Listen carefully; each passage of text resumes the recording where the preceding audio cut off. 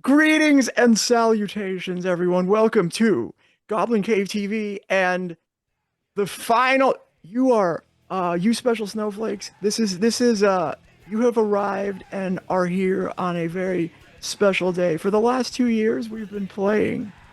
Uh, some of the players haven't been here this long. One of the players and I have been, but every single player with me today has contributed to their utmost and with their whole heart to this campaign that we've called Knights of Payne University. This is the final. This is the end, baby. This is it. I am your MC, Polly people. Why don't we quickly? Oh, first, before I go any further, I would like to just say that Syrinscape you hear, they're not a sponsor, but we are huge fans of Syrinscape. They provide the sound and ambiance. And yeah, this is Goblin Cave TV. Stick around because we will bring this campaign to the end. Now, I'm going to ask each of the players to introduce themselves very briefly. Who are you? And who are you playing today? And go ahead and start however you like. I'm just going to pull something. Why don't we go with Paul? How about that? Oh, hello everyone. I have the great pleasure of playing Penny Roberts, and I am... Oh my god, it's the end! Holy shit! It's fucking end, man. I've almost been here for 2 years, and I didn't expect, such a way, but this is the way it's gone. What the fuck? What the fuck? I don't know. We're gonna be getting into a hell of a session. I can't wait. And was there anything else you wanted me to say? I don't think I was so hyped on what's happening. Oh, no. That's all there is. You may have noticed that Karsh of Goblin Cave TV, the Goblin himself, is not on the overlay. He died. he died last session through a quite unfortunate roll. It's nearly impossible to kill your character in this game. Chuck died. Somehow Chuck pulled it off. We need to make that clarification. Chuck is dead. Karsh is fine. Not Karsh. Karsh is yeah. Karsh is Okay. A-okay. Sorry, did I say that, Chuck? Yeah. I killed the founder. No.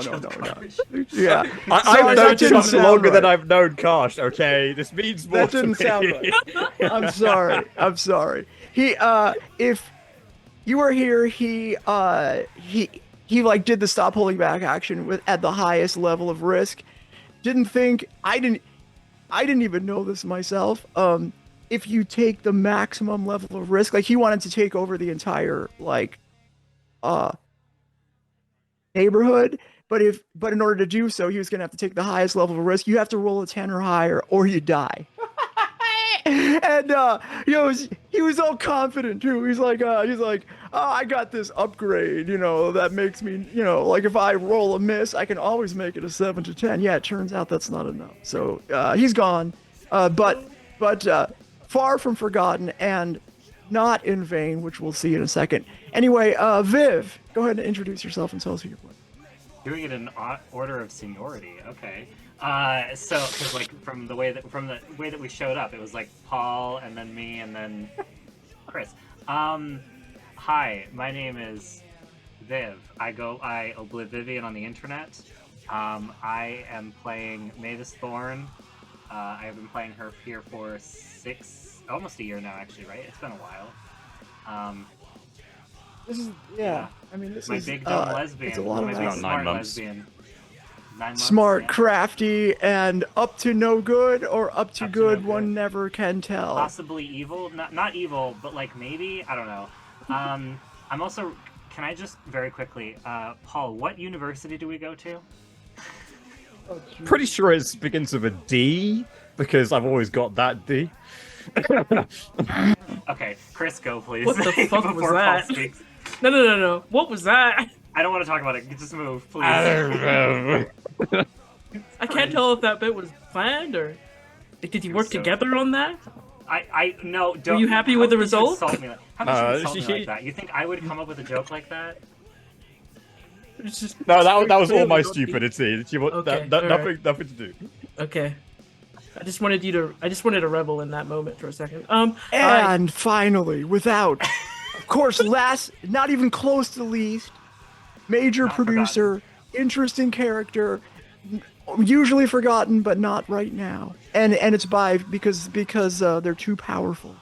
Chris, tell us about who you are and who you're playing, Oh my god, thank you. and That's so nice. see if we Oh, can remember. What's up? My name is Kristix, and I've been playing Kel Daily for less than a half a year, probably. Not very long time. And all that time, like 90% of that time, was me crying. And 5 months, you think? Or did you just call me a loser? Oh, okay. 6 months? I mean, it feels like you've been here quite long enough to establish a presence, create a really detailed backstory. I've enjoyed playing your sister, who sometimes remembers you, and your playing you. girlfriend too. Yeah. Actually, Not at the same time. Need another clarification. Not at the same Yeah. time. Wait. Oh God. Boy, Two I am messing up Two today. separate people. Okay. you Yeah. joined Okay. Discord So I'm August, engaging by the in way. bad relations and also killing people. I'm sorry. Now, let's begin, shall we? No, what about We you? have. The amazing Yeah, Polly. DM. Well, Yeah. hello. My name is Polly. I am the MC of this game. It has been my distinct pleasure to play the University of Duskfall MC. I've been every single player, all of the Grail Knights, and I am also Corbin Payne, which I expect you will speak with me today, unless you decide to go on a frolic of your own. Yeah, I mean, I don't have a lot of control over what these players do, but I assume they're going to try to complete the campaign, but I guess I don't know whether they will or not. Let's begin, shall we? Can I just quickly? I checked. You I may. joined this Discord literally a year ago, 2 days ago. So like on the 14th of April, I joined this Discord for GoblinCaveTV when I applied for the show a Really? year ago. Well, So I've been playing good. for a year, and Chris joined in August. So Wow. yeah, so That's a that's long almost time. done. All right, there you go. It's a very long Legit. time. That's fucking wild. Legit. That's wild. Okay. I've been Anniversary, I here. guess. I've been here since when the pandemic started. I think is when I Oh found yeah, my when was way that? here. Oh. Yeah. 2019. I think I didn't think even late know what 2019. Twitch was. The first Twitch channel I ever checked out was this one. And it was strange because I typed in the chat and Karsh talked to me and it freaked me out. Because I wasn't used to like the TV talking to me. I was like, like what? Okay. Anyway. You And look at you now, no board games. Look at me now, I know. Holy shit. Yeah. All right. Let's begin, shall we? So every session of City of Mist, that's the system we're playing. It's a great system. It's based on the Powered by the Apocalypse system. Is the move voiceover monologue. Typically, we single out one player to do a voiceover monologue to tell us two things. One, what's going on in your player's mind, and give us a sense of, or replay to us what happened last session. This session is a very special session. It's our final session, and we've had a character death just last session. So we're going to open it with a voiceover monologue by the entire present crew. So take it away. Where at the apartment there is a large corkboard, I'd say, of just photos and pictures and large letters on post-it notes with pins and yarn string kind of We going have one of those actually. up and down. We have another It's a one. Second one. It's a, A second one. one now. It's slightly bigger just to really drill in the point. And you see Kel kind of has been real deep into the couch cushions, sunk real deep in. She has a bottle in a bag that you don't know what it is. She takes one swig, takes another swig, and then goes, "Does that sound right to you? You It all caught sounds- up now?" Huh. No. What the fuck happened? No. So I just so let me fucking get told this you. straight. Let me get this straight. Chuck used all of his power to try to convert the cult into his cult following. Is that right? So he was trying to get Vincent Beaumont's followers on his side, but he used a lot of power, and he lost himself in that power. Is that kind of, does that sound like... Great. Okay. Give the girl a fucking prize. Look, we saw this happen once before with Corvus. I didn't think I'd ever see it again.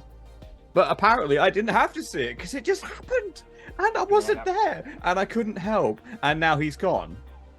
Is that what happened? Other girl prize too. Shit. I'm running out of prizes. I hope it's more wine because I'm running out. So is the question, is Chuck alive? He's gone. He's dead. He's alive. Well, lead He's with alive? that, Kel. What the hell? Sorry, I'm not in the best fucking state of mind, man. I don't know. Okay, but like maybe just that could be the first thing that you say. It's been like a rough week, not knowing. Rough if he was week? still alive. You don't understand. Okay, so where is he now? Is he safe? He's okay. He is. Can we go get him now? No. Why not? Did you kill Chuck?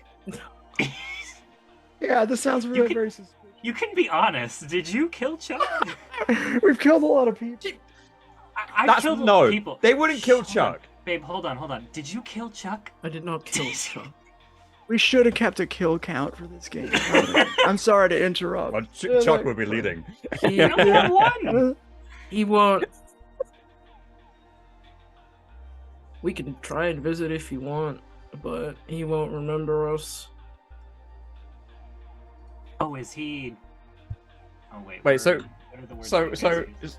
he tried to get everyone on his side. Gotcha. Okay, right. And then he blew up like an angel, like this glorious manifestation of something. I need more sorbet. That's wine.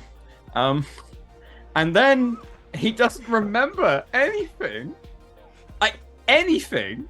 It wasn't glorious, man. It was fucking tragic. Do you understand what that means? Do you understand at all what that shit was? It wasn't good. I mean, we did watch it happen before, and I've watched it a couple times since I started working with my new job. Wait, what? Nah. So What's you've that? borne It doesn't- witness to this kind of thing multiple times in the whatever realm you're in. Okay, Let me ask you- we don't have enough sorbet. Then you know what that means.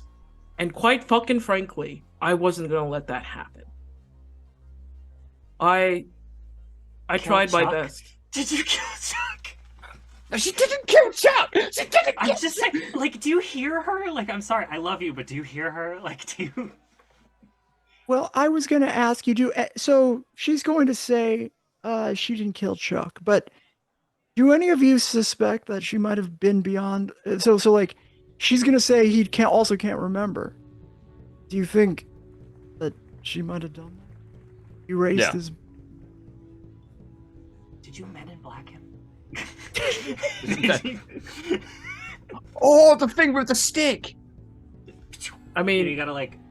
Men in Black 2, yeah. I mean, technically, I The suppose, second one. I don't. Is the second one better? it's way better, yeah. No, but it's more relevant because to allow the person to leave, yeah, okay. Oh, wow, that makes so much sense. Holy. He's not gonna be Oh, around badass. anymore, so that's great. That's So- fantastic, isn't it? No. No. Fuck off. He's not dead. Okay? This is what happens when you become a knight. Like, This is what happens when you... Can you leave her alone? They have been through so much in the past, but give them a minute to explain, okay? I gave them an hour. We've been talking for like an hour. We've been waiting a week, we can wait an hour! Keep going. I did what I... Honestly, it's whatever. I did what I thought was enough, and I don't know if that was, so... It's what it is. Well, I can't go back. None of us can go back. We've lost another fucking person, so good for us. Great for us, huh? Isn't that right? Just the three of us. That's no, it. No, no, no. That's it's all. not. Just It's not your 3. fault. Isn't it? Isn't it though? Because you weren't there. You weren't there. Who was there? Let's ask that question, huh? Who was there? I mean, I was there when Christine went through the same kind of thing. Well, she didn't lose herself, but she gave up that part of herself, and so now, like, I understand that part, and the losing yourself to your powers. I mean, Penny understands that one more. I mean, Corvus, what happened to him was heartbreaking, to say the least. The son finally got some connection with the man, and then he just becomes the manifestation of everything and loses himself to it. He has like one day a year where he can be himself, and he's with his wife, and it's just the most... It's heartbreaking, but it's also one of the most beautiful things I've ever seen. Guys, do you hear yourself right now? How Yeah, is and this normal? How, it's not. How is It's this not. our lives, man? So many which is people. why it's not your fault, okay? It's not. How is it because this that isn't normal. we started with so many more people, and now this is it? What the fuck happened? This How did this fucking city happen? is what happened. This fucking place. It takes what you love, it smokes it in the dirt, it takes your sorbet and throws it on the ground and leaves it to fall with nothing to help it. And it's not your fault that happened, okay? It's not your fault. It's just the way that it happened. Was it my fault? Then it was no one's fault. Then we have no one to blame. It's just our lives. It's just how it happens, and I can't deal with that. I already have that shit. I don't want another thing where I have no one to blame. If it's not me, then it's no one, and that is terrifying. Well, technically, actually, the city is kind of its own entity, so you can technically blame What? the city. Yeah, it doesn't really matter. We can also blame Corbin Payne because he technically is the reason that everything in the city sucks anyways. The motherfucker who went around killing Let me everyone interject at the one marketplace. second. This is kind of important because at one point, 2 of our characters had an option to actually leave the city. And I see that there's some glossing over of that potential possibility. Do you think that it might be worthwhile to... Nope, all right then. Just to Because see. Kel will do it, and I don't need Kel to do it. Because I think that nothing exists outside the city. Therefore, if Kel leaves, I die. So no, I'm good. Kel doesn't need to know. Fair that. enough. Sorry, babe. Well, we don't know. It could also put Kel in more danger too. Yeah, and I made deals for reasons, so. Fair enough. Okay, so look, God. I don't Listen, know. hold on. Let's babe. just Hold hug. on. Let's just fucking hug. no, I no. don't Can I know. help? Can I... Yeah, let's just hug. I'm good, but No, hey, I I'm fully... coming at you. I mean, come on. yeah, I mean it's kind of okay. It's weird when okay, we're hugging. Sobbing. Yeah, we're both sobbing. Kel, And it's hugging. not your fault, and I probably would have done the same thing. So, honestly, if you want to blame someone, you can blame me. Would that make you feel better? Oh no, it can't. No, you can't be. I can't blame you because in that logic, then you should blame me because I'm the one that asked you to take the car to that person's place. Well, no, I mean I probably wouldn't have saved Chuck either. So. I mean, honestly, Okay. you did more than I would have. I probably would have killed him because I know that it's technically my job. But I go, shh, babe. okay, Stop talking. okay. We're it. This is it. Okay, so let's. Chuck is alive. He's alive. He's fine. He's alive. I can't. I. You know what his last thing was? It was to. Just wanted to be a superhero. Just wanted to be a knight. That's so fuck. stupid, and it's so fucking cringe. But it was. It was. Oh my god, Chuck, you beautiful bastard. He's not dead. It was So a stop talking nice. about him like he's dead. It was a nice dream, and I can't believe he died for it. Figure, like, you know. Figuratively, yeah, I got you. Thank It still hurts. I got you. Okay, so it sounds to me, in this city's fucked up way of dealing with the situation, that you saved his life, not the other way around. You didn't fail him. You did everything in your power, and you're the only reason he's still alive, because Corvus is freaking gone. He gets a day a year at the very best. It sounds to me like Chuck's back to being Chuck, as in Chuck. So, quite frankly, what you've performed, in comparison to what else we've seen in this bloody place, is a miracle. You know what's weird, though? Do we know Chuck? Like, I know that we think we know Chuck, but, like, we knew Chuck with powers, where he, like... You definitely did like, know Chuck. Save people. But, like, he saves people, and, like, he was a dumb jock because of his powers, and then he wanted to study engineering, and that felt like it was because of his power. Do we know Chuck? We knew his character. That's all that really mattered. I mean, what he would do in the moment for any one of us. He saved my life before he even knew who I was. The very first time I met Chuck was when I was about to get run over by a car that came screeching around a corner that was piloted by this sexist drunk pig, by the way. I hate him so much. I'm glad he's dead. That's one person I am glad who's actually dead. I'm in an angry mood now. I'm in anger. I'm in rage. This is the period of grief. Ah! I didn't know that that's how you met. That's very in character.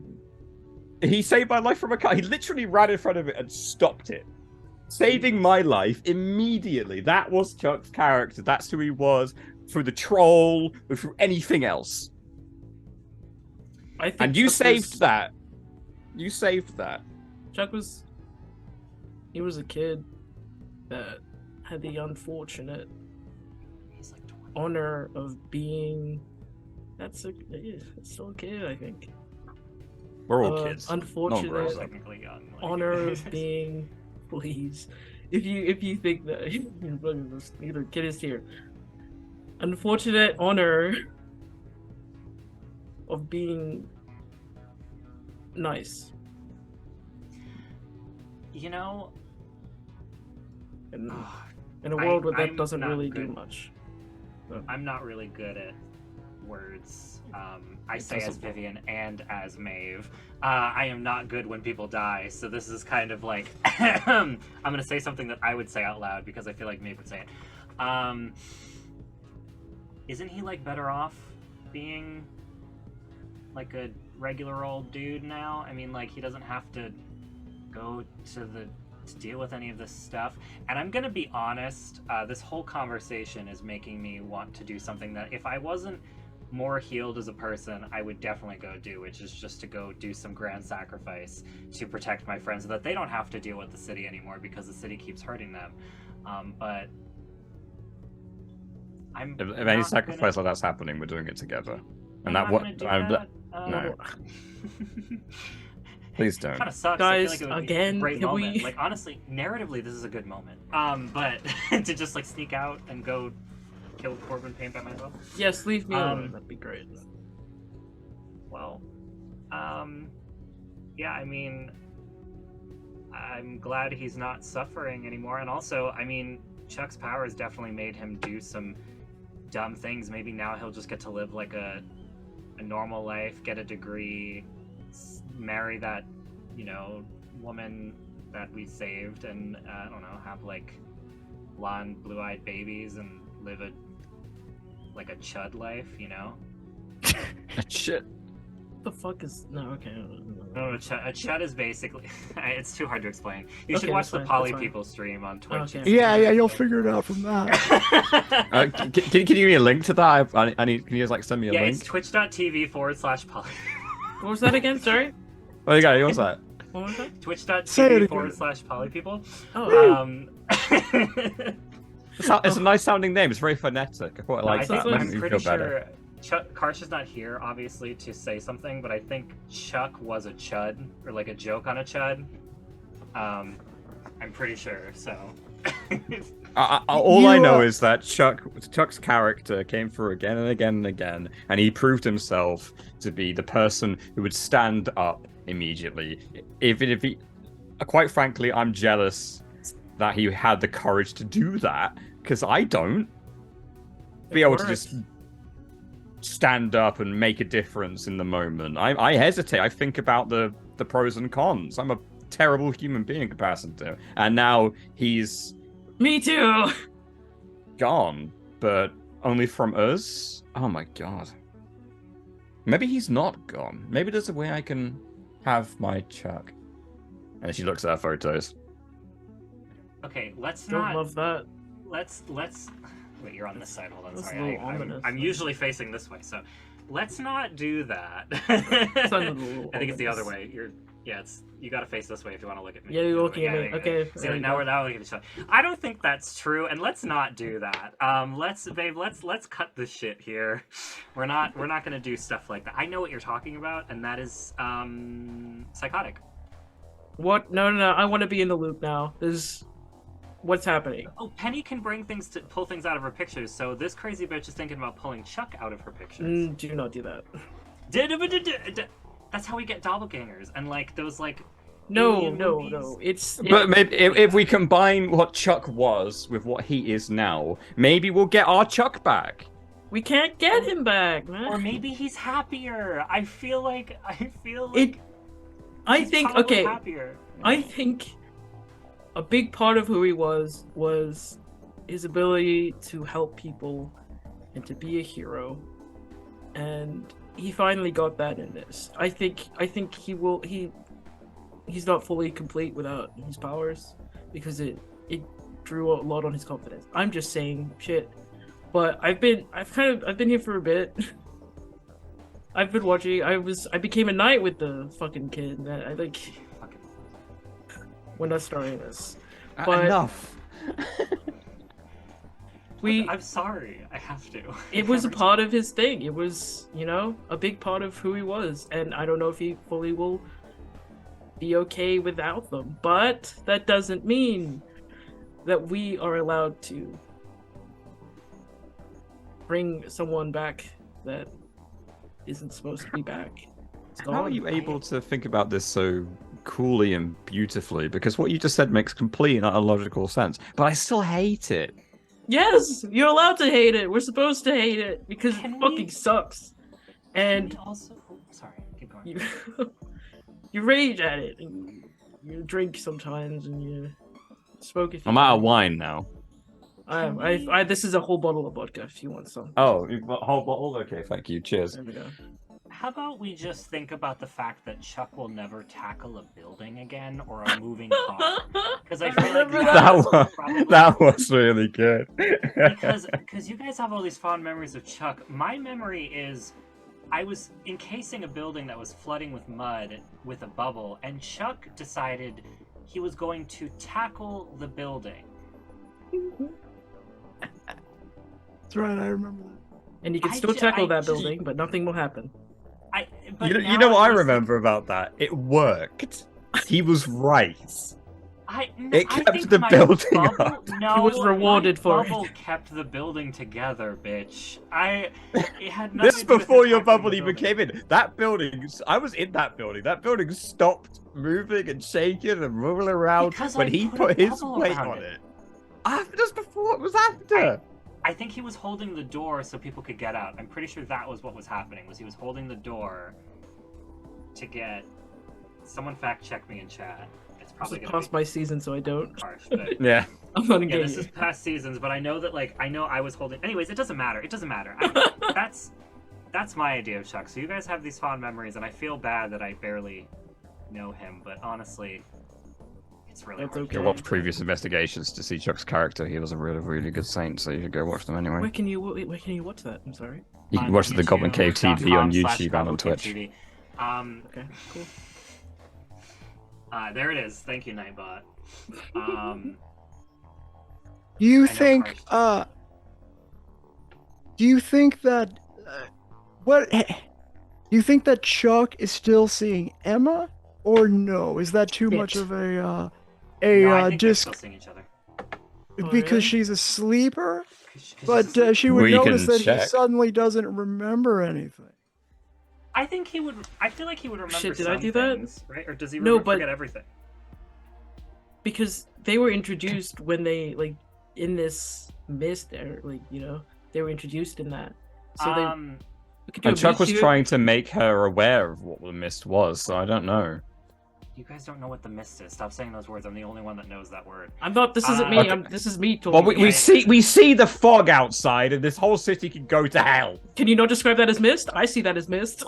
Well, unfortunately, the city erased that word from your brain. Technically, it's a dumb reason, but it's literally in the book. Does that not look like a The morning That looks like a dew bee. Chuck is a outside pilot. looks really sus as fuck, okay? Chuck's a pilot, except he's always at the diner now with the That's cute, flight though. attendant. Is it? Yeah.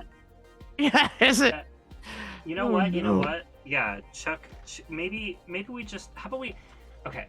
I know that you guys are grieving this Chuck thing, but he's not dead. So can we please talk about the more pressing matters before Oh, jeez. I let you have these conversations, and then I just leave and go do the pressing matters by myself? Because honestly, like, I'm getting there. I'm getting there. It's hard. I've been in therapy for like almost a year now to do this shit, and you guys are. This is hard. Not happening, I by can't- the way. Whatever you. Self-sacrifice you doing? No. I mean, it would work, but No. Oh. I'm Not another too way person. confident. We're I'm the honestly too we are confident. the only people left I can't lose in the. our group, okay? Neither can I. Not either of you two. And Chuck, she's so strong. Like, no! You're gonna have to leave me with Penny, and I only now kind of like her, as opposed to wait, outright what? hating. What? Huh? What? Technically, you hated her too because her like crime family was the one that like killed your dad. But That she never got didn't. established. They didn't do that. Anyways, you guys are friends now. It's fine. I mean, Christine still remembers us, and Alex is just busy with school. Like, it's not like they didn't die. Then why are they here?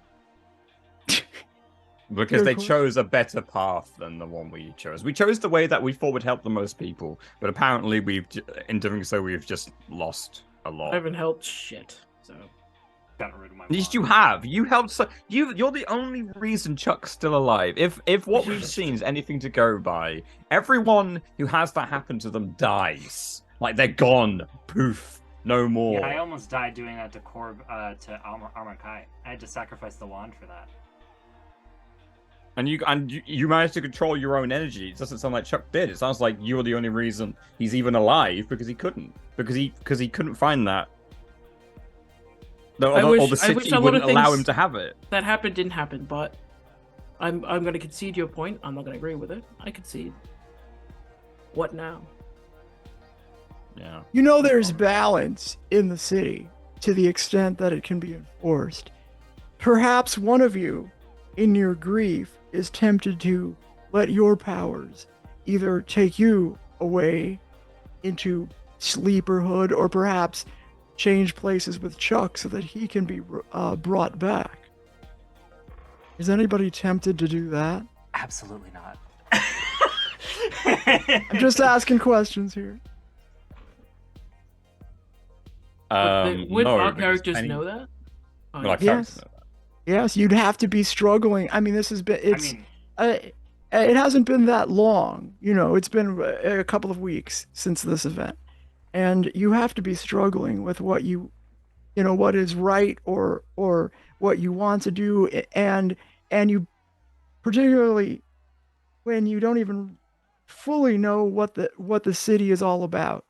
I think each one of you has different levels of suspicion as to what the nature of the city is, like the fact that nobody ever leaves, nobody ever really thinks about what's out there, except maybe you every once in a while if you can focus on it.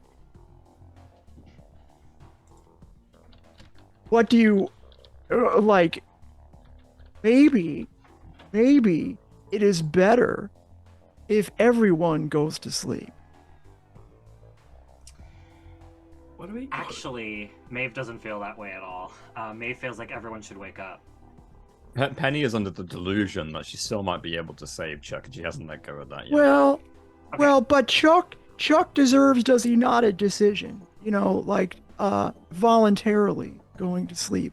Perhaps somebody who would prefer to go to sleep and just be an ordinary citizen without knowledge of these, legendary powers which seem to be far more painful and far more costly than they're worth. You could bring Chuck back, at which time he could himself manifest his own destiny. Imagine if that happened and Chuck still chose to be a sleeper, though. But it would be his choice. That's true.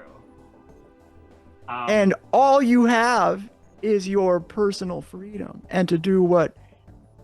Yes, it is important to do good, but Chuck paid it. Chuck paid with his with everything he knew that was great in his mind.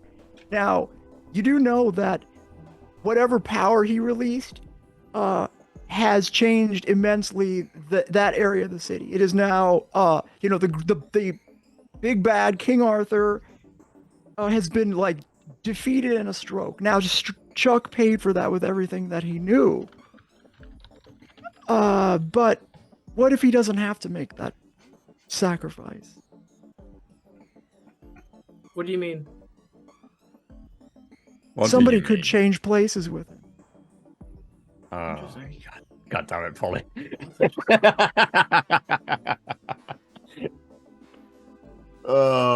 What does Chuck from the heavens decree thy opinion? No. He's got no say in You this, have bro. no, you cannot. Remember, voluntary choices, things that you choose to live in this life or whatever is beyond, must be made. Hear me out. Yes.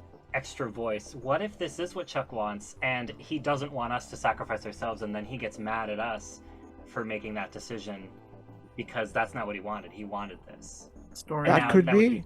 That could be. I'm just saying. It could I think be. Maeve is going to take over. She's going to take the conversation. Also, I do wish we could clip chat because that was funny.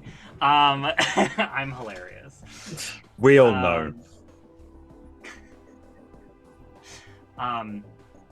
You can listen, have the spotlight, Maeve. Since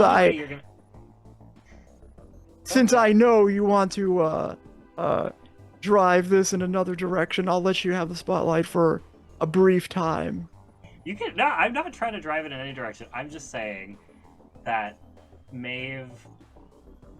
She says, "Kel, listen. Either you balance it out and you give away your powers, which you're gonna do anyways, and then give Chuck a chance to decide if he wants this or not, or we just move on. Like, I mean, I think you should be the one to understand the most that some people are happier without their powers, right? So Isn't this entire existence artificial, after all? no, There's no order to this. It's all It doesn't matter if it's artificial a construct, or not. is it not? It doesn't matter if it is or isn't. All you can do is take heart and solace in the people that you're with and the time. That's the only thing that really matters. Even if it's Matrix or not, it doesn't really matter. So I guess all you can do That is sounds charge like forwards. wisdom as well. You face a decision, don't you? Kel, what do you want to do? I'm going to support you either way. I'm going to think you're dumb one way, but I will support you either way. Kel, you're not going anywhere. Because we don't even know if it'll work. I mean, technically, We don't even know if it will work. But beyond that, we can't lose. You are the one that saved him. Okay, you're the only reason that Chuck is even still alive and has a life that he can now choose to lead. So if you are the one that goes back and makes the sacrifice to go back, then you're undoing that too. Chuck would hate you for it, and I don't think that's what you want. I don't think that's what Chuck wants either. I wouldn't hate you for it, but I'd be a little pissed.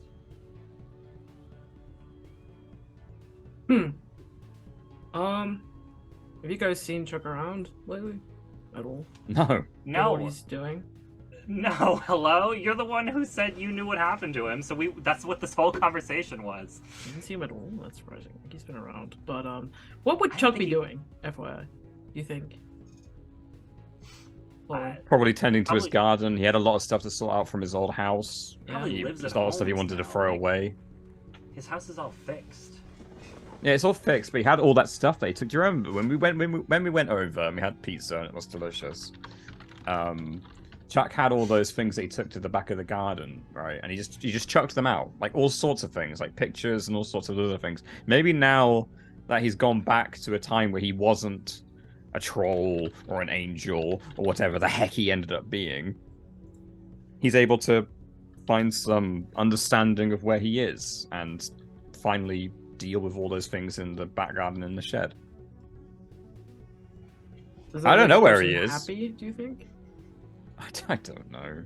I don't know. Honestly, Chuck was the kind of person that I truly didn't understand, but because of that, I trusted him implicitly.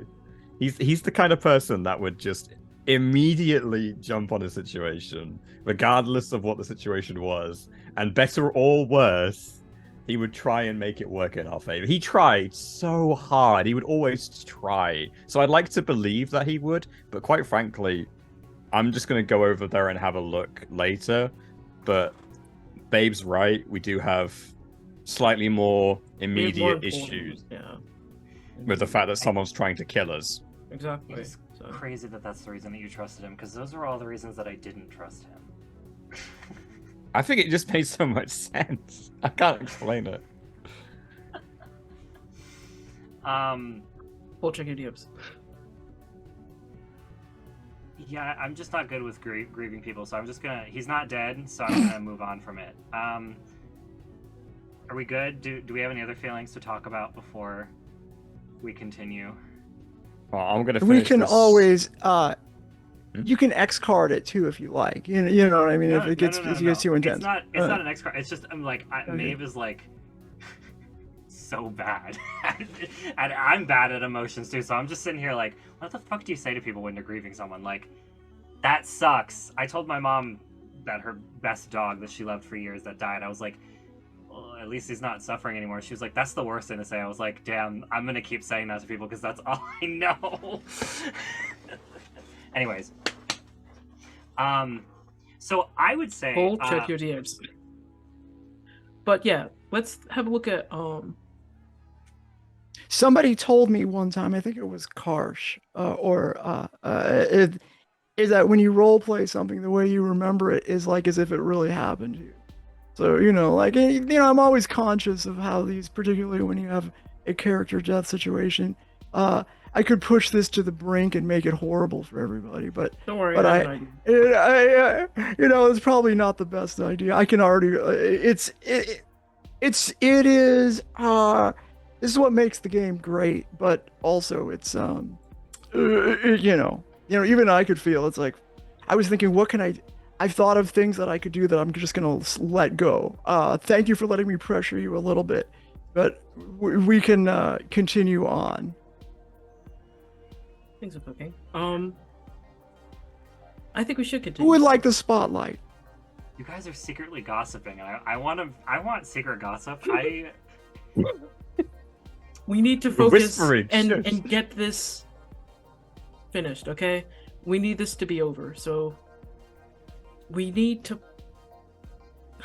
We need to not die, because if we You know die, it- then there's no one else left. And that guy who ran around the marketplace, or whatever the stock market is called, or something, it was a freaking maniac. And he's still the same person that we need to deal with now, because his whole plan was crazy. Here is what I want to hear. So, yes, in the background, you're grieving. This is an intensely emotional moment because you're also facing the most monumental struggle that you're aware the city has ever faced, and Mavis, because of your job, you have reason to believe this is the biggest threat that the city has ever faced since it came to being, whatever that may be. So what would you like to at this time share with the rest of the group as to what you do and what sort of threat the city is actually facing? And what sort of job someone might have, kind of, If To, we're talking like, about secret to gosh. Make yourself not, so aware of these things that few people even question. Those that do question don't have answers, but you seem to be one of the few that has answers.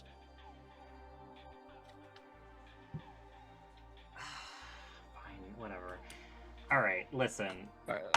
Yeah, let's focus on what's happening right now. How do we deal with the megalomaniac nut job that is in a skyscraper somewhere that we can only access with the dagger that, oh wait, Chuck had on him? No, he doesn't. Do you have it? Do you take it off him? She like pulls out the dagger. She's like, "Oh, I gave him a fake one. I didn't want you guys to find Oh, the tower." Jesus Christ. Could you at least tell me? I think I did. I think I was trying to tell you, but then something happened. Yeah, But- Chuck carried me into the sky and flew away with his bloody wings. It was really hard to tell you that I gave him a fake dagger when I left with Kel. I can see how that would be hard, because I would be very pissed off. I mean, you guys never actually went, so it's fine. But yeah, no, I still have it. I've actually. That is not true. It's just me. I never liked Chuck. It was just a you thing. It was just a me thing. Well, and Christine. Christine also had the fighty. I love Chuck. What the fuck? Not for you, chat. Okay. No. No. Yeah, I'm an entertainer. So listen. Chuck dealt with Vincent Beaumont, which is very good. Vincent was one of the final knights, besides Crystal Knight, who is still alive. But that's fine. She's not really a big deal anyways, because I don't really know how she's still alive. If anyone's listening to me, I have no idea how she came back to life. But anyways, all we have to do is go to his tower, and I mean, like, from what we've read and what I know about him, we can't deal with him unless we go. No, we absolutely have to go to the tower, but there's some things that we've seen, and she goes to the other side of the giant board covered in red tape. So, our investigations, as we can see, because I'm going to choose to think about this, and I'm going to keep drinking because it makes me happy. Right. All of this all points towards, like, literally one thing, which is the one thing every single freaking person who works for that nut job wants, which is the Holy Grail, whatever the hell that's supposed to be. Some people that we spoke to said it looked more like a washing machine. Some people said that it was more like a sink and it follows them around. And some people said that it's like a cup. I don't bloody know. I've never heard of the damn thing. But what I do know is that they want it. So whatever that is, we have to find that.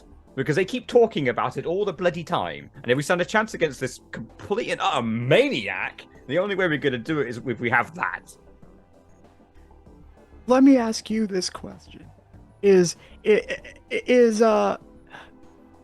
Are you concerned that these Grail Knights, you know that they at one time tried to heal Corbin Payne from his pain and suffering, and instead were corrupted in this horrible way. Are you afraid that's going to happen to you? I'm so cocky. I am so cocky. It's like Maeve has... Why? How so?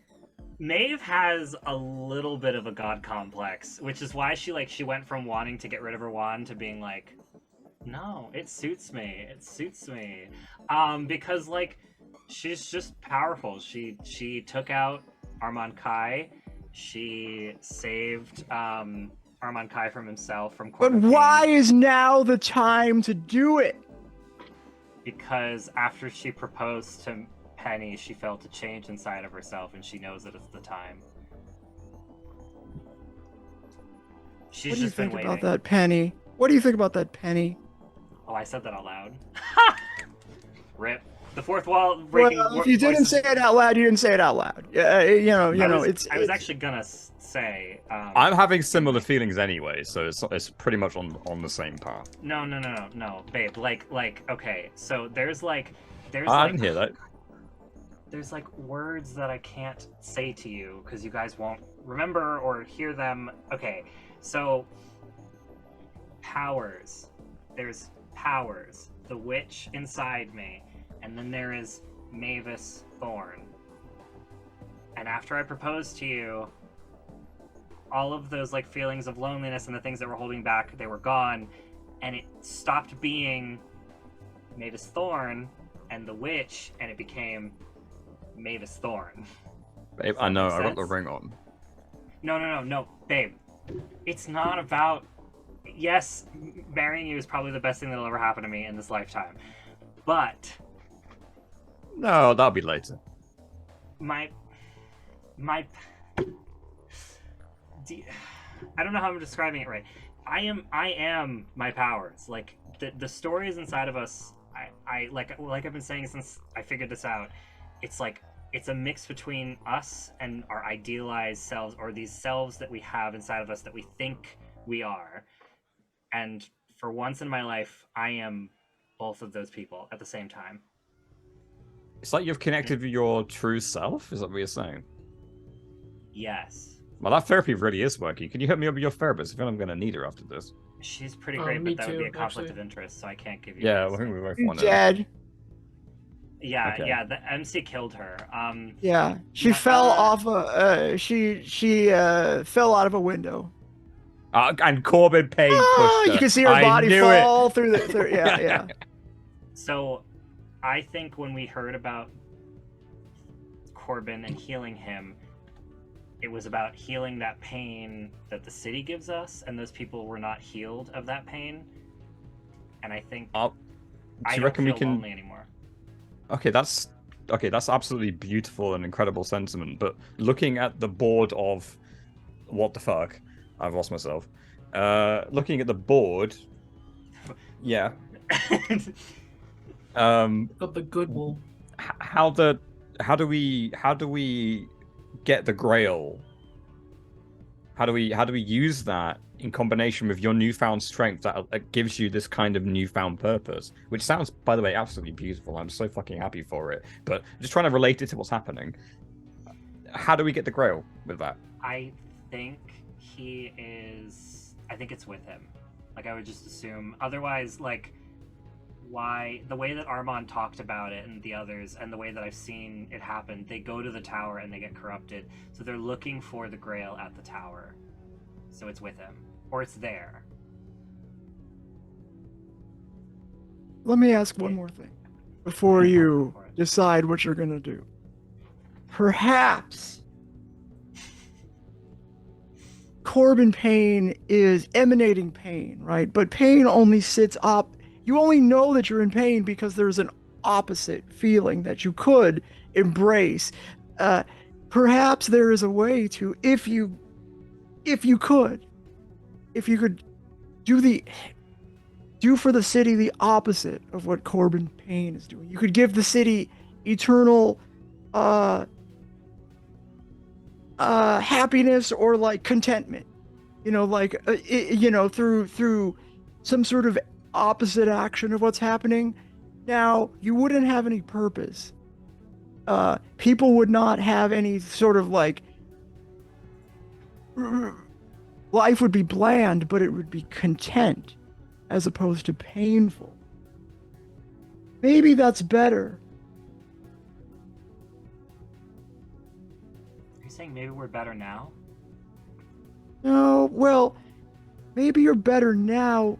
Well, what I'm saying is be careful. Is anybody worried about like what could happen if you're interested in stories continuing and having highs and lows and the suffering that we're feeling through, or you're feeling? I don't care. I'm just the MC, but the suffering you're feeling from the loss of a character that's been here since the beginning of the game. Wouldn't it be best to just not feel anything, or maybe just slight contentment? If you could just, because Corbin Payne is making life miserable, right? But maybe the reason why he keeps his power is because without the misery, there's never any happiness. So if you eliminate Corbin Payne, what's left? Someone has to take up the mantle and make it less terrible, but not perfect. Penny's under the belief that, and under the very stress-filled, grief-filled belief that once this is all over, it will be over. Now, of course, that's probably absolute rubbish. In the reality of City of Mist, that's probably never the case, as long as you keep your powers within yourself and everything else like that, things will find you. But Penny has, and the group has been building up to this one episodic moment. So the way that she feels about it is that this will be the end of it. And it's highly unlikely that some one person controls all grief. Because let me ask you this. Okay, but like, you do know that Corbin Payne built the city, right? You know he's the builder. He's created what you know. Isn't anybody worried if you destroy him that there's going to be a city at all? I'm not convinced that we destroy him is what we're trying to do. Like, Penny doesn't even think that's what we're trying. She still thinks what we discussed the last time, which is that we're trying to save him. Okay. Now, we know that didn't work last time, but we know more than they did. We know about the Holy Grail. We know about the reason why they failed, and we know how he affected them. So, in a more logical mindset, we're more equipped than the current knights were, even though they knew him better. Yeah, that's very logical and all, Penny, but let me ask you this. Aren't you pissed off that Mavis doesn't tell you about this job? Like, it seems like she knows a lot of stuff she's not telling you. I am. Actually, yeah. Aren't you kind of mad? She did clarify the reason why, which was that if she did talk about it, and I've met these people, so I know who they are and what they do. I was at the door with the guy, so I kind of know what kind of sway they have and how much power they have. So when the person that I love, I trust in a relationship, tells me that she can't tell me because I would forget everything and they might have to kill me for it or something, which is basically what she was saying before. All right, so you're just saying you believe that. I believe it. But no. I don't think Kel believes it. Yeah, no, Kel doesn't.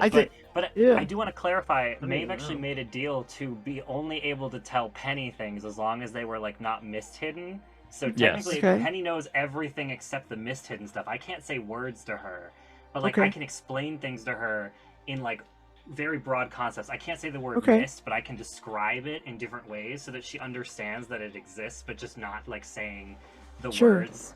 So in a big way, Penny does know a lot more, but I just can't like outright say a certain thing. Okay. It was one but I mean, I was just fine. I was just checking if she harbored any doubts or not. But that's fine. That's fine. She's just she's not thinking for herself. That's cool. Kel though. Kel, however, A lot of resentment up in here. Yeah. So okay. Penny is not her own person. That's fine. She's gonna be a cat. That's not. I just explained my entire thought process, and apparently it doesn't count. I'm just kidding. I'm all for this subservience. Kel, you're a person who may have doubts. How are you going to deal with that, if at all? Or are you going to deal with it as it comes? Anything about anything, because no one told me anything about a job. Anything about... Yeah, what's up with that? What's up with that? How can you trust anybody when there's goings on? I can't. All right, well... It's Polly trying to split the party right now. I know, I love it. She's like digging. She's like, all right, break up. Then you can all die. I'm just looking for areas that I can interject myself. Because you're going... I mean, like, look, I'm going to level with you here. You're going against the founder of the city. You're going against the guy behind the truth, the guy who is pulling the strings in a real way. If you're not tight, it could destroy you, but not just that, it could destroy everything. Chuck's already lost. Maybe, but like, and that's bad, but I'm saying it could be way worse. You're going off half-cocked here, and you don't even trust each other. He's coming in for us anyway. Like, regardless of anything else, he's coming for us. He said so himself. He gave us 3 days. Okay. Well, look.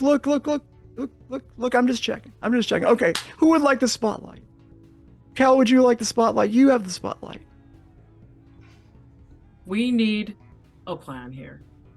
Because quite frankly, nothing is happening. We're just here, and things have happened to us. It's been 2 weeks, guys. It's all going to shit. We need to do something, and Honestly, it's the city's never been better at this because because Chuck's not in it. Is that what you're going to say? Vincent Beaumont isn't in it. Like the whole idea of his magical world thing, like that thing is gone, and so like of course the threat of that is gone, which is honestly working. Yeah, I mean, it did seem like the city was gearing up for massive violence, and then when Chuck sacrificed himself, it seems that dissipated. There were factions that were about to fight, but now there's a whole section of the city that's like a utopia. Just one section, but it's a whole section of the city. So, what of that? I think there's no layout of this tower. No one even remembers that it exists. No one wants to talk about it. Probably find a layout at work, but honestly, they probably would be pissed at me if I stole anything more from the archives. Did King Arthur or Beaumont or whatever it is, his soldiers, his glorious troop, which Chuck dealt with in his own beautiful way, God bless his soul. Not dead. Were they with Payne? Were they his subordinates? Is he low on manpower now, do you reckon, because the gangs are stopped at war? Because of Chuck's bravery. Vincent Beaumont is gone. No, Payne's. So Beaumont's gone, yeah, but do you reckon Payne has less manpower because of Chuck's bravery? I mean, all he has is. Would that give us an advantage? He doesn't have Crystal Knight, right? Yeah, it's only Crystal Knight. All right, we're back. We had a little connection issue, so let's get right back into it. What are we doing? We need a plan. I've said this 10 minutes ago. Okay, Hell, the plan is that... Yeah, go ahead. My plan. You guys ready? My awesome master I'm plan. listening. Yeah. We go say My notes bye are ready. to our loved ones, and we go to this tower, and we hope for the fucking best. I think that's all I can say that we can do.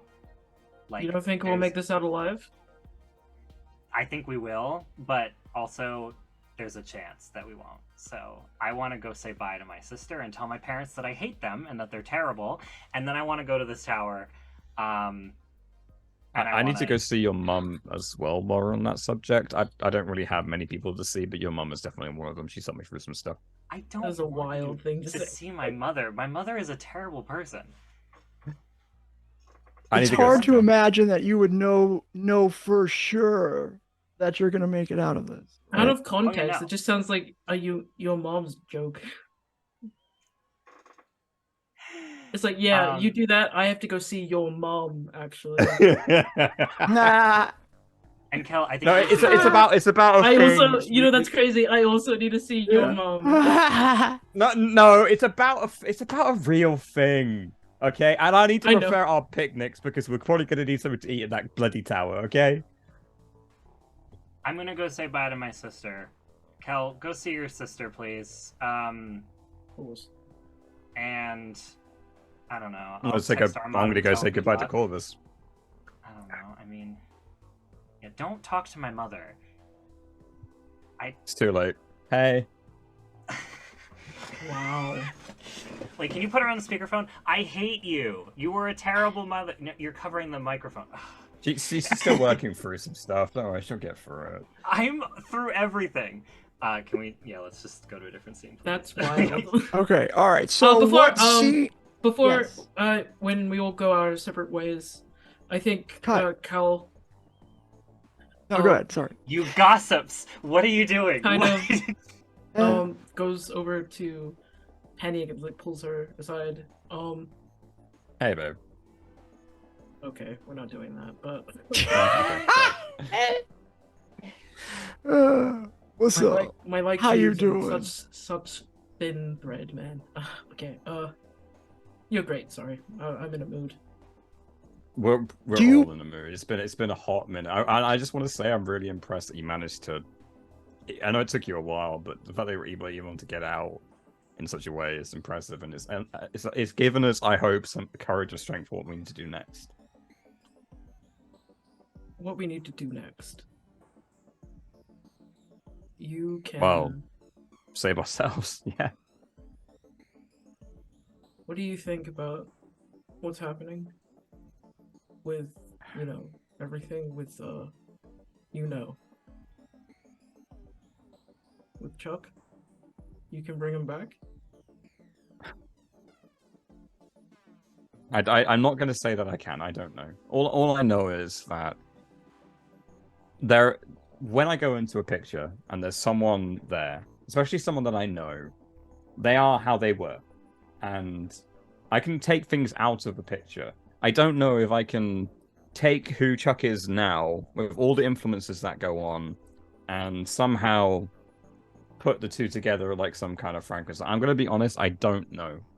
But would you? I would like to think that I can. Would you? I don't know. I would have to see. I would have to think and see Chuck first. Can't after be this. happy. It's a type of existence. You can't be happy. Surely not. Genuinely, I think Chuck can. If anyone can, he might be able to. I feel like if if anyone could make it work in a situation without any powers to stop a speeding car, Chuck would still try. Also happier. You hear that in your head, it wasn't me. I'm not. Christina's also happier. If I could, if I really could. What? I don't know. You're the only reason he has. You're the only reason he has any kind of life at all. What do you want? I don't know what I want. I guess that's the problem, huh? I liked you, What? Penny. I did. I like you too, and when we get out of this, we'll have waffles at Rando's Diner, and your sister can join us, because this feels like a penultimate moment, and it needs to be celebrated by waffles. You should I'm not definitely do joking. that. We will do that. They're Take running a care. special at Rondo's Diner on waffles right now, turns out. I heard they're running a special. If that's any consolation, I think I have a coupon, so you can definitely use that. Yeah, a quarter off for a party of 3. Fuck me. I hate this. Okay, let's cut. Yeah. Where do you want to? Okay, let us now. Okay, so do you want to go to Corbin Tower, or do you want to resolve these interpersonal stories? We should probably go straight to Corbin Corbin Tower, considering the time we've got Yeah. left. Okay. Yeah. I also Alright. just want to quickly just be like, "Fuck you, mom." All right, done. That's it. It was literally just a very quick "I hate Oh, you." you you're have terrible such a mother." nice way of saying you love your mama. I That know doesn't she seem doesn't literally- mean it. I literally cannot wait to go to She hell so I doesn't. can watch you burn with me, bitch. Yeah, Bye. that's Click. funny. yeah. And your father's too out mowing the lawn, otherwise I tell him his favorite daughter's calling. Yeah, favorite. All right, bye. Why did we never meet her? I love her. Kel doesn't She's see a her bitch. sister. Kel doesn't It's a see- real complicated situation. Okay. Oh Alright. my god. So you use that dagger, you throw it up in the air, swirls around in almost a little tornado, and it lands. It points to a direction. You follow it. You throw it up again. It points to a direction. You follow it. You do that enough times, and you look up. The sounds of the city, people walking around, cars. You can't hear it anymore. And suddenly you find yourself going down a very quiet street. You're in downtown, so it's, you've seen more crazier stuff. So it's not, this is strange, but it's sort of the strange you expect. The street leading up to the skyscraper stretches through a dense, impenetrable fog bank, blinding you to what's to come. But you plunge in. Keep moving, going on faith alone. Just when it seems you are truly lost, red beacon lights appear above, staining a white mist like drops of blood. You come to a rusty, collapsing chain link fence. The gate is chained, but its hinges are entirely corroded. You can open it relatively easily. An old sign reads Payne Construction Company. Danger construction zone, and the sign looks old-timey. A fallen billboard consumed by mold displays Corbin Payne's young face, consumed by mold, but it has a once flashy caption says Corbin Tower, what it looks like when it's done, in the background. Above you, dark skies looms a derelict, foreboding, unfinished skyscraper. You can see like a crane is even kind of hung over there.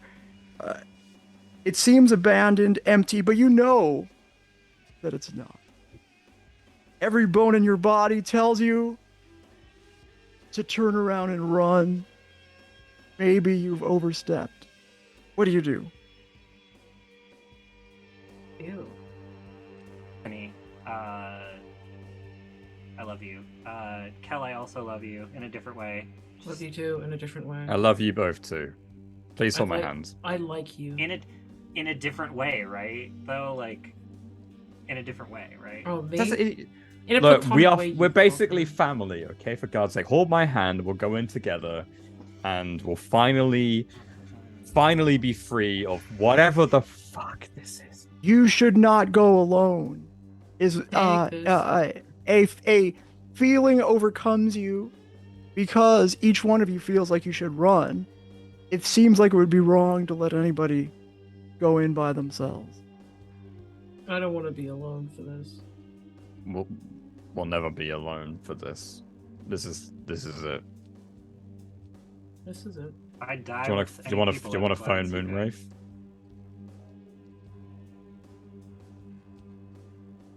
I take your Hooked up with her, hand. didn't you? Yeah. Oh, Kel. Come on, babe. You too. We're going together. We're gonna talk about this if we Just survive, see you the bitch. wizard. Don't sing that Come song. on. It gives me. It triggers something in me. I don't know what it is. It's just. Come on, Dorothy. Let's go. No, I'm not Dorothy for one. Yeah, Take my you take my step fucking hand. You put a ring you on it. Take a step hand. I'm holding your carefully fucking hand. You're married? Forward. Oh, I was there. I forgot. toward the derelict building. There are some broken panes of windows. You look at it and you see yourself and you feel revulsion goes through you. There's something unearthly about the reflection. However, just past the entrance, you see a room and it suddenly lights up some sort of legendary ethereal light, and you see a scene. The entire lobby is a reenactment of the red carpet shooting. It's something you've seen in your library archive studies where Corbin Payne is shot in the groin by somebody, and you feel as you walk through the pain that in some small form you feel. It's not as intense, but you feel the pain that he must feel and know that it's 100 times worse and never ending. And you imagine what that sort of pain would twist a man who would otherwise perhaps already be a piece of shit billionaire type of person into a monster. You make your way up the stairs. There's no elevator that works. You creep up ever so quietly. Creep. There's nothing around. You make your way to a landing somewhere after a few flights, and it looks like suddenly you look into like a door that's open, and it looks like it's covered with spiderwebs, but a second later, boom, it clears up. It looks like a turn of the century psychoanalyst's office, and you see as if it's happening right there, but you know it's not. Surely it's not. You see Corbin Payne on a sofa, and there's talking to him is Esther Monahan, Crystal Knight, in an armchair, and you can see her pleading with him, trying to get him to admit or talk about this pain. And you feel this intense feeling of shame and failure as you push through and you make your way up the stairs more. Several flights beyond that, the same phenomenon happens. There's a door that's off its hinges and it's covered in cobwebs, a little bit of a sort of window coverings, like white sheets around. They clear up, and then you see an old apartment, and it looks like Corbin Payne. Or sorry. You see, actually, this is a lab, and you see the vision of Armand Cobb working furiously, trying to solve the mystery that you know he was trying to solve, and you feel again an intense fear that you're going to die, and you must, whatever combination of chemicals you can mix together, whatever reaction you can create before death grabs you, you push past through that, and you make your way up another several flights of stairs, and you see Vincent Beaumont. You see that you see him, and you see essentially like the fight that never happen. It's the one that Chuck stopped. There's armies that are that were formed by Beaumont, by Calvin Cyrus, and Corbin Payne responds with his own army. They clash, but you can feel nothing. You can see nothing because it's engulfed by fog or gunfire or smoke, but you feel rage, and you push your way through it. You arrive at the highest floor that's accessible. You push the door open, you make your way down what looks like it was at one point a grand sort of hallway. 2 double doors are at the end. You open the door. Your skin prickles as if stung by invisible pins or burnt from an unseen fire. As you make your way onto this last built floor, but you pull yourself through the pain, the rage, the fear of death. You make your way through it, and Mavis, you feel specifically as if you have arrived, or that you're uniquely suited to push through this. You can see amongst your crew members that they are suffering, and you just assure them that you know what they're feeling, but this might be your moment. Little by little, the exposed floor takes on the trappings of a ritzy gala, where high-flying socialites wine and dine and chatter in their turn-of-the-century suits and evening gowns. All of a sudden, a party emerges. It's almost like The Shining. On the far side, just before gold and crystals wash over, you see a dark concrete slab overlooking the city, and in it, a slouched old figure sits. A moment later, the figure is replaced by a tall, broad-shouldered gentleman you recognize as Corbin Payne. He thanks the waiter for giving him a drink. There's socialites around you that gather. They're too busy talking amongst themselves to like notice you, or even, you don't look like you fit, but they don't seem to care. This is the glamorous city gala that he was going to attend before he got shot on the red carpet. This is the place he goes to experience what should have been. This is his happy place. But he looks at you. He's drinking. He looks at you. And he says, "You think you're here to what? Save me." The music stops. The party disappears, and you see a dusty office with a wooden table. It's dirty, it's disgusting. He suddenly looks old, disheveled, torn suit, dirty face, and he sits down in an overstuffed but beat up chair behind his desk. You're standing in front of him. Cal was seconds away from taking a flute of champagne that was on like someone's. Yeah, you grab it, Oh, you try to go for it, Still and your holding hand goes through it as it turns into a mist. that was disappointing. I would never have made it if I wasn't holding you guys' hand. This is too much. I'm here. You can But see he has his hands over his groin and his. I will. Why do you think I have allowed you to come here? Babe, I know that you love things, and I know that sometimes where we are and who we can do it with don't allow options, but you have options. He starts looking young again as you're talking to her. You know, his hands sit down. You could see like the room kind of clears up. It looks like a turn of the century, brand new spanking office, paneled walls. There's a beautiful rug you're standing on over hardwood floors. There's marble, there's brass. You can see out the window. It's like the city is anew. It's almost black and whitish, like it's from an old film. And he looks suddenly more confident.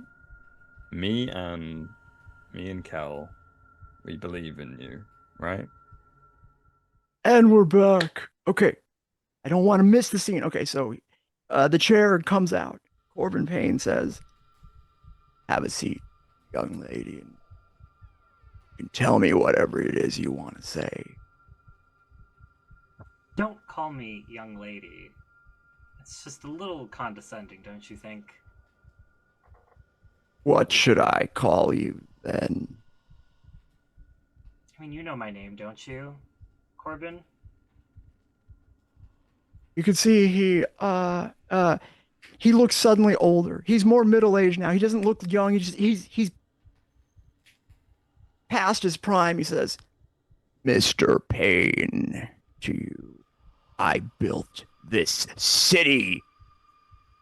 Your entire existence is owed to me. I didn't ask to be born, but thank you, I guess, for doing No that. one asks to be born, but I allow it." Will you allow it? Okay. Okay. There's footsteps you hear in the distance. Cool. Yeah, I'm just here to deal with you because I'm kind of sick of you harshing the vibes in the city, Corbin. Sorry, Mr. Payne. I gotta make sure that you maybe cut the shit here. Maybe we stop hurting people in the city. I know humans need suffering to feel like we're alive, but I don't need this much suffering. I don't think anyone does. Just because you got shot in the groin once doesn't mean that the entire city should suffer. He was about to give you a snappy response, but you see he paused. You're right. You're right, my dear. I don't like that you're saying I'm right. You are wiser than some. Please, can we speak plainly? Sure. You can see he closes his eyes. He looks old. His suit is now disheveled and torn again. I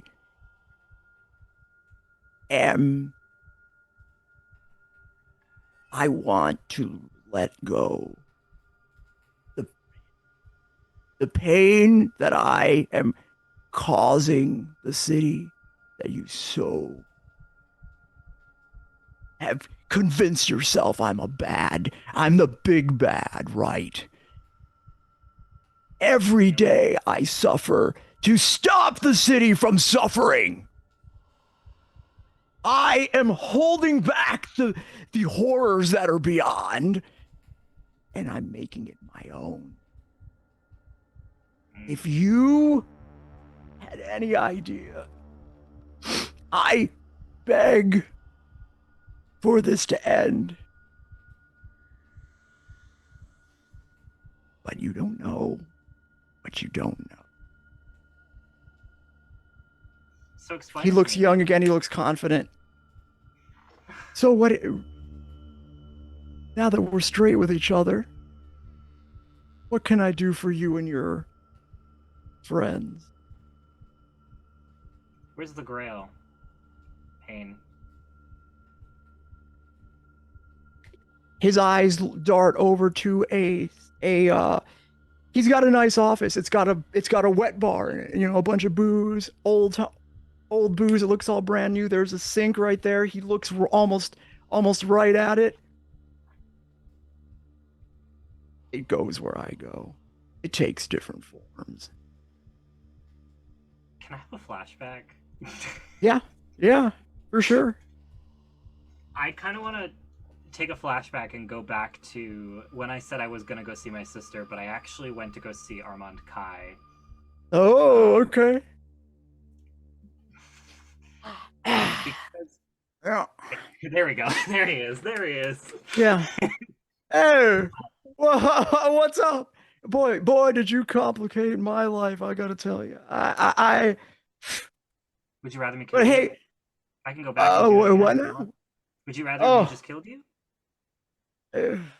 You know what? My number's gonna kind of come up sometime. I'd like to go out with a bang, but if it's gonna be with a if it's got to be my time, it's got to be my time. I used to be all worried about that, but then I met you all, and you changed my perspective. So what's up? I'm going to go get the Grail from Corbin. Whoa! Hey, what? No shot. Hey, look. Whoa. I told you I tried that, right? Look, I just made some great brownies. Why don't you come and have a brownie or two? They're good. They're powerful. They'll cause you to forget this whole Grail thing. Trust me, I wish I had them. Armand. Oh, get out of here, the Grail. Armand. Sorry, you were saying? I'm serious. I'm not messing with you. I'm gonna go get the Grail. I need your advice. The one reason that I healed you was to help me do this. What do I do? I'll do anything. Okay, look. I'm gonna level with you. You changed everything for me. Like, oh my gosh. You know what? I don't even take things seriously anymore. But this, I feel like the one thing I'm gonna do is whatever you want me to do. What can I do for you? What can I do for you or your friends? I'm a powerful alchemist, I need something to help me. I think I'm good with the Grail myself. I need something to make sure that he doesn't do anything to me, or I need you to give me. What do I do, Armand? Like I'm very confident in front of my friends and my girlfriend. Okay. I tried this, but I wasn't right. I was all worked up about death. I wasn't cool with myself. You seem like you got it together in a way better way. But here's what you do. So you got to find out what so like the thing is the Grail moves around. Right? It's a cup sometimes. He's drinking out of it. Sometimes it's a sink. You should check out the sink in his office. It's usually there, right? What you do is listen up close. You gotta be in the right state of mind, but you just turn that water on. Get a cup and just I don't know, splash him with it or something. I'm sure it'll be, like you gotta activate it somehow, right? I always assume you just turn the water on, and like, hey, you hit him with the water. You gotta activate it. But I'm telling you, when I did it, it fucked me up. You know what I mean? Like it wasn't really that, And you gotta be you got to be cool with yourself. You got to be what is it, healed or something like that. You know what I mean? Fully healed, not just partially healed. If you're partially healed, you got to roll, and then you might fail. If you're fully healed, boom, you turn that water on it. But the thing about it is, okay, here's the thing. Here's the thing. I don't know what's gonna happen if you hit him with the Grail. I think he's a goner. Right? He's a goner. What do you think, sir? I never thought about this, but if he's a goner, does something take his place? Are you gonna do it?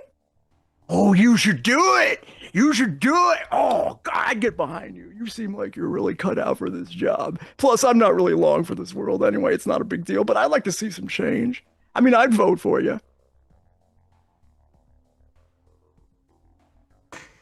You can't let you look. This is way above my pay grade, okay? But there's this whole council of people, right, that run the show. God knows they are, you know, what do they say? They're power hungry, like, super people, power hungry super people. You don't want them. But I trust you. Yeah, you gotta get, oh no. You're gonna get rid, okay, but here's the thing. You get rid of them, like, what are you gonna do with the place? Is it gonna be like your city or what? No way. That's far out. Well, you know, I don't want that job, I'll tell you. You know, back in the day, maybe, but you know, I'm better than that now. You know what? You should try some of this potion. You know what I mean? I feel like it'll chill you out. I feel like you need a little perspective. You should try. No potion. All right. No, thank you so All right. much. I need you to do 2 other things for me. I have 2 favors from you, and then I will never ask anything of you again. Anything. And I promise, this will make everything up. If anything happens to me in that tower, and my perish the thought. If anything happens to me in that tower, I need you to figure out how to kill me. Number 1. That is what I need. Lord. You mean you're gonna be like Payne?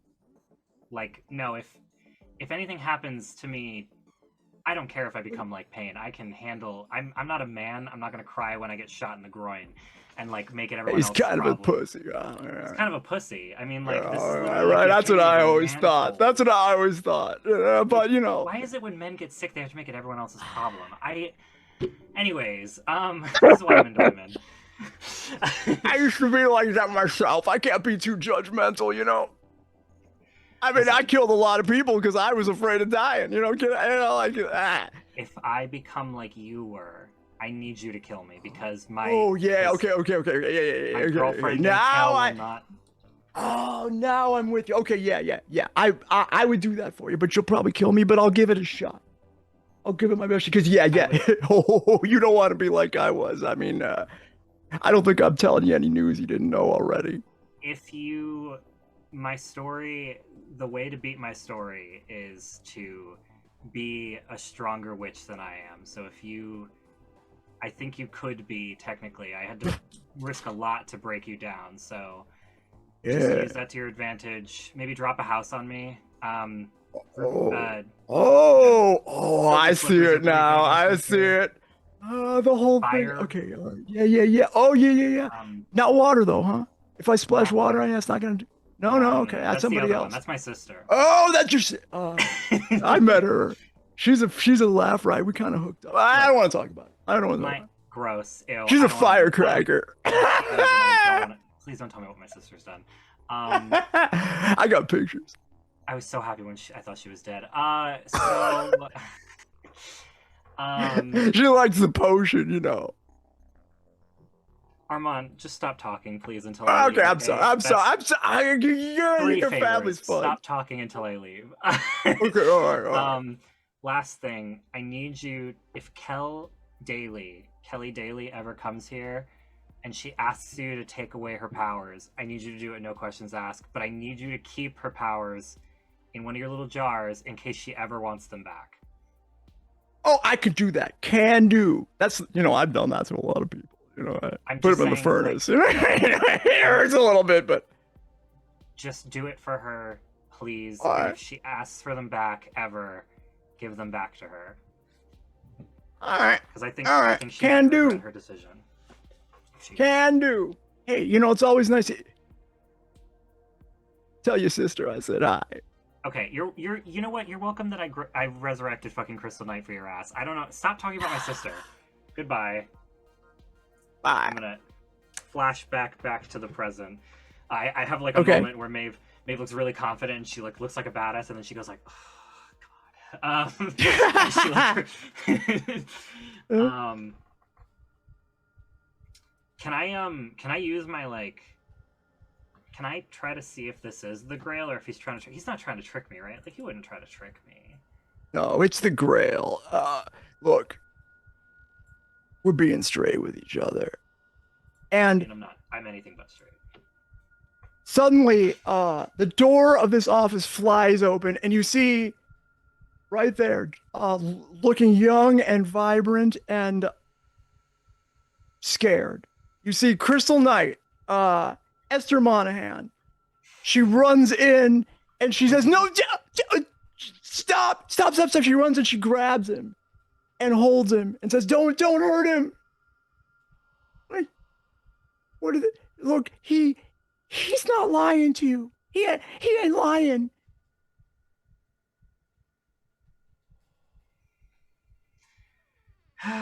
Crystal, He's not lying. He's not I need lying, you to- no. Crystal, I understand. You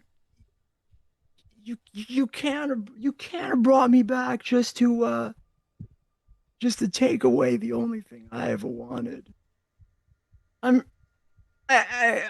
He's not as he's telling you the truth. The truth that he doesn't want to be here anymore? Crystal? That truth? If you no, he doesn't want to be here, but he has to be here. He's saving us.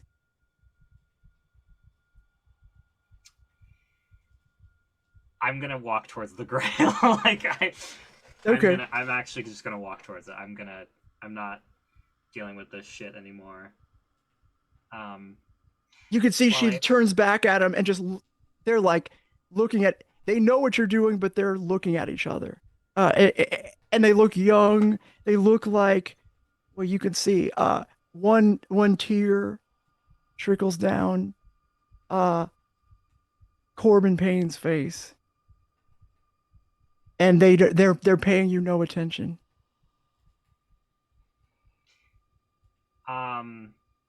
Yeah, I'm gonna grab the Grail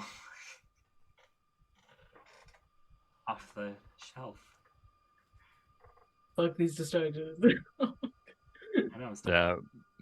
Me and Kel are basically held back by the pain, so we're Yeah, You guys are giving me. embracing it. I couldn't have gotten here by myself. I mean, I could have. I probably would have. But it's better that you're here. Ha So ha. This is better for my character Hilarious. arc. I'm kidding. So what happens when I grab the Grail? Like, does it explode? Do I die? Do we all die?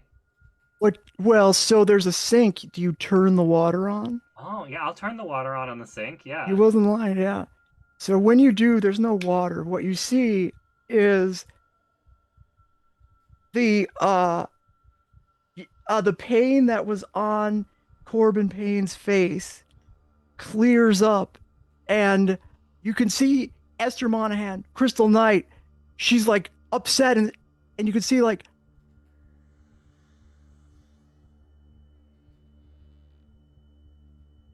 And then you look at Corbin Payne, he's like,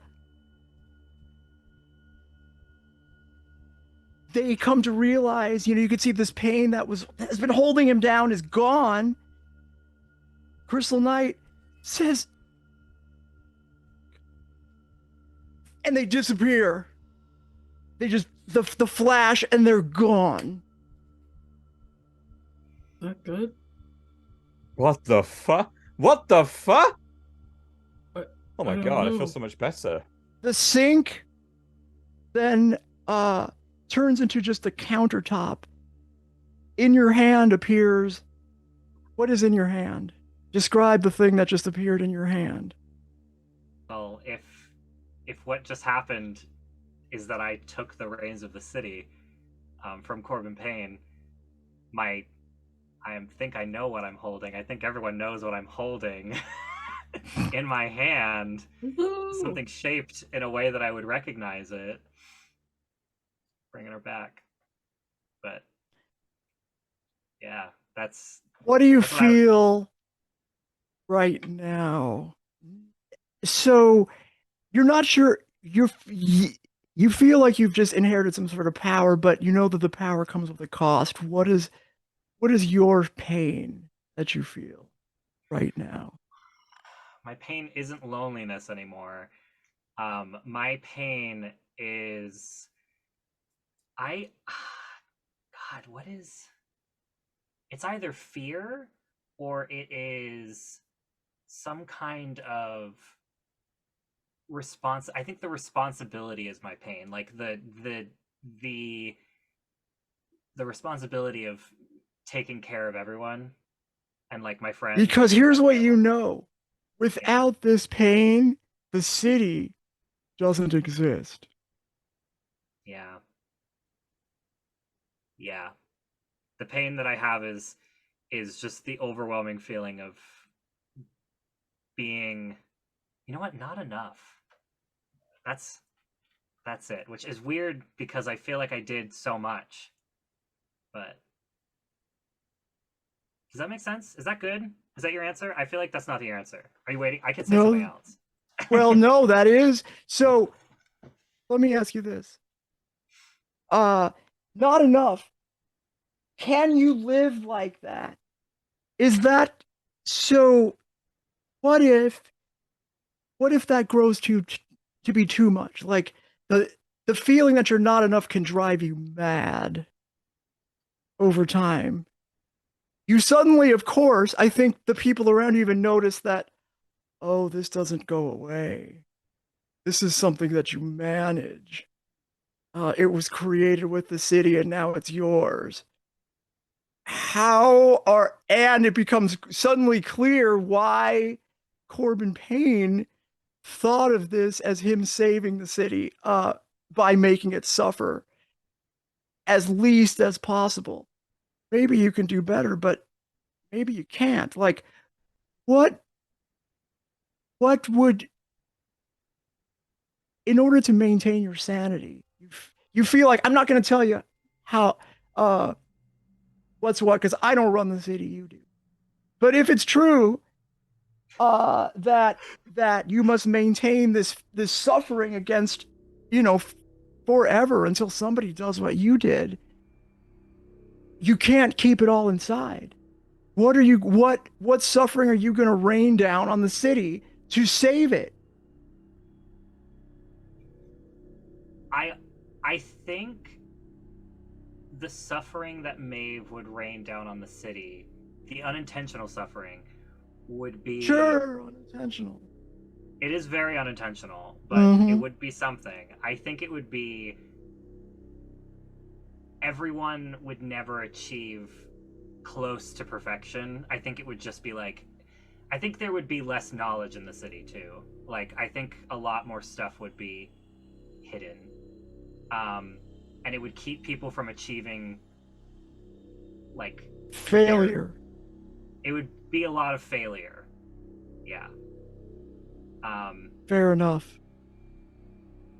Are me and Penny there? Like watching Yes. this? Yeah. Yeah, no. Yeah.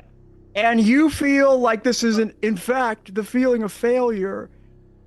You are overwhelmed with a feeling of anticlimax. You Oh, feel like you've accomplished nothing. Mavis, are we winning? Is this I don't want to winning? let go of your. I don't want to let go of your hand. Where are we? What's happening? We're just holding. Maeve, I feel like she's not facing you guys. You did watch Mavis. as, like, in her hand, she's holding, like, the old tried and true wand. and she kind of turns to you, and her eyes are just like glowing that bright pink that you've seen before when she's looking through the mist.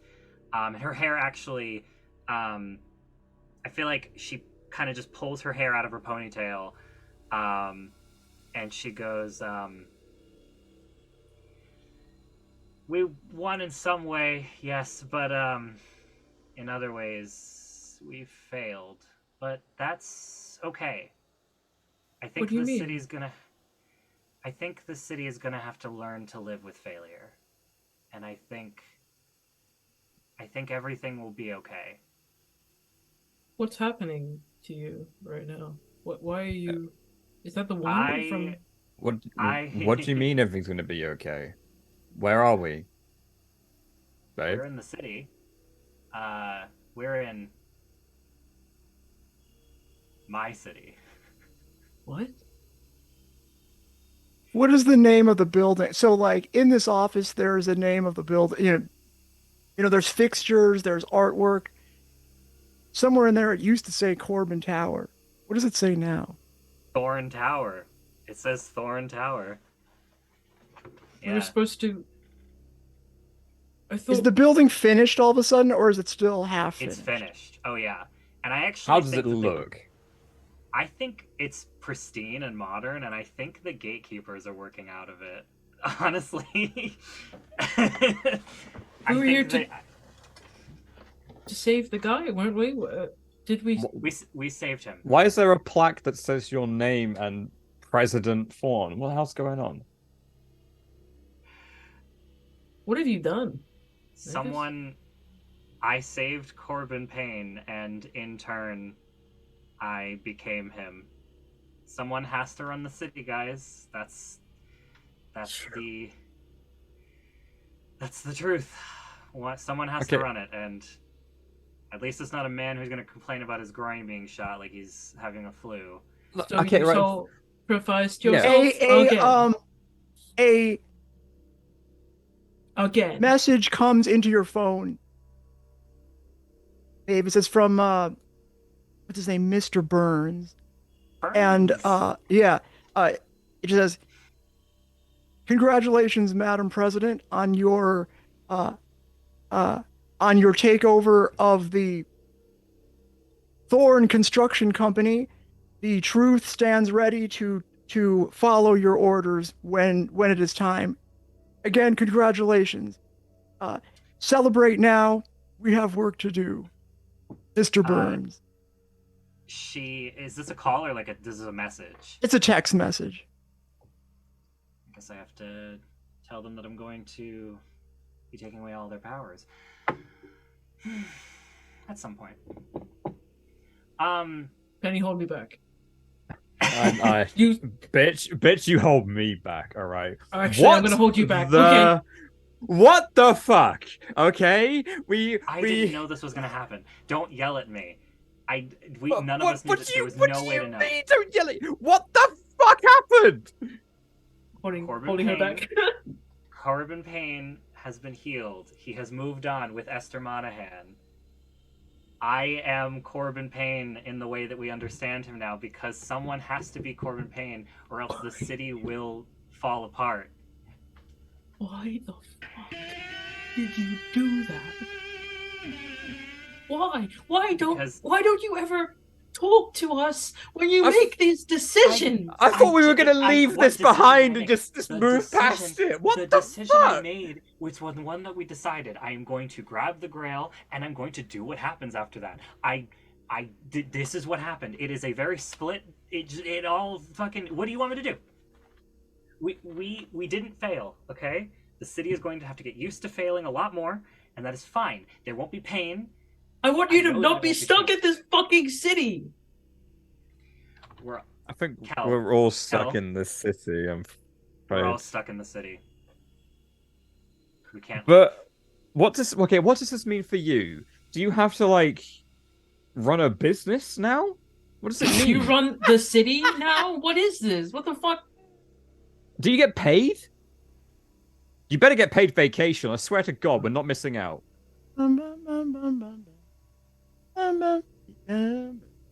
Okay, we should fade the back. Black Yeah. will take a break to the song of Mr. Sandman.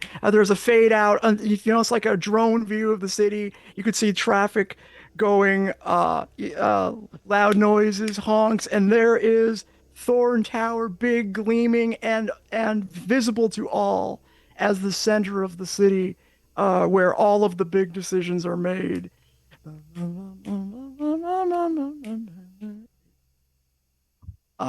Credits roll. We'll have the wrap up with whatever side stories where the characters are now.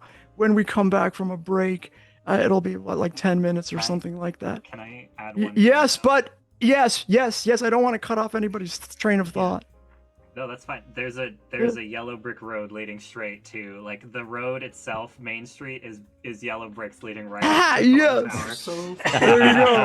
There you go. Is there also a translucent It's bubble in emerald this game? colored Thorn Tower. If you look close enough in the sky, it looks like it's almost translucent, like a bubble. Yeah, nice. Oh yeah, okay. So it goes out that far. It's almost like a snow globe, sort of like a bubble thing. And Yeah, if you zoom in, it looks when it like gets so like before the camera gets so wide, you can see what's outside. It cuts to black.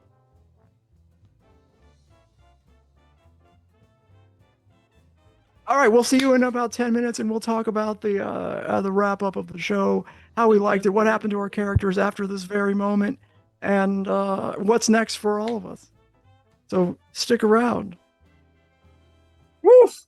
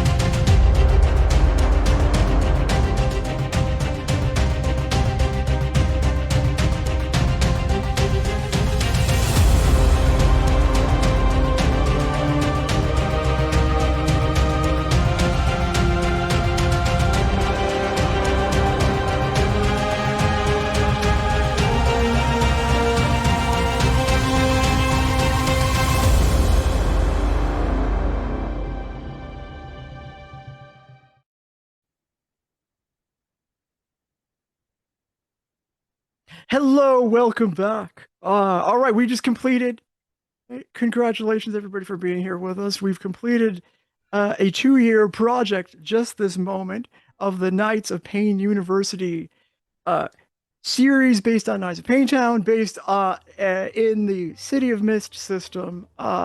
We're now going to talk with our cast and ask them many things, but among other things, like, first, what happened to your character afterwards? And of course, I was just asked if you can flash back to something. Of course you can. This is the last chance your character is going to get to do that. Or you can just tell us what happens with your character. Tell us what you think about the system and the game.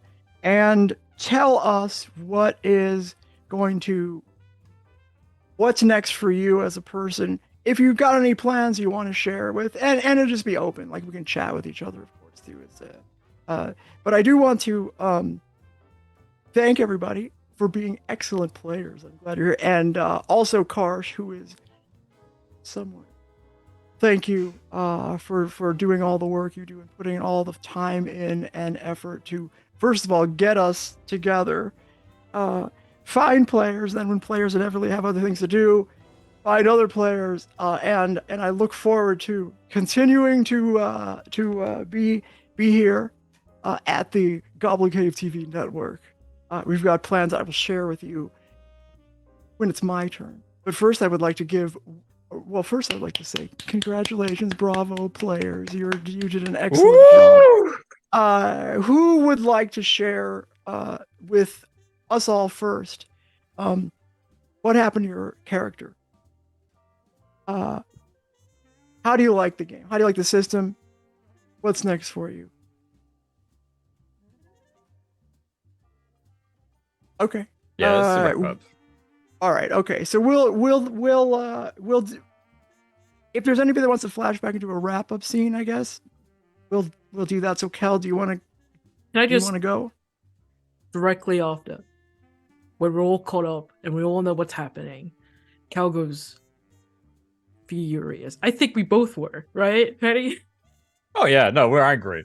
What am I This supposed is to do this. about it? You I look, didn't do it. you may not have had a choice, but the fact that you just did the self-sacrificing thing Again. Again. I know, it's really full Without circle. I went all the way consulting back us. to the end. Because you What have was I supposed people that I love did you. consult. and And you you're got that supposed to have people- fucking wand again. Again. I consulted. I did. I said I'm gonna do this, and you guys supported me. You said you supported me. No takesy backsies. You're Let's trapped do it. here. We're trapped here now. We've In been trapped here. disappointment. You can't Queen. leave. We can't go. That's not fair. I refuse to let this always- be how this ends. It can't Always be. trapped in the city. We could never leave in the first place. Were we? Oh, but you know that's a lie. Yeah, we Oh. were. And I Yeah. know that's the truth. I now that refuse. No, This isn't how weren't this allowed ends. to leave. No, Yeah, we- but we at least we tried have to each leave, other. At least we're still And they together. told us that the city would Miserable, fall apart, Kel, right. if we left. This can't be how the world is. How it works. This fucking endless pit. Oh, shit. Kel, dear, there is no world. It's just the city. I It's- refuse this is- to believe that. And if that means I have Okay. to burn this fucking city down, who cares? You can't stop me stuck Yes. here. You can't. This can't be how leave. this ends. You can't leave because if you leave, the city doesn't exist anymore. Everyone here will die. The only thing keeping it together is us being here. So we need to we just relax. I'm not calm going down. anywhere, okay? Okay, I know you haven't even ever thought about leaving the city, and that's fine. I'm not leaving the city, and I'm not leaving you, okay? I'm gonna be here. And I'm gonna find something. Me and Patty, we're gonna find something, some sort of loophole where this isn't the reality that we're in, because quite frankly, it's the worst reality that we could possibly have. And if that means that I can't have what I You're want, gonna have what you want. no, I'm not. Yes, you are. Kel, I will literally take your powers away from you right now. Mavis, flashback. Kelly. Wait, Kelly. we go. Nice. We go to when we first directly, like, we were just getting ready to leave to see the tower again, and I pull Okay. Penny aside into my room, and on the bed is just constant photos of Chuck, and like of all the times we were all as a group, as we were all like group photos and like selfies. I took a photo of him defeating the dragon. I was like, the caption's like, look at this fucking lame idiot. Sorry, Karsh. And this is- And I look at you and I say, you can make sure that he's brought back. You can make sure that this is okay, because I can't deal with this, man.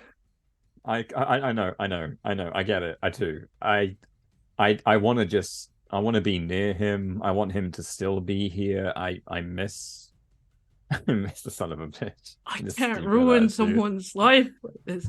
I'm not made for You it. didn't. No, look. You didn't ruin Don't. anyone's This is life. not a pity party, okay? I'm No, it's stating a not. fact. What do you want? What do you want out of this?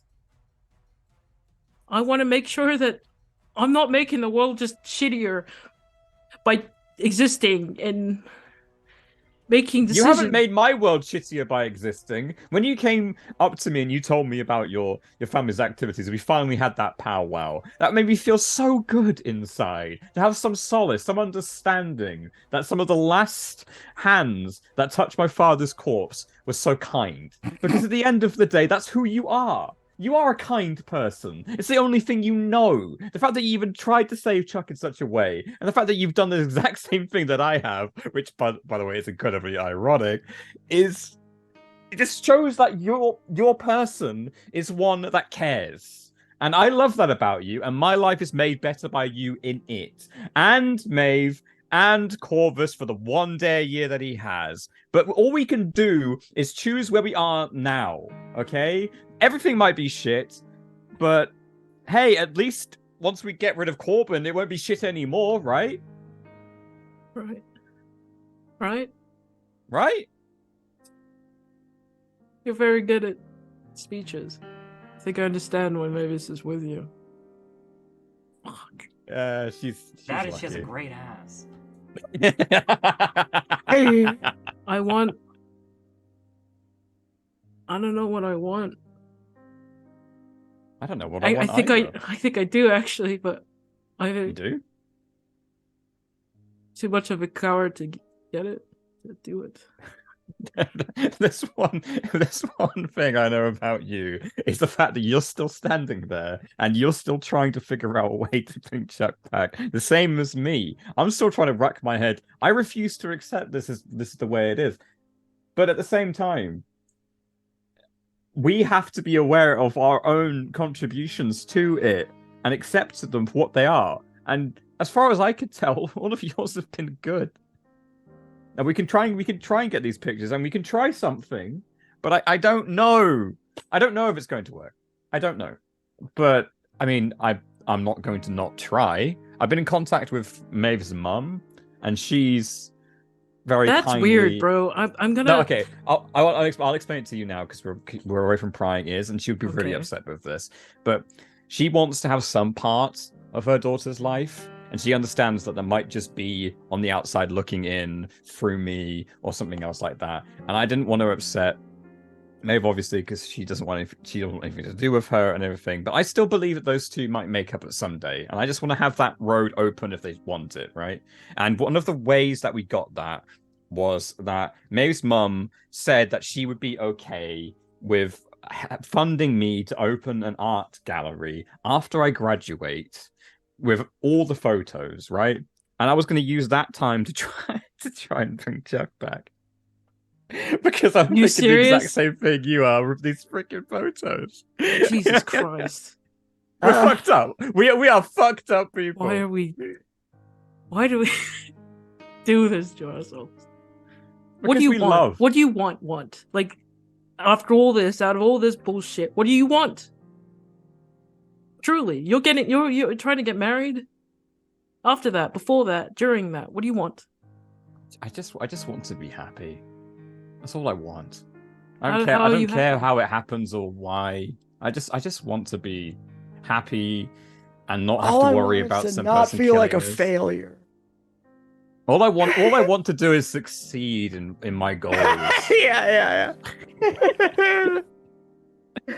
I want to feel a sense of accomplishment and success. I want to feel like when my gallery like takes off and it really succeeds. I want to feel like that was my chosen path, and that is a beautiful thing. You know, there It's a is great no thing. reason that can't happen. I don't know why. Like right now in this flashback, there is nothing holding you back. That's sis. a fantastic dream. Okay, I Break the fully glass ceiling. fully support you. What about you? What do you want? What do you want after all this? I want you still in my life, but what do you want? I want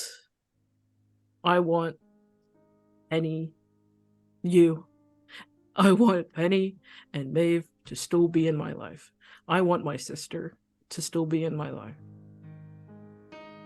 I think I want to be asleep in living my life. Like if there was a way that I could just not be me anymore. Well, I'm Yeah. still nursing a hangover from last night when we had that powwow, but I feel like I want to be asleep too. What do you mean? I think I want to be with my sister again. I want to be normal and have a normal life that isn't this. And I want Well, you mean I want you guys to without be your- happy. Yeah. What did you do to Chuck? How did you make him forget? I don't know. He was bicycle, and that was terrifying. And I just You don't have to talk about it. You don't Jumped. want to. We can it's can fine. wait. It's just I jumped and it came out and fucking giant burst of black blackness. That's what it is. That's what my powers are. It's dark and it's shit and it's forgetting and it's nightmare and I hate it. And We haven't forgot you thank you. yet. Exactly. I don't know how how you control your powers, but it just seems to me like you can control them much better now than maybe you could a year Maybe ago. I don't want to control anymore. Maybe I don't want to have to control something in I myself see. every second of every day. Okay. Do you that get must be it? Yeah, I do. That must be such a burden. I'm so sorry. To I make miss, sure the people that love you don't, at least the people that are involved with you in such a close way, to not forget you. It must be so hard. right here. This. I'm gonna miss you, Penny. Because I'm gonna miss this. Fuck. I hug Okay, you. well, I can think of... I absolutely come in for a hug, too. Oh, my God. I don't know if you know a way, but we could talk about it. Like, Armand Kai has the ability to take people's powers and put them in balls. And then... What? Yeah, okay. He had the vault. I've got a picture of it. Hold on. Pause the picture. That's what You can go Maeve's in. sister said. Oh my god. No. Sorry. The hell This was is that? it. This is it. Uh, This is okay. I'm okay. Okay? I think I would be happier, to be honest. but how do we... Don't think about it. It's fine. I already know how. I was just You too already know scared how? to do it. Well, Mavis told me. You know how? The same way that you did with Chuck. Mhm. Is that gonna hurt? I'm not sure. I don't think it will hurt after, though. I think it'll be good after. Cut back. Yep. All right. Thank you for that. Okay, good. I will never, So, ever leave your side, Mavis. I have no So- reason to not believe you. what happens to your character, Kel? Chris, you can be yourself now. What happens to Kel? Hi. We like to keep things spicy around here. We like to just What was I gonna say? surprise. Who knows? So, yes. Chris, what happens to Kel? I'll keep it quick. Mavis, can't do fuck all about it. I will be there the entire time, whether you want me there or not. I will never be a sleeper. This is me talking. Chris will. This is me. Kel will never be a sleeper which means she'll never be truly happy, because she's gonna spend most of her life making sure that she'll find a way to get you and the city out of this fucking stupid situation. Kai. You're my Armand Kai. Oh no. Oh, yeah. You're one of my knights already. Oh no. I'm gonna break you out of this, man. It's happening. I am curious. What happened? People want to let you. So, or you could roll for it. The problem is whoever goes last gets the last say, and I just went. I healed Corbin Payne. I think I should get the last say. I think okay? Polly should get the last say. Period. That's fine. well, okay, I'll get the say. last say. But so, do you want to go, Penny? I can Paul? happily go. Yes. Okay, all right. Okay. Right. So, the days pass, and it is a beautiful morning as Penny opens up the Penny for Your Thoughts gallery, which is a gallery that she opened up using Maeve's mum's money. And in this place, she has the biggest collection of photos of their entire adventure. Every single one that she's taken, she's edited, she's photoshopped to make look really, really nice. There's a beautiful one of the Aurora Glassworks, but that somehow has the translucent effect in the sky now, because apparently that was always there and it was never not there. And all the other moments that they shared together, such as going through the pipe inside of the vault, seeing the Great Wall of China, being at Rondo's diner, and everything else like that. The engagement. And in the center of this exhibit is one picture in Rando's diner with every single person they've met through their journey. Goldie, Amanda, everyone photoshopped together in one photo that Penny is often seen sitting in front of.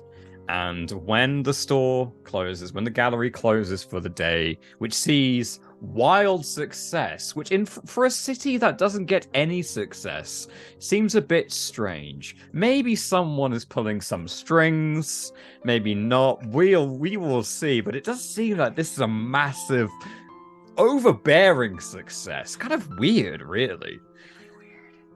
Penny spends the rest of her days sitting in front of the gallery, and she sits in front of the photo. She goes into it every now and then and spends time with all the people that she's lost and all the people that she loved and all the people that they've met and lost and everything else that happened in this crazy amount of time that she spent with these people in this environment full of power and full of myth.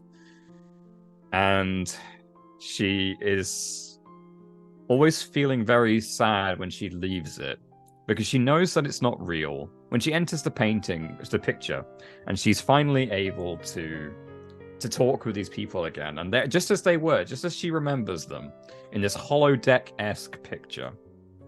Whenever she has to leave, and she knows she has to leave, because outside is something better.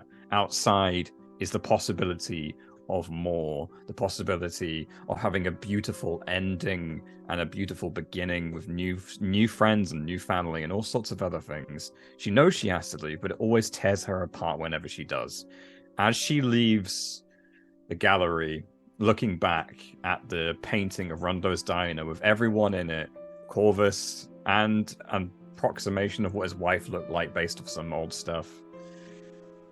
It's flanked by two massive pictures of Chuck and of Corvus themselves, looking very real, like guardians trying to guard some wary treasure. As she closes the door, there's a little poster that says, "Gallery 2 opening soon, blank," as she walks away into the night. Oh. Okay, that's good. I like that. Okay.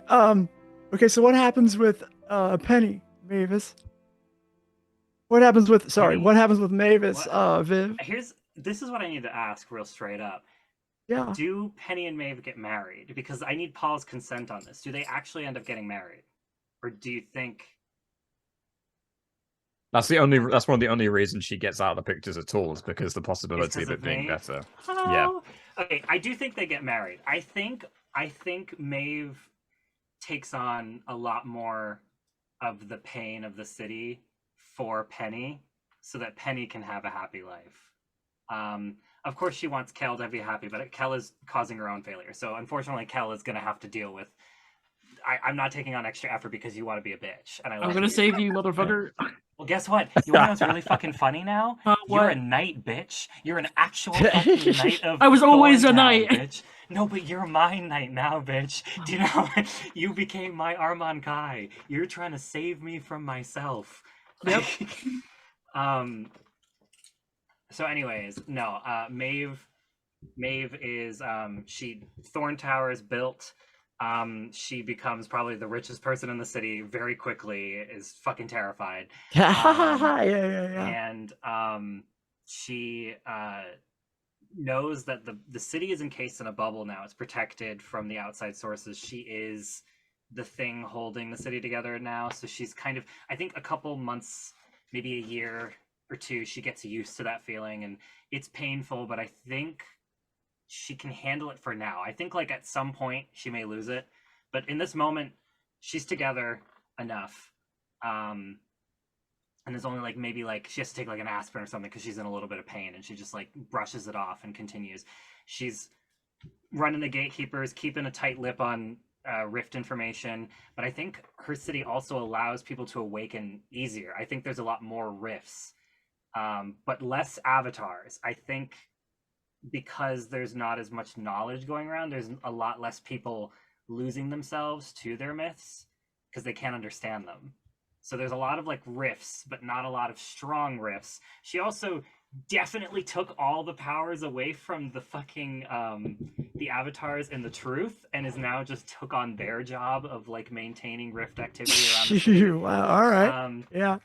Because Maeve has a problem. Her problem is that she really wants to make everything perfect for Penny. So she's doing all this shit that is stressing her out and probably going to cause her downfall when Penny dies, to make sure that Penny has a good life. But I think Maeve definitely would spend like, I want to have like, you know, she's just looking outside, you know, the tower at the top of this tower looking over the city. You know, you can see like in the distance, you can see the bubble, the shimmer of it. Now there's like a shimmer in the sky instead of like darkness. It's not raining anymore. It's very sunny. It's a little hot now because we're kind of in a magnifying glass. And she just kind of like, you know, stands there. Maybe Penny's behind her, and she just talks about her plans for the city. She's going to make it great, at least enough better than Corbin did. Maybe she'll fall one day, but for now, she doesn't regret everything. Oh, okay. I also right. did want to mention, I think Maeve's big thing, her big failure, because Corbin had like, he's shot in the groin, that's his pain. I think my failure comes later when Penny and Maeve tried to have kids together, and I think Maeve can't have kids. Oh. I think that's her. Okay. I think that's her failure, is that she feels like she could never be good enough. She can never be a mom because she can't. She can never have kids. And she's so worked up because she has to deal with everything going on in the city and everything else like that. Makes sense. No ways to have kids. They're Yeah. Anyways, that's it for Maeve. All right. So Chuck, I don't know if you want to say anything from the void, or if you're you know, if you want to tell us what happens to Chuck, or are you? Chuck is dead, Ollie. Okay. Chuck died. Well, Chuck I'm died. waiting to hear whether died on an Chuck airplane, wants to so say. that- I want to hear what the final He's a OG pilot character now. has to I'm say. actually playing Chuck right now, and I'm saying that he died on an airplane. Oh, you see that? Ironic Yeah. twist, you know? Oh, Karsh is That's putting himself canon. on. Hold on. Oh. Hold on. Karsh is editing the overlay. He's putting himself on. Or Oh, what okay. I'm saying is right. Well, let's end the end of the episode here, guys. Well, Keep I going. have something too. I told know you. what I I want. told you what I'm happened. gonna have I'm gonna have Chuck go first, if he wants to go first.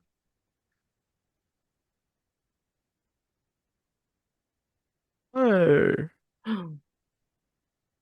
I'll unmute myself. Hi, everybody. I've been here all the time, All along. all along. Oh my God, Chuck's alive! Oh, You can say- you can I'm help so me. relieved. There we go. There we go. There we go.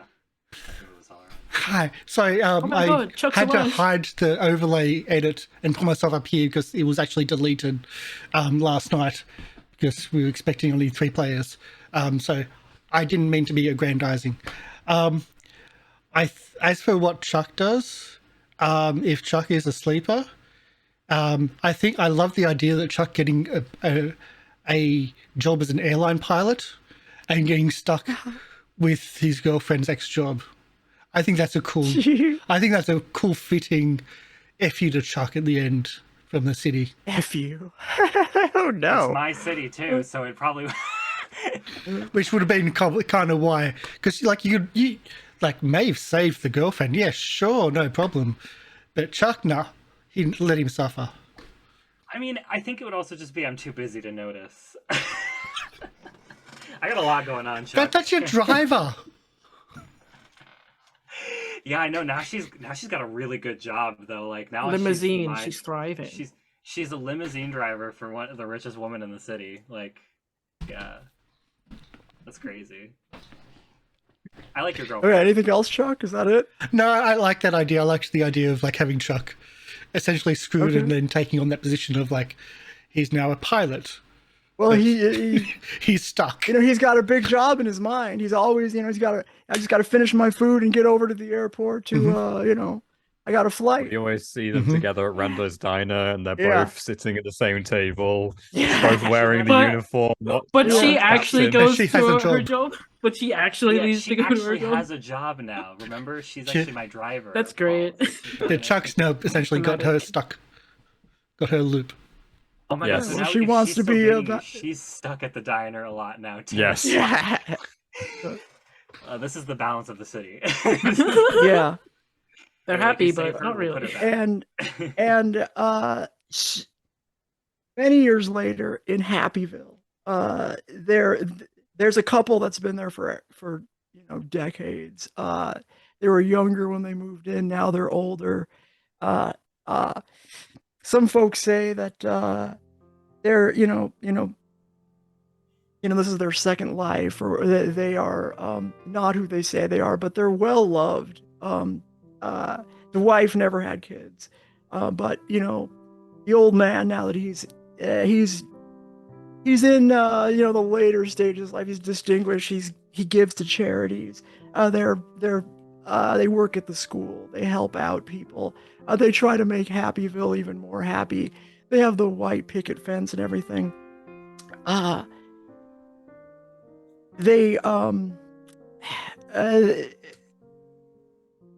have a good life and a happy one, but ultimately near the end, Corbin Payne and Esther Monahan, there's something wrong. There's something unfulfilled. But they don't know, like, this is there's something that they're missing, but they know it could be worse, but they don't know exactly why.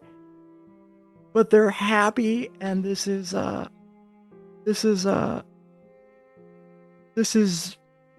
they wouldn't want it any other way. Even though there's even on the day that Corbin Payne eventually passes on, he leaves peacefully. He goes off peacefully. Shortly thereafter, so does Esther. But one of the things that he kept saying to the end is, "I love this life and I love you. I feel like I failed." And Esther says, no, you didn't fail. I failed. I should have I should have told you that you were at one time this was your city. And people said that she was kind of delusional by the end. But there was something in the last spark of like Corbin Payne's eye just before he passed on was recognition. She was right. And maybe even though they've had a great life, it feels like a failure. So neither of them is going to fully let go. And they feel like deep down they'll be back. Maybe to reassert where they should have been. Good fucking luck, bitch. You're gonna have to call me, bitch. Season 2, let's go! Stay tuned for season 2 of Knights of Paintown, which will be called Roses and Thorns. I'm kidding. Yeah, It's a good Coming one. to a streaming Corbin service Payne near is you. not a man who likes fish. Coming to an imagination near you, season 2. We all know that season 2 is all about the zombie football team. Like, Oh yeah, I'm definitely meeting up with Kel after hours and figuring out a way here. I was at your gallery open. Just like in the corners, like, oh, I remember that. Imagine if Chuck just walked in and was just like, why is there a giant photo of me on this wall? And why am I hugging you in this other photo? That's a bit weird. That's strange. So what do people think of the game and the campaign? What do you think of the... one thing that if you don't know, we followed very generally, a pre-written campaign. I started to get far afield of it near the end. particularly because we went through almost like all of the material for the first 6 cases. There's 10 cases total. There's 9 established cases, and then there's an overarching, like the one that you've completed today. You actually completed Act 2 of 3. I just cut out all of Act 3. But it's what did you think of it, and how do you like the system? Anybody, I'm gonna open the floor to anybody. It's really Comments and interesting feedback. game, because I've never played City of Mist before. This was my first game. I played like Monster of the Week and like 5e, and that was kind of it. Plus masks. Yeah, I had one shot for the masks. But well, I bet a lot of people have played 5e, so maybe like compare it to that if you're gonna, it's like as a thought. A completely different like set of rules and things that you have to do and not do, and it's very interesting. It's very interesting how it's set up, and with like the cases and the mysteries. I kind of love mysteries, so that was fun. Yeah, I think it's like super. One of the things that happens, I think, as an MC, I think mechanically the characters, after 2 years of them, they become very OP. They become super powerful. So that's why we don't have we sort of had fewer and fewer rolls, because there was basically nothing you could fail on, and after a certain point. If I were right, yep. I was gonna say, if I were writing the dangers, I would just probably make them more powerful. But that's extra work I didn't want to put in. And plus, the group was good, so we just resolve things narratively. Yeah, I love that part. It lends itself quite well to like role play. I think that's my favorite part of any like RPG. It's the role play section of it, and I think it had a lot of great moments in this campaign. I think very narratively satisfying that only this type of system would allow. Well, I'm glad. Yeah. Go ahead, Karsh. To add to that, talking about the narrative side of things, we just did a finale without rolling a dice. Yeah. Well, I mean, sure, yes, you possibly could have had dice rolls, but we've had a lot of sessions it had to be where that way. we had a lot of sessions where we had only a few dice rolls throughout the entire session, not just at the end, but also earlier on. Like, dice rolls aren't always needed, and that's really, really different. And to the extent where we had someone apply for this game who said that they feel they want to roll a dice every 10 minutes, otherwise they don't feel like they're role playing. That person didn't get in, obviously, because that didn't feel right for this game set and for this group, because we do a lot more role playing than rolling dice mechanically side of things. And the mechanics just are very different and don't really focus on dice rolling as much. What's the thing with mechanics in any RPG? It's just to facilitate roleplay. I thought. That was my it's yeah. I think of it this way. Here's how I think of it: is like the way you decide to roll dice when you have 2 different writers that have an idea, but you want to resolve it one way that no one can predict. So, like in a game like this, a dice roll can't just be a fail that you retry, right? It has to be meaningful. So you have potential like outcomes. The dice roll is going to result in some outcome, and so that's when I don't actually think of, when I call for a dice roll, I usually don't think in terms of the rules. I think in terms of like the writing and the story, and then the rules support that. So I try to to tease a game that's coming up. I try to like think in terms of like story and writing and dramatic outcomes that are unexpected. And so, I think every game that I'll ever play, at least from here on out, will be something like this system, where it's fiction first. You have to describe what you're doing, otherwise nothing happens. Like, there's plenty of role-playing games that you can just roll and mechanically it has a meaning. But here, no. If you don't describe it, it didn't happen. And if nothing happened, there's nothing to roll about. And the play is described far more than what you'd used to in more D&D style games. Really. Go ahead. Go, Mavis. babe. Go. I had the whole. Paul. I had so much spotlight today. Okay, Paul. right. So my feelings You don't haven't like all really that. changed very much since I felt like putting glasses on because everyone has glasses on. and we're, Except and we're Paul. talking about the rules, so let's get on it. Yeah, okay. So I've spent a long time playing TTRPGs, a long fucking time. I'm a massive nerd. And what I really love about this one is the interactions that we had as players being able to push the story in a certain way. Like in D&D 5e, as an example, you would go up to a commander of a guard of the town guard or something, and you would roll deception or something to try and work your way around that situation. Now, of course, in any game that isn't necessarily true, but that's how the mechanics work. The mechanics in City of Mist are like almost a polar opposite. It's not you roll for this, it's you do this and then figure out how in your tags is relevant that you would then apply to then roll for if a roll is even needed. And because of that interaction, where it's always story first and rolling second, it often plays incredibly different to loads of other TTRPGs that you will play, which makes it really, really open. And I really want to say that one of the things that we came up with called reverse clues, I don't know if that's in the base rules or not. It is. It's an optional rule. Well, is it really? well, it's written up as an optional rule. Oh, okay, that optional rule is Yeah. absolutely brilliant because it takes a lot of pressure off the MC to be the one that always has to come up with things in the moment.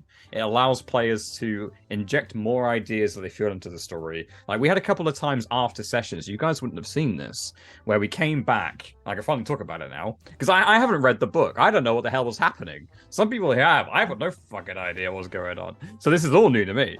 I get to go back and read it now, which is absolutely fantastic. I can't wait for that. But the fact that we were able to inject our own ideas into the story, even after the end of the session, we still had lots of fun times over the past almost 2 years, where we would go back and put into each other, and like it was like cooperative storytelling to the next level, which is encouraged by a literal mechanic, which isn't something you'll see in something else. Yeah, I'm curious how it's going to translate to the next game because I'm going to try to push. I'm going to push it even harder next time. But the tag system makes it that way. But go ahead, Karsh. I just wanted to add to that with the idea of like approaching a guard to try to convince a way to get through. You can even in say City of Mist create a burning cart out of nowhere as a story tag as a player to distract the guard. So this is the first time I played a game where the players can create things essentially out of nothing just by suggestion. The idea of like, hey, didn't we see a unguarded emergency exit at the back of the building that's not got security all over it? Like that type of creating. Roll for it, yeah. You can fully change the game. It's insane. It's an actual roll. I would like to go. I'd like to take a spotlight here to highlight the mechanics of City of Mist. No, City of Mist is my favorite system. I do not play anything else because I cannot play anything that does not give me narrative control or narrative flavor. Because right now, I play D&D with one of my great friends who is like, D&D is like, I used to love D&D. I love the experience of it. I used to do a lot of form role playing back in the day. So like for me, like I love narrative storytelling. And so when I went back to D&D, I was playing a warlock and I used Eldritch Blast, and I was like, can I use Eldritch Blast instead of like negate the damage? Can I just use it to push him? And my DM was like, no, you can't, because there's a spell thing for that. There's an improvement for that. There's a fate. And I was like, in City of Mist, and I got really like discouraged immediately. I was like, there's an implication for that called Eldritch. Because they're a great DM, and they were just trying to be like, you have to take the thing, and it's DM, MC, it's very rules heavy. But for me, it's like City of Mist. The thing that this is why a lot of people aren't into it is because your power level is not finite. It's not like you cannot, when you make a character sheet, if someone grabbed Maeve's character sheet and tried to play her, you, especially a new person, would have no fucking idea how to play. They would not know what to use my tags for. They would not know how powerful the tags are because it's not a number. A lot of TTRPGs have numbers, and I think with City of Mist, your your power level is as how creative you are. If you are a creative person, you are Yes. going to do a lot of shit. I made a character in the Sunday game that I'm in before this. I literally play a game before this with my friend Gabby, who was actually used to be on the show, and she made a boss, and I played a support character. I made a character that was literally made to support people, and I somehow ended up killing the boss with like a tier 7 status at like literally almost starting the game, because I just built my character in a way that I was like, yeah, I can do this. I can narratively change these tags into something else. So that's for me. I like power. I like how. For a history side of things, that actually came in Dungeons and Dragons 3rd edition, where they started adding specific feats to things, and I was actually there when that came in, playing before that, playing 18D, and you could see that shift. Now you have a feat for something, you can't do it unless you have that feat. Where before those feats came in, before Repelling Blast or those variations of spells or things came in, you could just do that. Because the rules were so much more open. As soon as you put something which fixates that rule, no, you don't have that feat. Oh, you can't do that thing for, say, pushing back someone with, Yeah, I want to give people an idea of what kind of Viv is talking about here. Like, if you have never played City of Mist, if this doesn't make sense, do you understand? Like, the character sheet doesn't have numbers. It's just a bunch of words. It's like, it's called tags. So it's little phrases and things that define your character. And so whenever you want to do something, if what you're doing can be described in part based on the traits that you have on your character sheet, then you're more likely to succeed.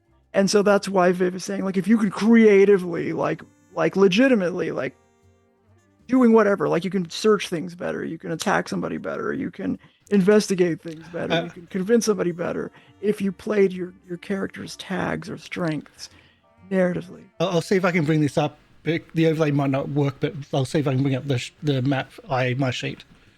I'm hidden a little bit, but yes. So the sheet is just words and answers of questions. Yeah, it's really neat. And then when you take damage, it's not really numbers either. It's just tag and tier.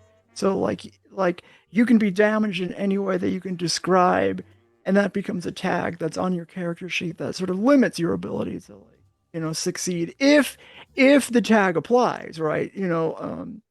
So like, your brain is constantly like trying to. It keeps you in character, and it keeps you being creative and playing to your character's strength. It's really interesting. I think it's also like, it's because City of Mist has like these written rules where it describes the game like you're playing a TV show. And so when I try to get people into this game, if you guys ever want to run a City of Mist game, you have to explain to people that this is a fucking TV show. We are playing a TV show. None of these characters, you have to write a character like they're a TV show character. They're going to go through arcs. They're going to lose these tags. These 4 theme books are just the 4 things that the audience notices about them. And it's the 4 things that they really are like internalized, like, oh, this is what this character is. The Flash, he's super speed. He can heal himself. He's a CSI, and he loves his friends and family. That's literally 4 themes right there. And those are themes that you can put into City of Mist. And eventually, throughout the seasons, you lose some of those themes. The audience stops focusing on them. They start focusing on, oh, these new powers, or, oh, you lost your powers, but now it seems like you're going back to your family. And like, it's just the way that it's written, where it's like, the monologue, there's the geeking out during the credits, there's the spotlight and the introduction of the spotlight, and how it's like, you are a character on TV, and there is a camera pointing at you, and you are now on screen. Like, say something, do something. I think that is like. Yeah. And it's backed up with the wording of the game, like taking the spotlight or having the spotlight on you, sharing the spotlight around, like opening a scene, and like it is in how the game talks about itself and how we talk about the game is those terms. So camera. Mm-hmm. Yeah, voiceover monologue and everything else like that. The voiceover monologue being encouraged as a rule thing, honestly, is such a brilliant step, because it both forces the players to think about what happened last session and be able to physically remember it, because we've all had those kind of players that kind of forget what happens, right? I mean, I feel like we've had that during this session as well, and GMs too, and we all need reminding of what the hell is going on. So if the hat is passed to you physically as a player, to actually be the one to do the monologue, then you have to think about exactly what relevance that has. Like, how do I describe my character's experience? Which means that you're all automatically thinking more about what your character's point of view is from the very mechanics of the game itself. And I want to say very quickly, if you are a rules digger and you love getting into the nitty and gritty of a system and like digging into a 200-page rulebook or something to find out what the optimum play is, right? You'll still like this freaking game. You Because can there's all do it. I know sorts of that's the things phrase. that allow that to happen. It's so Yeah. narratively It's driven, crazy but that you can do that. mechanically, Yeah. you can Yeah. still absolutely go crazy on this and build up like a character build or something that's incredibly complex, based around your own thoughts and feelings Yeah, of that's the character. Viv's specialty. I'm making a- Which overpowered was Maeve's character. whole thing. I would No, say it wasn't. go back and check out some of the Christine stuff. So with Gabby, with the cult of how far she should have, because she came in like me, not knowing the rules, like Paul, like Chris. We all came in without knowing the rules, but she picked it up. And wow, could she do some power game moves and like, oh, I've got +5 to this move. It's like, what do you mean you got +5? It's like, oh, no, you can't use your powers for this one. It's like, oh, these are not my powers. These are my mundane powers. It was at that moment that Polly realized oh. she was going to be defeated by the players. You know, I was like, okay, I'm going to lose control of this game. Yeah. That was the moment me and Karsh realized, oh shit, we better read the book more. Still haven't read the book. Gabby is a player in my game, and actually, we're I don't want to talk about it too much, but we are starting our own channel someday, soon.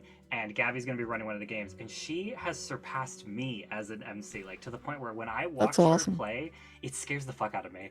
I gave her like a little bit of resources to be like, hey, you can write a danger, like here, have a fun danger, because I wanted to show them all how to play their characters, so I was going to fight them with their own characters. She made a danger that I was like, holy shit, like this is a social danger, it's got some physical aspects, you really fucking thought about this, like this is supposed to be like a one-shot thing. And she also like, she just throws the mechanics in my face all the time. She'll like when I'm playing on in my Wednesday game with her, this bitch beats me up.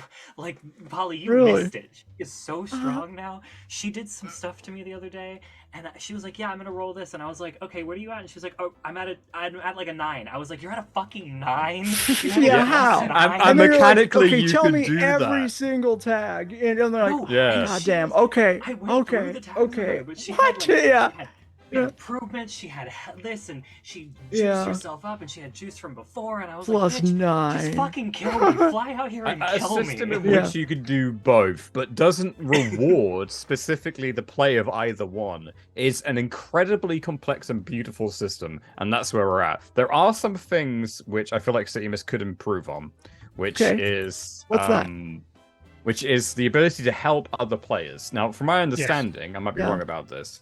In order to help another player achieve something, unlike D&D, as an example, where you would try and assist someone so they would get advantage. It's such a simple way of dealing with the problem. Like, I want to assist pickpocketing that guard, so I distract him with some gleeful play. Okay, you roll performance, you roll sleight of hand with advantage. Done.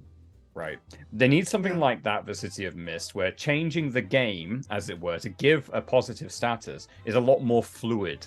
That would be a great improvement on City of Mist parts. Yeah, I can see that. I've actually noodled through how to do that, and it's tough. It's tough the way the mechanics are set up. But like, one thing that I have learned a little bit about is the Forge in the Dark system for reasons, and I like the stress aspect. And I think like you could someday in a game store near you, there'll be a Poly written game that like kind of bridges this gap. Oh, sign me the fuck up. Yeah, I'll Let's sign a go. Kickstarter, girl. Yeah, I'm fucking down.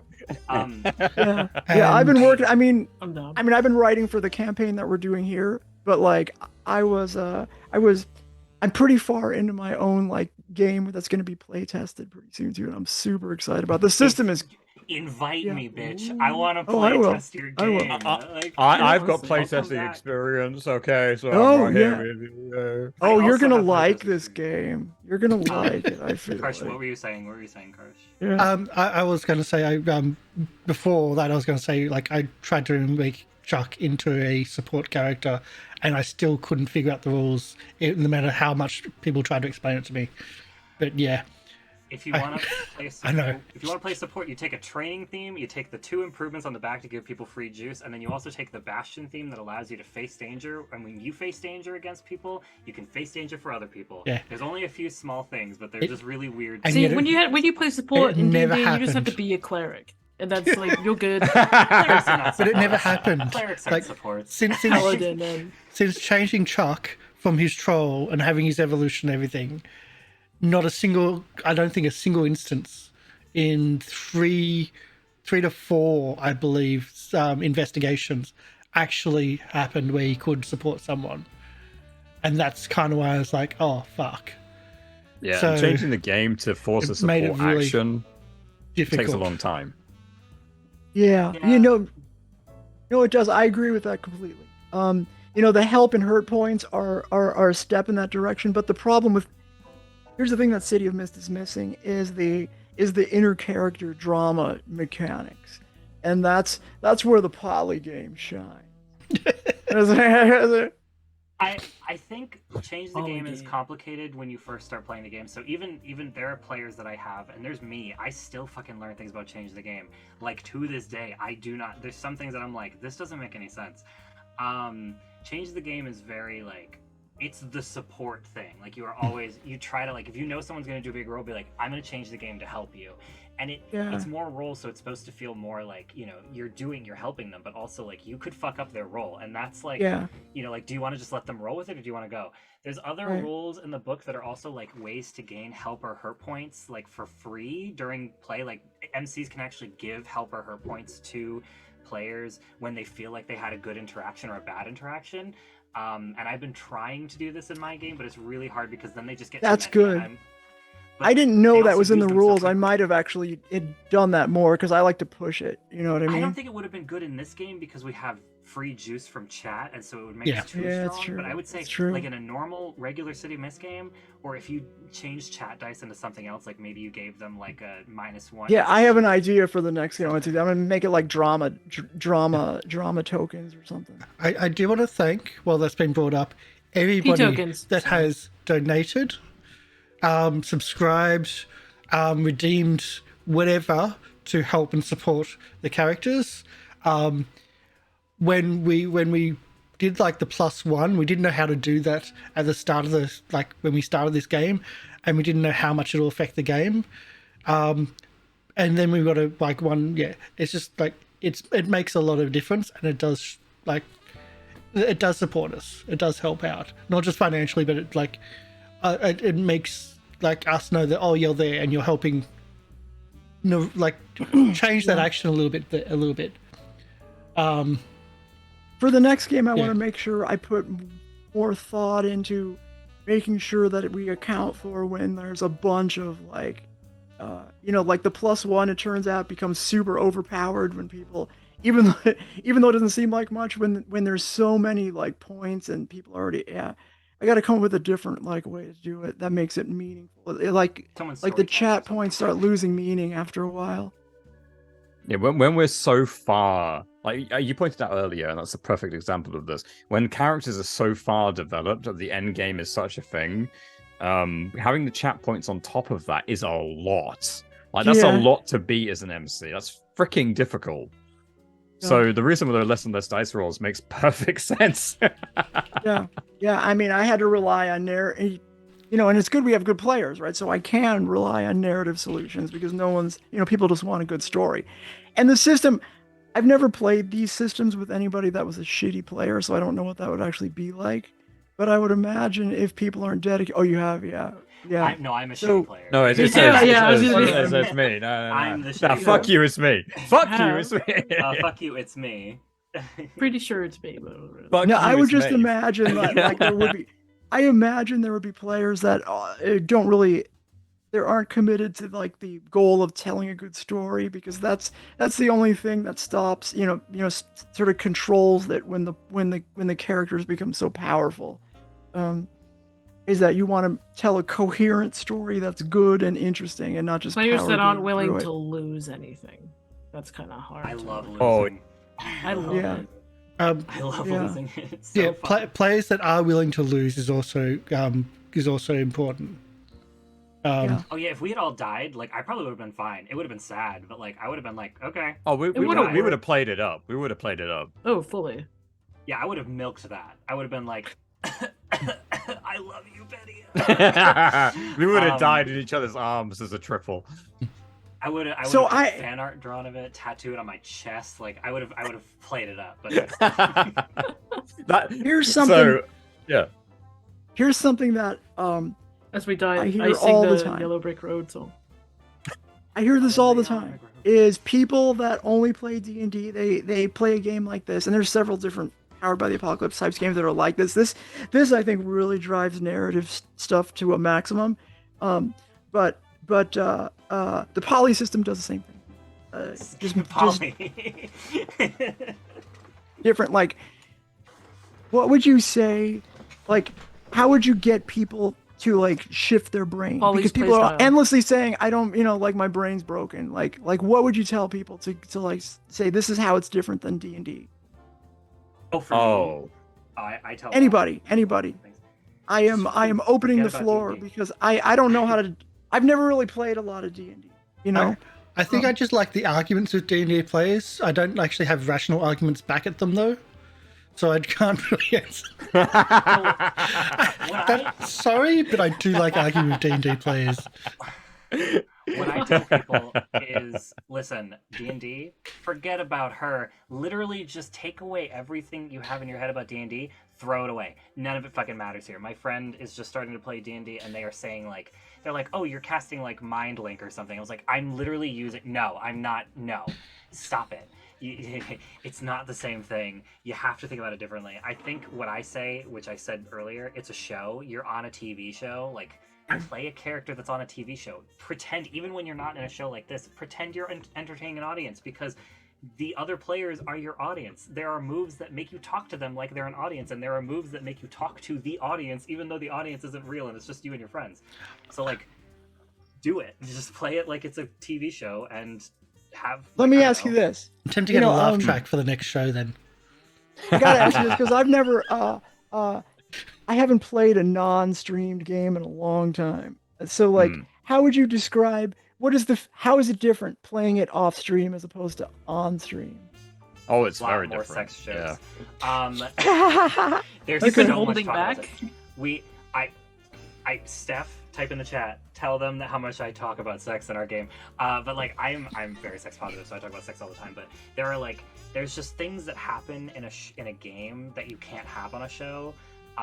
It's I like, see. it's just you don't feel like you have to entertain if you don't have to. We don't have to be on camera. There's no stress of that. But it's also just like, for us, the characters, we all know the characters. We don't feel the stress of like having to explain who the characters are to the audience all the time. Like for me, I always felt like for this show in particular with Maeve, it was like, I know where Maeve's story's going, but there are people jumping in randomly saying things and they don't know Maeve like we do, or at least like I do. And so for that, it's also just like, it's fun because a lot of the times the players are so invested in the story that they're like, hell yeah, like we talk about this for like weeks. I have my players all the time, they're just like talking in chat about what they're gonna do next week and like how they're gonna resolve this. And I feel like with a show, it's like you gotta just roll with the punches, and I think it's a little different than like a game where you can actually plan things ahead of time, and like we have all the time in the world to sit around for 4 sessions talking about our feelings because 3 of the characters almost turned into avatars, and now I have to like put off the cases so my friends can talk about their feelings as characters and cry a lot. There's also real emotions too, because I feel like I almost cried when Kel did that thing, but I feel like a lot of those moments don't happen on stream because we don't share that kind of part of ourselves online as much. So there's also that. Okay. All right. I think All right, that makes sense. no, fully that, because I remember when Kel had that thing with her sister like the first time, which was what, my second session ever. It was really early, yeah. Right. Yeah, it was and then afterwards you're like, we don't really do that. We tend to like move along to other events, and I was like, shit, yeah, that makes sense. No, That's That the was show. but we good, though. loved it. It was an improvement. No, when I show people this show, when I show them clips, I literally show them that scene on YouTube. And you can ask again, Stephanie, I talk about it a lot. It is like the reason that I was like, if I ever do a freaking podcast, I'm inviting Chris because she's the kind of player that, like me, who wants to like do that like narrative, make people cry and like and talk about feelings. And it's like, it's the only reason that I roleplay. I do this. Especially because you were so new to the group as well. You came in like we had so many people come in, right? Like after I joined, I really felt like I had like a really small impact in comparison, because when I joined, I was kind of, you know, in the moment and trying to work out what the system was and everything else like that. And then when you and Christine joined, you came out swinging out the fucking gate. I was really impressed. I was like, holy shit, this is amazing. This is fucking brilliant. I love this. So I also link that one to some people that were probably watching, or maybe not. It doesn't bloody matter. They know who they are. I've linked it to them too, because it's a really good example of the kind of thing. And what I want to say is, I did mention it the last time I talked about this, but one last thing about the system is that if you haven't played a TTRPG before and you want to kind of feel like what it feels like to be in a character and everything else like that, try this first and then try something like D&D, because your D&D roleplay, which is such a huge thing about anything, or just any TTRPG, doesn't matter what you do. Musashi the Five Rings, or Avatar, the latest one that came out recently, and everything else like that. Try anything like that. Try something like this first that puts such a huge focus on the narrative aspect first. Will make you such a better player. Everyone around you will freaking love you for it, because you're not just going to be the kind of guy who's I roll deception. You're the kind of guy that when they throw out Eldritch Blast, describes what Eldritch Blast looks like. You'll say that my Eldritch Blast looks like a snake coiling around an orb as it erupts forwards, which adds a hell of a lot, only takes 2 seconds to say. And that will be trained in these kind of systems. You won't get that anywhere else. Be nerdy, get into it, honestly. It's fucking love it. Yeah. You're role playing, bro. Like, you don't need to be like put on these pretense that you're not. You are. You're a fucking nerd, and that's great. You lean into it. Well, what I found is that, like, I think what Paul's saying is right, is what helps these games is the mechanics support the role playing, right? So like people almost have to do it. Like D&D does not, you know, in a lot of ways, like you could just roll dice, you don't have to do shit. But if your brain has already been broken into by these games, you end up doing it even though the mechanics don't support it. You know, because you know, I'm a huge believer in mechanics will drive whatever the game is. You know, it's too bad there's not those types of rules for D&D, but it's just a different system. I got to ask you though, Paul, since you play, go ahead, Karsh.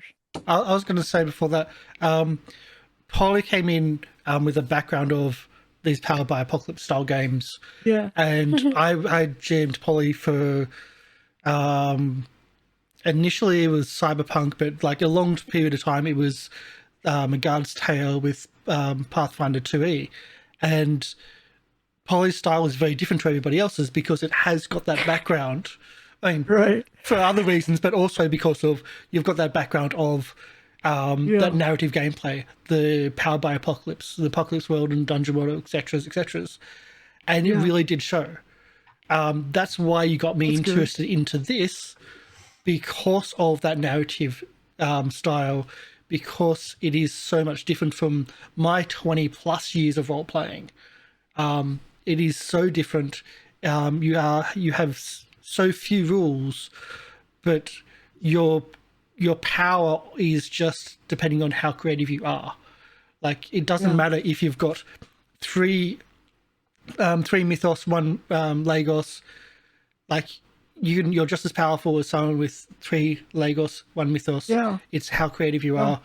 But it does get you to describe your actions, get you to say what is going on, because if you don't say it, it doesn't happen. And it's how you say it and how you're saying, how you're describing what you're doing depends on what you're doing. As in, that is how the MC describes, oh, you're going to do this, or you don't need to do a roll, or this or that, or you tell me, was there something there, or etc. Very different. I think Yeah. also like my first MC for City of Mist told me one time. He said to me, "Listen, you can." I was trying to. I was like, "What the fuck are tags? I don't understand this stuff." Because I had a D&D brain. I was like, "I don't understand this." Like, I've played Dead by Daylight. I've played Monster of the Week before, and I don't. This just doesn't feel like it. And he was like, "Okay, tags. Listen, you could have a Huh. tag that says you have $1 million. Doesn't fucking matter. It's a +1. It's every single one of these tags is a Yeah. +1. Your goal when building these tags is to convince me that you can use them. Other than that, they don't do anything else. If you can't convince me that this tag is usable and or we both can't read it and understand what it is, it doesn't fucking matter." And so I was like, I literally every time I help new players write character sheets, I go, one of these tags could be you have $1 billion. It's just a +1. It doesn't mean anything. You could use. I say I want to use my $1 million to bribe a cop. Great, good for you. It's a +1. If you fail, you failed. I'm sorry, bud. Like that's just how it works. Yeah. What else have It you got? makes Just $1 million. you think with your character and just like, what is he doing? Actually. And character creation is far more important than like just rolling the dice. Yeah. Could we? D&D mechanics is like alchemy, where there's this and this and that turns into this. It's like math, I guess. But and this is kind of like traditional magic, where it's just like you think it, you do it, it happens. You know, there's no like other process to it. I think I would like to suggest something since this is our last session together. Would it be fun for all of us to say one nice thing that we learned or did with each, like a highlight for each person, and then we just could. Is that too long? I feel like that might be too long. But I thought it would be fun to be like highlight for each person. Like, I liked when you did this. I loved when you did this. Oh, I see. Yes, that would be fun. That's What cute. what did think you we want to have say there, time for Polly, that? before we cut Because- you off? Yeah. Sorry. Oh, we can do what you're saying, but I wanted to ask because the next game I'm going to run is Forge in the Dark, and I'm going to there are there I'm going to force tags every place I can interpret them from the rules. There are certain rules that I think people skip that I will absolutely enforce, and then I might even make up some places where people have to come up with tags too, because I really think they add more. But what do you think somebody who has never played a Forge in the Dark game before, and I just got done with years of City of Mist, what's the differences? Am I going to be able to run the game the same exact? Is it going to have the same feel, or am I going to be hampered by the rules? You're going to be hampered, in my opinion. But at the same time, because it's Blades in the Dark you're talking about, right? Yeah. Forge in the Dark, yeah, Forge in the Dark. So for anyone who doesn't know, Forge in the Dark, or aka Blades in the Dark, is another interpretation of the Apocalypse rule set, the same way that City of Mist is. So it plays incredibly similarly with the huge focus on the narrative, but because the narrative is specifically directed towards one environment, it probably does limit you more than this would, but only in certain ways. Like how you develop a crew or something else like that. So, like, for your plan is to develop like a cruise ship or something else like that. In order to do that, you'd have to satisfy X requirement. I would personally recommend you just ignore that completely, and instead go for like a milestone situation where you guys have done X mission for this incredibly important client. They give you the availability to unlock this crew skill or whatever, which still allows the party to plan mechanically what they'll unlock, because that's part of the fun too. But it also will allow the veteran advantages and the advantages to work with the pacing that you yourself would like, which I think might actually work better than a pre-written adventure which has players go like to obscene levels, because you literally, like any other milestone situation, would set the pace, but in Forge in the Dark would be more relevant. Okay. That probably doesn't answer your question, but yes and no. Okay. Yeah. I'm just curious if if it's going to get in the way of the collaborative storytelling that come to know and love. No, it would encourage it. Okay. All right. Good. Well, that's what I care about. I would message the City of Mist Discord and type in like the MC den thing that they have, and or like ask people questions in there and see if people have played the systems and what they think, because a lot of MCs will have better. I've never played the system, so I can't help you. But I was always going to say. The City Mist and the Blaze in the Dark are two separate systems. They're both based off the Apocalypse, but they're two very different systems Yeah. and they actually play out. Yeah, no, I know it's a system. I never played it. I've never even played it as a player. So I was saying, like, people in the City of Mist Discord, there's probably someone that has, and you can ask them, what do you Right. think I should do as an MC to try to make Blades of the Dark more like City of Mist? And the I answer don't think can't you would just be play City necessarily of Mist. need to. Is what I was trying to drive home to. I don't think you'll necessarily need to change anything. I think the way that you, Polly, the way that you change the story, the way that you kind of roll with the punches, is such a huge strength as an MC. Being able to take that into a different system that plays incredibly similarly, and just It'll be okay, is what you're saying. yeah, absolutely, you'd be absolutely fine. There Okay. are certain things which Yeah. you could skip, which is the only thing I can possibly think of is the crew experience, which I would just set to milestone, so you have more control over that. Because I'd say that was one thing that we kind of ran with in this game over several years, and some people who Yeah. came in with more experience and everything else like that really showed it off too.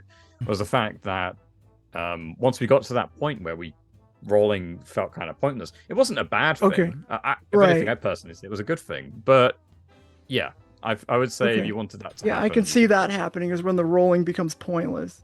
Yeah. As a counter argument for that, the alignment, which also runs off Powered by Apocalypse. If you haven't seen the show, it is a Monster of the Week game. It was supposed to be only a temporary game. It was supposed to be like 2-3 weeks. That was it. So we set the donations, the redemptions, etc., to experience points. You only need 5 experience points to level up.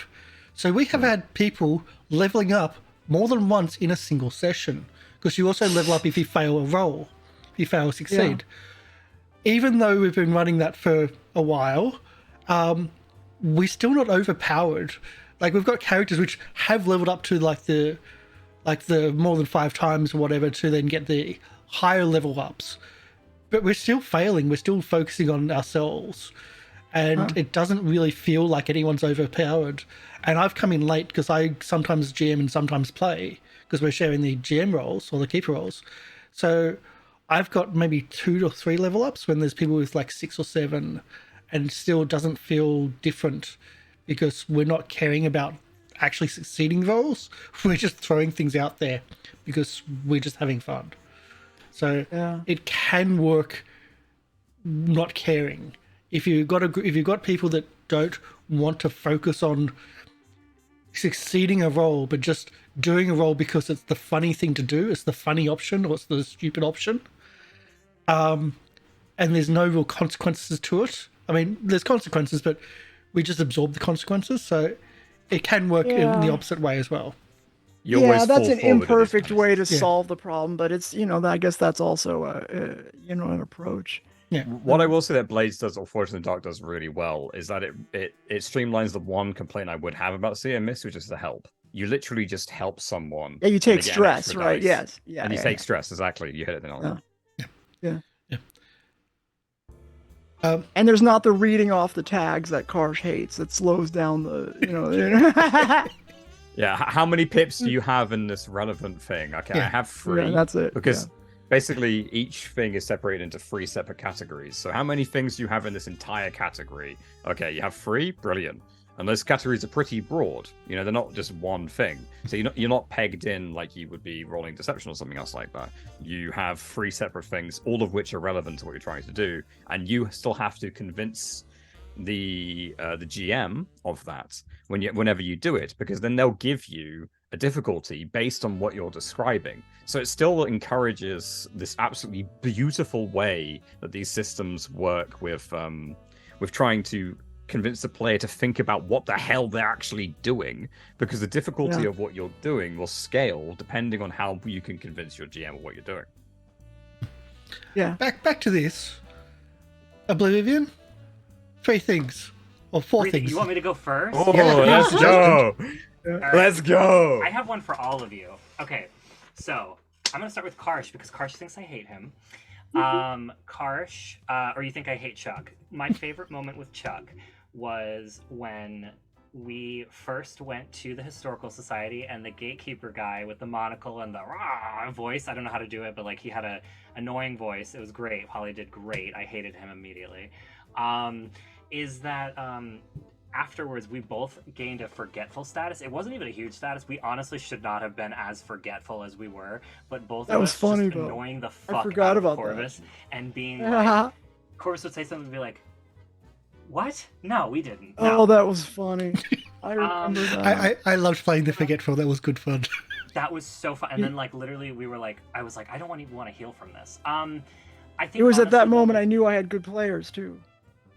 I think Oh, Maeve like it. kind of just started veering more towards like the girls in the group, and less around Chuck, because she started to like go less from like the I need to get rid of this wand and I'm a normal human being to more like I need to protect these people and they're my friends. And I think for her, like Chuck was fine. He was dumb, but he's fine. Like he's never gonna die.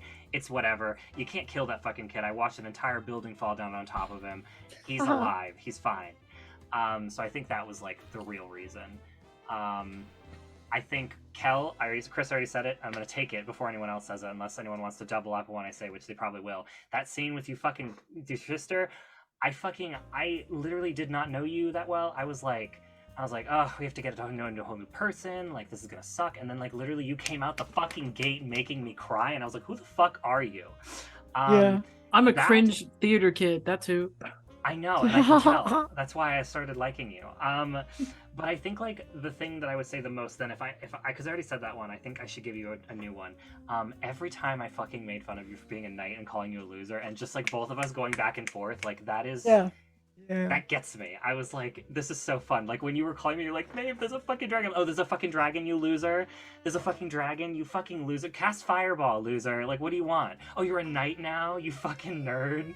Like, you're on a quest. Did you roll your combat roll? Did you roll your combat roll? Make sure that you deflect. You say, tell them when you tag out, so that when you're dead. You know, yeah. Any scene with Penny is great.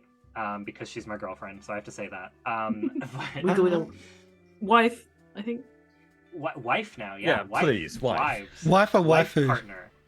Life Both. partner. Yeah, I think like Penny for me, it was like everything that we did just seemed like it popped off. I think the best part though was when I had already now 3 times. I didn't know if anyone had even noticed, but 3 times me going into battles or combats without telling anyone and just running in, because Maeve has a savior complex and is like very, very quick to sacrifice herself. I think it's very fun that Penny, the second time I did it, was like, stop fucking doing that. I'm so sick and tired of this bullshit. But also us arguing, like those moments after when we started to try to leave the city, of us just arguing in front of people and telling them to wait as we continued to argue, was probably the funniest thing. Like Mr. Burns, like trying to tell us, like, you can't leave the city, it will fall. But we're like, sir, can you shut the fuck up? First of all, why are you mad at me right now? You also then did it to Corbin Payne, like an episode or 2 later. Corbin Payne, the most powerful man in our perceivable universe. The big bad. We fucking told him to wait a minute while he was holding basically a gun to Armand Kai's head, and we were like, can you hold on? Are you fucking kidding me? It's just, yeah, that was that. Polly, you are a great MC. Honestly, I like, if you ever need help MCing or doing anything, you can always message me and I will tell you my advice. Like, you do not take this as me leaving the channel as like, you know, you can never contact me again. Fuck you. Like, tell me anything. If you have any questions, be like, hey, I'm running this campaign. How do I do this without killing them? Or how do I do this and kill them? But not make it look like I'm trying to kill them. How do I kill Karsh? Or Karsh's character without him knowing? Just trick him into thinking that he's doing something that he's supposed to be doing, when in reality he just picked the wrong improvement on his relic theme. That's how you kill him. Yeah, right. Hubris. Icarus flying too close. Hubris, to the sun. yeah, who knew? Who knew that's how you got it, you know? But no, I think like my favorite moment from you was when this is a really early one, but like when we were working on it was the first case that I joined. I had no fucking idea what was happening. There was that lady that was like, she had like fire powers, and for some reason you like started giving her a pirate accent randomly, and Like, honestly, the first clips of me on this channel on YouTube, by the way, youtube.com/GoblinCaveTV, the first clips of me were literally with you making a pirate voice, and you were like, I could be nice, but you got me listening, but I should try to listen. And I was like, this is the MC for me. I think it was just, and then you made like pirate voices for like a couple other characters, but your character voices, they're like, I can't do men's voices. You do them like so fucking well that I'm like, I want to be like, teach me your ways, because I can't, like the rough gruff like guy The who growl. smokes 20 cigarettes. Yeah. I like, you do it. It's and a I gift, close yeah. my fucking eyes. I have no fucking idea who I'm looking at. I'm like, there is like a 40-year-old man, like an 80-year-old man on the other side of the screen talking to me, and he's smoking a pack of cigarettes. Like every time you do a man, it's so good. Your voices are great. Your NPCs are hilarious. When you played my sister, that was hilarious. I'm gonna stop talking because I could talk about you for hours, but thank you so much for having me on this channel. If I don't say anything else, you guys have really pushed me towards what I want to do with my life, with my own channel stuff, and like with role playing and playing Maeve, a character who I made for campaign and didn't get to play, and then I wanted to play her again, and actually telling her story, the one that I wrote out in my head originally, and getting it to this point where I did exactly what I wanted to do, and I got a girlfriend at the end. I did not think I'd have a girlfriend at the end of that. Perfect. That was solid. That Yeah. was solid. I got a girl. Shit. Yeah, I love you guys. Just thank you. You got a city, but you also got Riz. I got Riz. And I was that girl. I'd like to go. Yeah. I'll start with Maeve. I did love that forgetfulness. That was great fun. I really loved that. And I'd totally forgotten about it. I'd absolutely totally forgotten about it. I think like what sticks out for me was like Maeve freeing Emily. Oh, sorry, not Emily, Emma. Emma, yeah. Yeah, and you're asking me like if I was going to fight, if I was going to like go against you, and I'm like, no. I'm just wanting to see what you're doing. I'm just like, you do you. I want to see how this plays out, and I thought that was really cool. That like, and you weren't doing it for Chuck, you were just doing it for her. So I was just liking that, and like, yeah. Pathetic. I had to help her. I was like, this poor fucking bitch. Someone help her. She really was. For Polly, Goldie was just hilarious. The 80s, the Ghostbusters, the Back to the Future. There was a couple of others which I remembered afterwards and realized afterwards, but they were just so much fun. And the accents, of course, and the really like when you're asking the questions after a failed roll, like really getting to people's heads, and you just like know, oh fuck, I'm giving you the information we don't want out there, but now like who has that information, and knowing that like that was an entire adventure which I refused to actually roll, because every time someone failed a roll, you were asking really serious questions. So I wasn't even rolling, just in case, because I could see where it was going from everyone else's. Yeah, I like the ability to like metagame according to the rules, right? Yeah. That's a fun aspect of the system. For Kel, it was like Chuck was always left with Kel. There was this weird, really weird relationship there. But what I really loved was essentially how we introduced Kel and Kel's background of being forgotten. That for me was the biggest memorable thing, because we workshopped it. Ironic. The biggest retcon in history. The biggest retcon in history. Yeah, right. The character has been there the entire time. The entire time. Which was just fun. Which is like gaslighting Joined the with same Kyle session that I is. did. Like, it was... You're muted, Oh, but you're yes. muted. Oh, fuck it. I was going to say for Paul, I know it sounds weird, but that introduction was really fun as well, with Penny, of being in a car accident about I to was be gonna killed. say that. Took my Just like That's a freaking mean thing to do. A real Well, it's bitch ass 'cause move he- to do, Well, but it was great fun to role play through. I knew I was in showed good it. hands the moment I joined the game, and I had to scream because I was about to be run over by a car. I also want to do a throwback as well. So for Corvus, the tax and death scene was absolutely for the entire show my most fun moment was talking to Death about death and taxes. That was just for me just the most fun. And it was a very Chuck okay, thing can to I do. go? Can I go? If you want. My turn. I'm gonna start with Paul before I forget because okay. So what I like about playing with you is you contribute. You're not overbearing. I'm comfortable with you right out the gate because the first thing I did is I had you almost hit by a car. Like you come in and I have a car. I was like, oh, I know what I'm gonna do. I know what I'm gonna do. And I wouldn't have done that if I didn't like you right off the bat. But it's like I knew it was gonna work out right away because like you didn't get mad at me. You didn't like yeah. You just went along with it, and you didn't even know the rules. Too. So like right off the bat, I was like, oh, okay, Paul's gonna be great, and I was right. You know, like there's just a lot. You're just good at going along with like whatever I throw at you. I'm trying to think of like a role playing moment. Where it was just you and me. I can't think of one because my brain just Or just favorite fails moments, me. You know? It doesn't have to be. And Like, what's just that? You guys. It doesn't have to be just you. Yeah. Like it could be anything. Well, and you added a lot to the story, but you also like just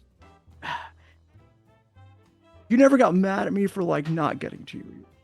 you know, because like a lot of times like we had too many players and I would be like, oh, Penny isn't gonna, you know, but you're patient and you put up with that, and so I appreciate that. So thank you. You've been excellent to play with. And you're always very honored to play. What is it? Very honored to play Penny Roberts. What's the word you use? It's very cute. It's a pleasure to play. Penny Pleasure. Roberts. It is my Which is absolute true, pleasure. because it's fun. The absolute pleasure of playing Penny Roberts at Duskull University. And you play a girl character really well. Thank you. That's not easy, you know. You really pulled it off. That's always a risk, you know, but you pulled it off. It never came off as unbelievable or anything. Yeah, it was well done. Well done. Okay, Karsh. No, we still got Paul and Chris. Oh, next What? person. No, Oh, I'm no, going go, to each go. person. Oh, okay. No, okay, I won't talk about Karsh. No, talk about me then. Okay. Talk about me. I don't mind. That's your favorite part. After that made me feel really good. Do you want to hear this? At the best time, so like, Karsh and I talk a lot off stream. So like, it's not a fair answer, you know, that I say the best times we've had is off stream brainstorming, but it really is like. Kind feels bad, but thanks. No. I know what you I mean, mean, yeah. I hope you know what I mean. Yeah, I do. Like, he plays like a dumb character, but it really is just a character. Like, you know, endlessly frustrating. I don't know why you have to do that, but like, you know, he's got a good mind for like, you do, for like, what's gonna work. You recognize a good role-playing idea when it comes up. You contribute to the game a lot. You foster between us players a lot of interaction. It wouldn't work without you. So like, and I know you put a lot of effort in this too. So I'd say like you're the MVP here. But like I really just and you listen to my shit off stream for for like a lot of time, and so that means a lot, and you're gonna let me play another game. Wait, playing? Am I running the next game? Fuck. No, I already made it clear I'm not being. No, I know. It's like, I mean, I don't have any problem with being a player, but I have a vision, you know, and so thank you. I've had endless fun since I've been. All right, I'm gonna go with Chris next. the emotional moments. Like, one thing that you do. Remember the time you said just it was off stream again, but it did work. Like you're like I'm gonna ask you to do something. Just follow me. And I was like, that's what I want to hear. It was when you wanted to talk to like Moonwraith or whatever. Just follow me, like play off me. I was like, that is music to my ears because that's what I want to do. That's what makes magic, and it did. Like that happened a couple of times. So like that's what your strength is. Just follow me. And I don't want to step on players' stories, so I try to like read the tea leaves, but sometimes I don't, and I just do what I want, and you never like got upset at me, like Moonwraith, well, what if I come like find you anyway, sort of thing. So like you also just followed me in return, and so I appreciate that, like the bathroom scene, I think, where you ran off, and I thought that was cute, and I had a lot of fun. I like it when players offer me a chance to roleplay, because like a lot of times, particularly later in the game, when I didn't really, when every role was a success. So like when players are more likely to be successful, I have less to do with the game at all. So like the only time I get is the time you let me have. So like that's super good. And so I saved Mavis Viv for last because the thing I like that you do immediately out the gate is you have a believable like approach to her. Like Mavis comes off of right out the gate as like insecure but having these specific confidence areas, like, oh my gosh, should we do that? It's like somebody I know, like you play somebody I know, and I have a feeling there's a lot of you in that, but it's not all of you, like it's you don't hold back, you sort of I think you get into character, and that's very very obvious and very fun and very effective, and you keep the energy level up, and that's super important. It keeps the game going. So yes, you end up getting a lot of screen time, but it's only because I recognize that it keeps the energy level up, and I think it drives the story forward, and it's been perfectly fine for me, and I think everybody else sort of appreciates it too. So let's see, the time I liked the most, if I had to pinpoint it, The French chauffeur. Yeah, that was fun. It's like fun or whatever, it's I'm just trying to think of like a connection time, where I felt like we connected as characters, like in an emotional way. But I've had so many, it's hard for me to The sister. It was okay. That was pretty good. That was pretty good. I feel like there's one I'm forgetting. There's something good. You're one of those. You're going to The leave, sister was aren't pretty you? good, but we had to get it done fast, right? But it's still like, even when we had to do it like just to get the story through, it still had meaning, right? There was still like a character development. So even then, even when it's like pro forma to like keep things going, it still worked. But like, what's the time that will really like? God, there's some. I can't think of one right now. But I mean, there had to be at least. I just keep thinking about breaking my wand. Like I keep thinking about that. I cannot think of anything else besides that because I remember I talked to you the about it. I was first like, I'm gonna time do you this. had that meeting with Crystal Knight when it was just you and Polly together, and you were having that kind of psychotherapy session together. I don't know if you remember that. That was really impactful. Oh yeah. That's fucked the up. one. That's the one. That I'm was thinking. fucked up. Yeah. She was playing my therapist, right? Or was it? Yeah, Crystal Knight? It was That was Crystal. fucked up. It was Crystal Therapy Knight. session? Oh my god, Yeah. that fucked me Yeah. up. I was like, I started questioning my own real life. I forgot. Yeah. Yeah, about that's that. right. That's right. That That shit was was so wild. powerful. I like apologized for it. Yeah. Okay. That's what I was trying to think about. I was like, I know there's something I'm forgetting. Yeah, no. Because I got into character too. Like you got me into it, and then you followed, and it was like, ooh, that might have gone too far. Like, The rest of Yeah, us there were was like, some- what the I feel fuck like- just I happened? think the only times I ever heard Polly say like, "I'm sorry if I went too far," were scenes that involved me. I feel Yeah. I feel Yeah, like well, every time it because was you're like good after at I getting did in the- something. Yeah. Yeah, but that should be like, that's a compliment if you want to take it that way, because I would look forward to that again. You know, I'd be like, oh, that was so great. I can't wait for that to happen again. So If you missed I that scene, it appreciate was really fucked up. The big bad being a psychologist, really scary. It was the most real thing I think that we faced in this entire campaign was that and capitalism. It was definitely that therapy session for me. But Polly really got into it, and that was like she was playing the antagonist therapist, the therapist that's trying to get something out of you, something negative, something evil, and it was trying to really well make you done. crazy. Yeah. It's because Polly did this thing, and I remember the scene clearly because she was like, "You Yeah, wouldn't yeah. like that, would you?" And she would like pause for a really long time, and then she'd be like, "But I think that doesn't really make Yeah, any yeah, sense." yeah. And she'd like go back into being like positive, and then she would just like very quickly have like, "And do you think that you're a bad person?" And she'd Yeah. like, drop her voice like 4 octaves, and I was like, "I'm feeling that." Like I remember sitting there being Yeah, well, like, I would do the slow. It's like time slows down because you're stressed out. It's like,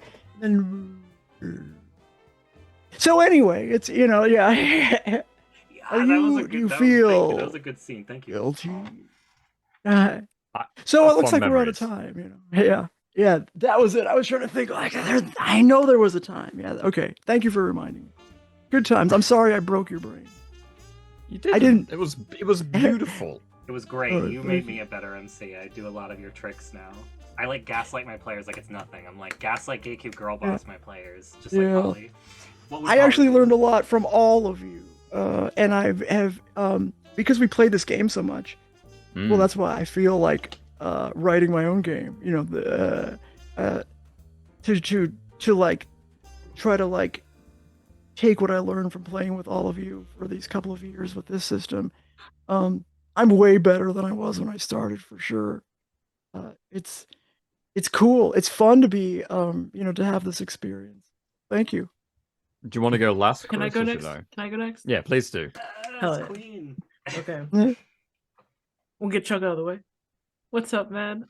We had the weirdest It was- dynamic only because it was like you're in a friend group and everyone else is already paired up, and I'm just like, well, guess You I'm also going had hot with the night, stuff kid. for one of the others that are paired up, Yeah, I had a which crush made it even on Mavis, worse. which made it weird. And you would always do like these outlandish, crazy things, and I'd be like, okay, well, I gotta be a foil to this. In any regard, it was much fun fighting a dragon with you, or at least watching you fight a dragon, as I made snarky commentary in the background. And then watching him die. That's you also did I that. didn't die. Oh yeah, thanks. Part of him. But died. I think you mean saved Chuck's life. Is the established story here? There you go. As I explained in the pre-show, which Chris didn't realize, that if I passed that roll, Kel might have also had a follow of 6 on Chuck.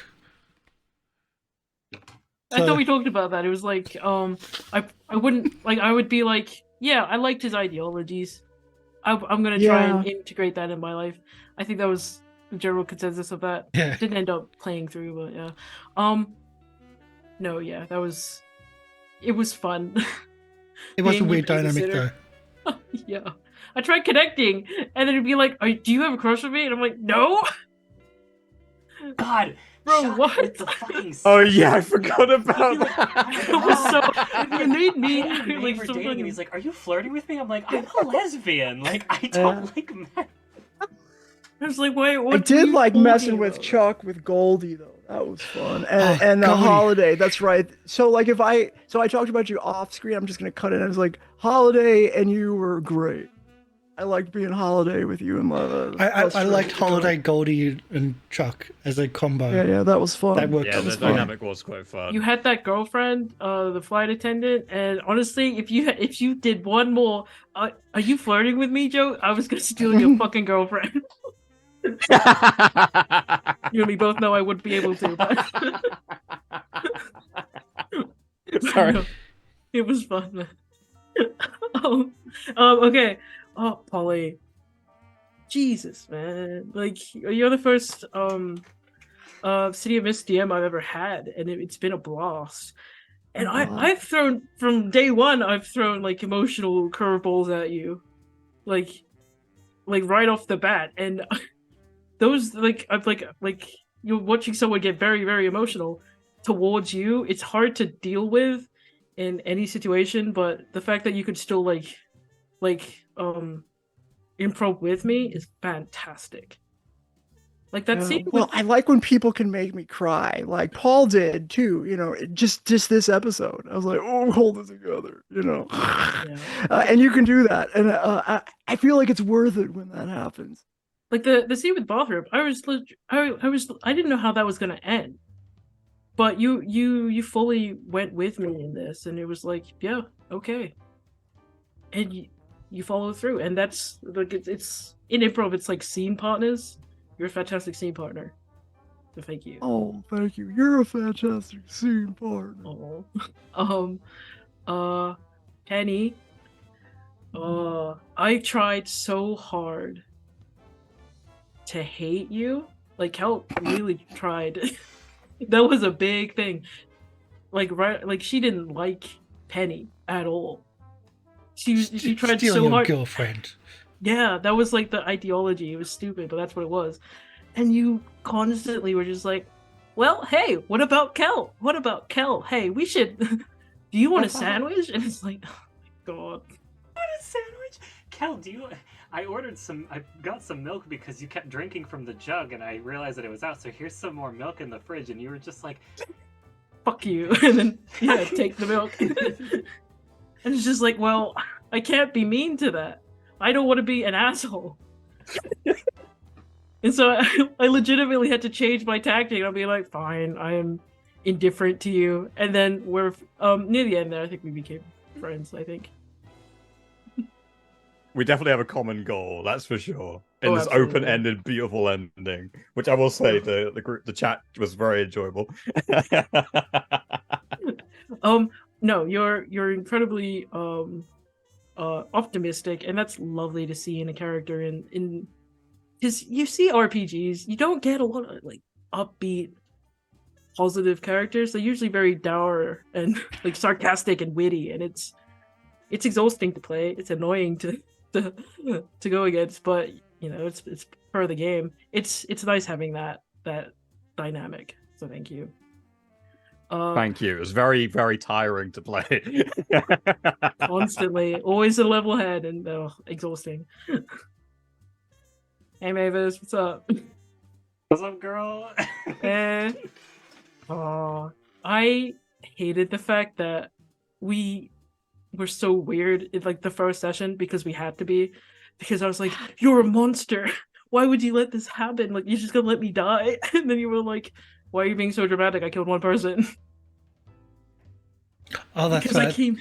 The Yeah, sacrifice. that was the whole thing, and I had to recalculate that when the sessions went on because it just felt weird. It didn't feel great having to keep that tension up, And I really wanted to keep it going, but it was fun interacting with you, like not doing that. These like later sessions were fantastic because it was just you and us just bantering,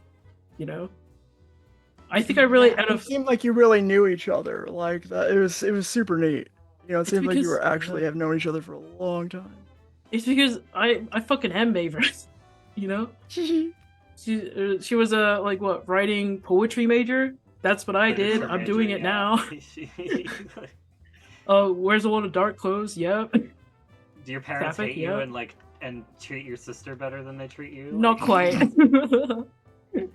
Perhaps not to a T. Personality-wise, I knew her well, and I honestly just you two. I love the. It wasn't a scene I was really in, but that little proposal on a mountainside. Was it a mountainside? It was in the common area of the campus of the university where In the me and Penny university, first that's met. right. That's It crazy. was literally on the grounds. Like we just had a picnic on the grounds, and I proposed to her there because that's where I met her. I thought that was adorable, and We loved forced you into the love scene it. too, which was Yeah. I loved bringing I you was into like, that "You're because you here added taking so much. pictures." It's because we had such a weird tension because Maeve knew that you liked her, but she Mhm. didn't, she was like, I have a girlfriend, and Yeah. I was like, if Penny didn't exist, Kel and Maeve would have definitely dated, like for sure, because Mhm. Kel is hot, and Maeve would have went for her and been like, hell yeah. But it's just that like Penny and Maeve were already dating, so it was just like, Yeah. this That is awkward- weird. And Mm. I think it was also weird for Maeve. Like, I didn't say it out loud on stream, but I've said it to you a couple times. It's like it's weird for her because she forgot that you existed, so she stopped liking you, and then she got a girlfriend, and she was like, "Well, you basically Uh-oh. died to me, so like, I'm sorry." It's like So Kel that was like stuck at that point where you guys are at, where it's like building up to a relationship, and then it never happened. and then it never happened because you just Yeah. like, you vanished, and it was like Mhm. that whole tension, and then we finally had that moment where we both just like blew up at each other. Yes, and I it was, like, love that. I remember because like first it started off with me being like, "Fuck you, Kel," like "fuck you," and you were just like, "Where the fuck is this coming from?" And then we finally had a conversation, and then after that, that was when you did the quest thing, and we had that like text chain, and I was like, "This is they're friends now." Like they finally It felt it clicked in place. I think our dynamic. Yeah, that was like the click moment. Quest. I liked that. Yeah. Fucking loser. Oh, that was funny. Was that improv? Or did you plan that? No, that was improv. How do we plan that? Oh, it I came didn't off. plan It that came at all. off super like it felt very normal and it felt It did. believable. Is that what would happen? Because I feel like Kel and May would make fun of each other, and they Oh, always yeah. have had this like banter where they made fun of each other, but in a mean way. So it's just like, I'm gonna like twist it, like you're gonna text me about being on a fucking quest, you fucking loser. Like, Yeah. I just feel like goth people would make fun of each other like that. They like, fully be like, would. Like golf punk. fucking We nerd. had that like solidarity. I was like, damn, you're coming out the gate with a negative thing. I was like, fuck. Yeah. And then you She's- And Penny's like super preppy, so it kind of balances out. Yes, the prop thing. That's why I literally saw Penny the first day that I played in this campaign. I was like, I'm gonna romance that girl, Fully, yeah. and I did. Opposites. Paul, are you last? I'm last, yeah. Save the best for last. Now you're goddamn right. So I've had all this time to think about and revel in the joy, and I felt very good by all the compliments I've received, and it makes me feel giddy. But oh my god, this shit is hard to pick. Like, I've been in this game for a long time, not as long as you, Polly, and Karsh have, but a long time, and there's been a lot that's happened. So picking like one thing is flipping hard. But what I will It's hard for say- me to remember everything. That was my thing. Yes, same. Okay, right. I know where to start. Polly, starting with you, because Good place. holy shit. When I was first introduced to the game, the first, interaction I had with you as the DM of the campaign, because I never really spoken to you before this either, was you're being run over by a car. What are you gonna do about it? Which isn't something. Yeah, that was a little cruel. No, it wasn't. I don't It know. I was was beautiful. feeling saucy. It was a really beautiful moment. I loved that because I knew exactly what I was dealing with from the very second. And you kept that up at every moment. And the moment that stuck with me the most had to be the moment in the carnival, where it was me and Corvus trying to work our way forwards to different areas of this carnival. And you, at every fucking opportunity, were like, Penny, you see something out of the corner of your eye. Oh yeah. Soft move. Soft move. There's a shadow behind you. What is it doing? Soft move. And then Soft, then the person with the jaw comes in, and you describe it so vividly that I have to get into character and just plays like, what the fuck? I've only been here like 10 minutes. What the hell's going on? Yeah, I wish every character started out like that.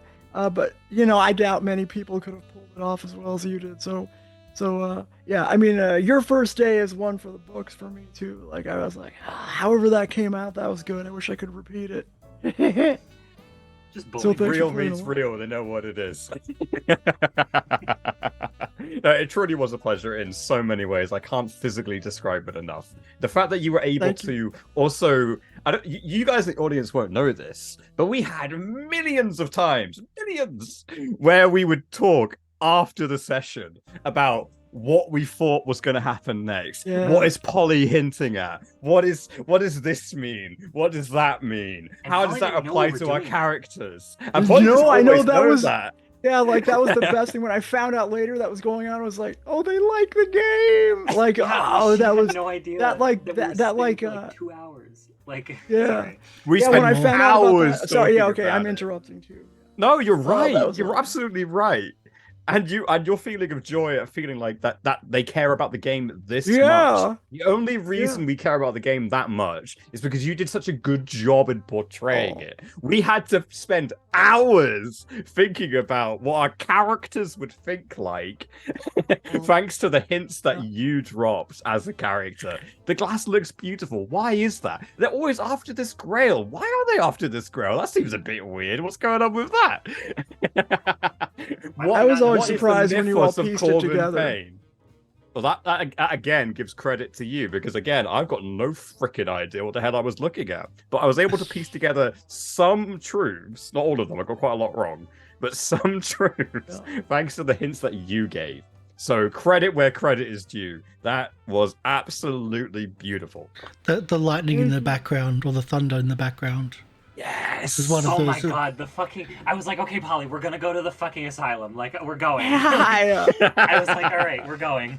It was when they used the lightning to redirect our attention from one thing to the other. Like the lightning yeah. was supposed to be like random or so, or counting down to something. We don't know what it was counting down to. Right. But in the carnival, there was literally a machine that was powered by the lightning. So you made us believe that that was the important factor, that was drawing the lightning to it. But then you use the lightning again later, and we were like, "Oh God, what the hell does it even mean?" So honestly, this was such a pleasure. I'm gonna miss this so much, but it was so good being able to think about a character's point of view in a game that you led. So thank you. Oh, you're welcome. Yeah, that was great when I found out people were talking about it. Oh, they look. Yeah. Karsh, Chuck is next without doubt. So I've got a lot to say about Chuck. I love Chuck as a concept character. As a person that loves playing the dumbass, when I first joined the game and I saw the way that you played the dumbass, I was so impressed. I was like, this is a brother. This is someone that understands how hard it is to play the dumbass sometimes. This is a person that can really get into that character's mind, which is not easy. It is not easy to play the dumbass, to require the foil. It is not an easy thing to do. It's quite hard. So when you're able to pull that off so distinctly, but then even more than that, even freaking more than that, was the moment where you start coming up with this beautifully laid story about how your character changed, how it stopped being the dumbass, how the ogre was gone and it was replaced by your evolution of an angel, and you portrayed it with that scene where we were at your house, and all of us had this really emotional moment with your character, where you finally become more than it was. That to me is the pinnacle moment of Chuck that I had with you. It was in that moment. And yet he was still a dumbass. And yet he was still yeah.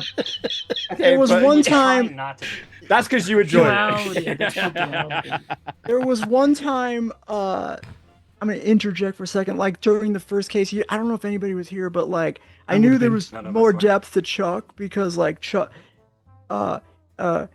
Chuck heard about the jazz singer in the first Oh, yeah. case, and like he went home and he listened to jazz records, and you know it was clever and cute. You know, it's like he's deeper than just a dumb football player.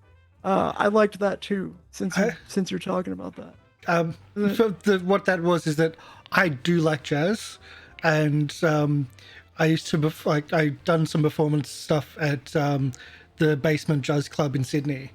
As in, okay.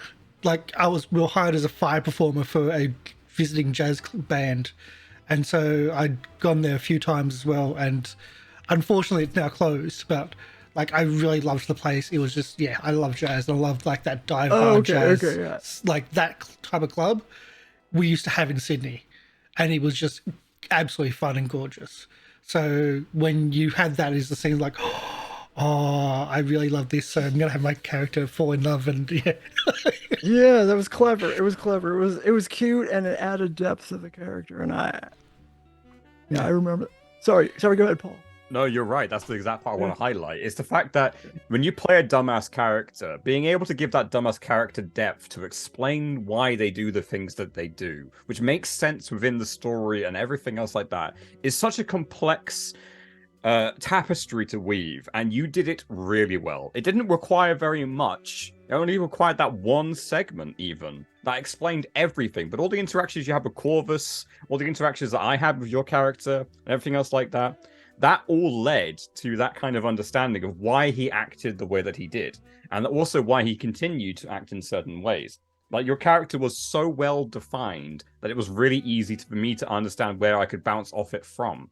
So as a person that likes kind of like playing into what other people are doing and kind of emphasizing what they're doing and everything else like that, being able to understand your character for such a clear and beautiful way was so good, especially from someone who loves playing a dumbass as well. It's really freaking hard. So again, real meets real. That shit was great. And yet he had no backstory. Didn't need one. Yeah, you're not. Yeah, I mean As in, that's part of how the system. what I'm saying is, when something came up in play, I would then be writing it on the character sheet as a background. Yes. Just in case it came up again. It was a very in the moment thing. That was beautiful. I love that so much. Right, Chris. Okay. Oh my God, Kel. Right.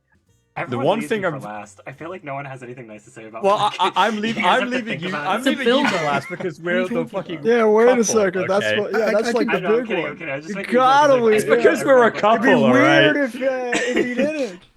Everyone I but could Karsh I put could me do you last. now if you really want to go first. You want to go No, first? go with Chris. Go with Chris. You guys were flirting all session. I don't. It's Oh fine. my god. Okay, Chris, Yeah. babe. Jealous Hey, much? babe, we're Oh gonna talk about yeah. this. Jealousy isn't a good shade on Let's you. go. Shall I change the music to romance? Yes. You might as well. So, there's only one thing I'm sad about this equation, is the fact that we only really got to talk about what our characters' development goals were at the very, like, towards the very end of the session, right? We had several moments, which I absolutely loved, but I would have loved to explore deeper with your character what our connections could be towards, like, your history and my history and everything else like that. But time didn't allow it. So what we did was something that arguably worked out not as good, arguably, but still really fucking well, considering the limited amount of time we had to make it work. Which was this beautiful moment where we were with your sister, and you're having this incredibly emotional moment with your sister, but you don't forget to include me. Now, I'm not exactly a very active proponent character most of the time. I would try and kind of because that's how I imagined Penny to be.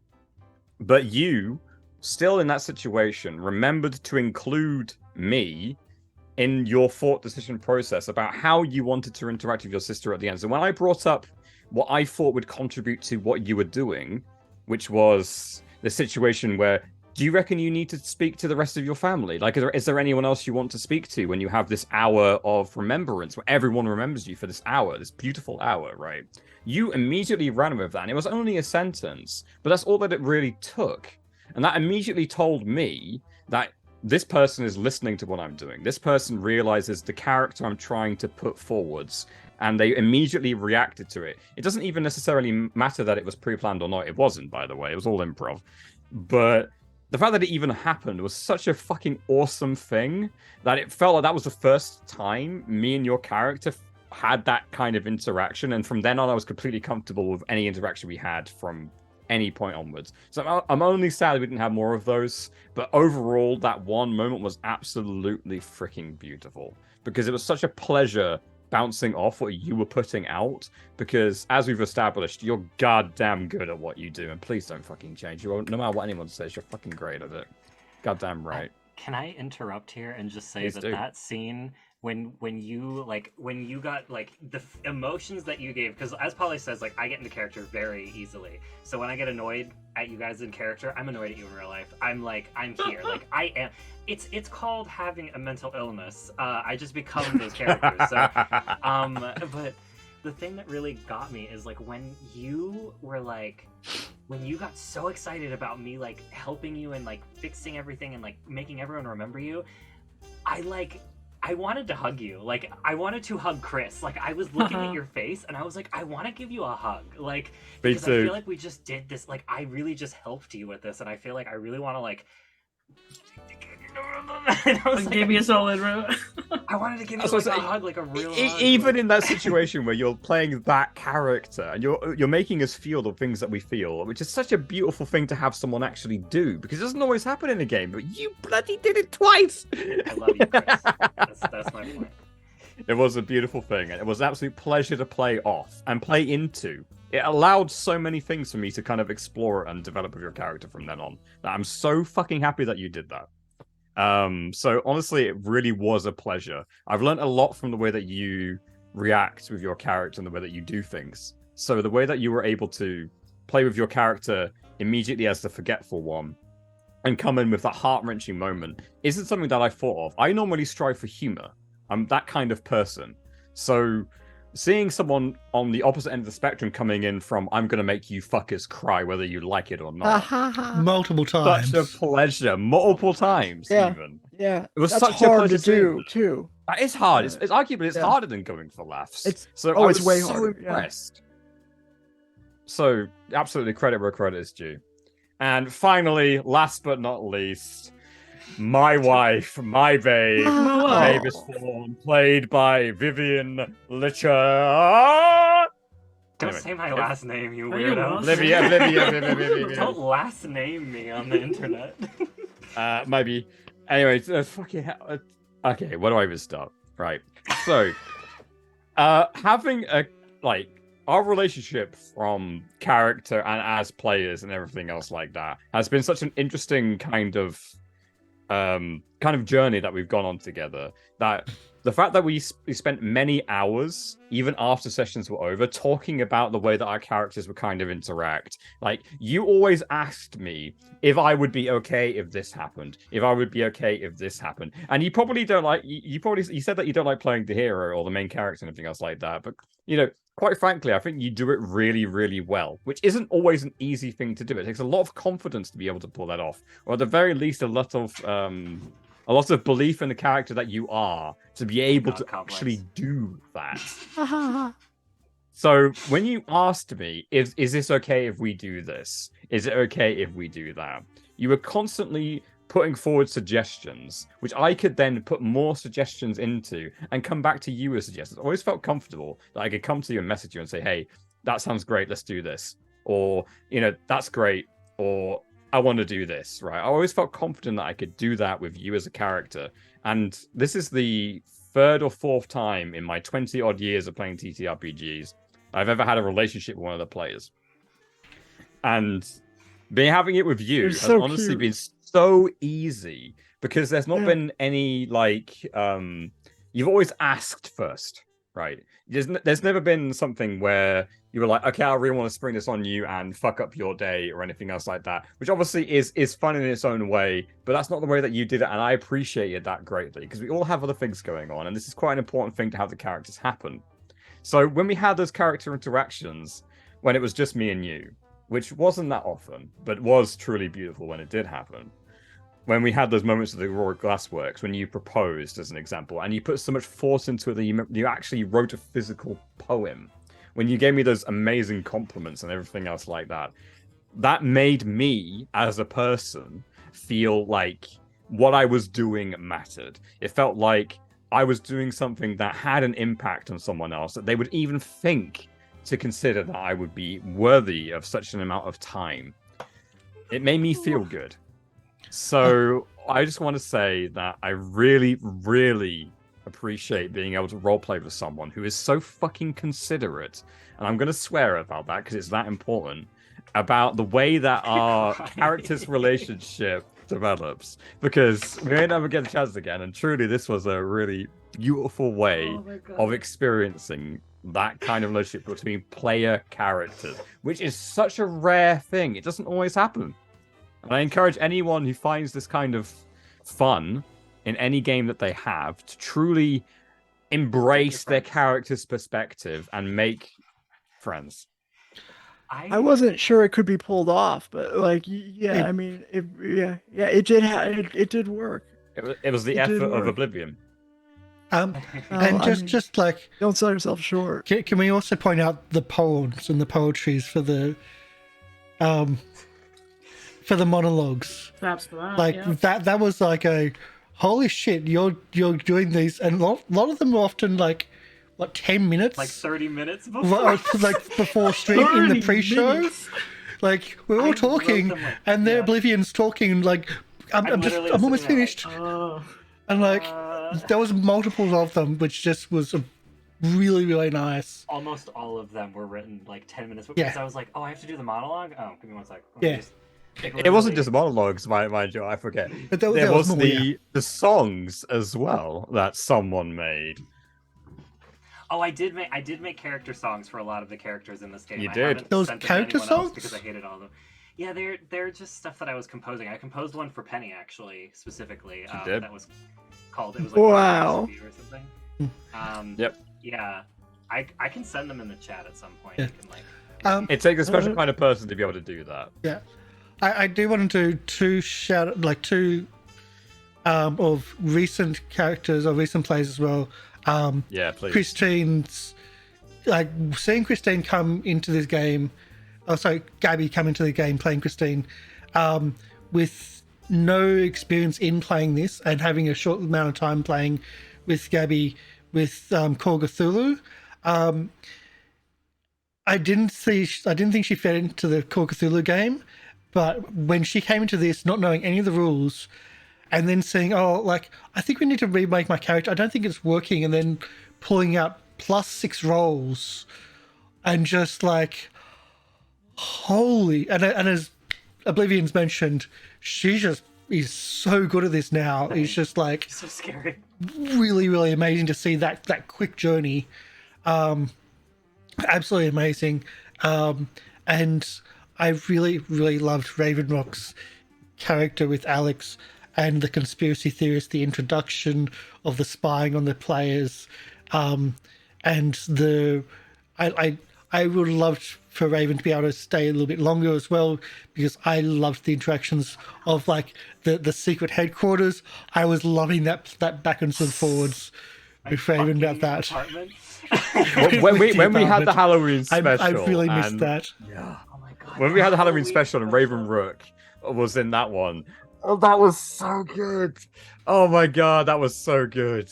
While we're on the subject as well, massive shout out to Corvus. He was mentioned in the finale, but the interactions that he had with the players, even towards when he knew he wasn't going to be playing very much longer, he didn't just let it end. He had like an idea of how he wanted his character's Right. finale to be, which is the whole bloody point of these beautiful story moments where we have with each other as players, where we think about, how we want our characters to end. And, I don't know if this is a spoiler alert, but I'm going to say it anyway. I don't give a fuck.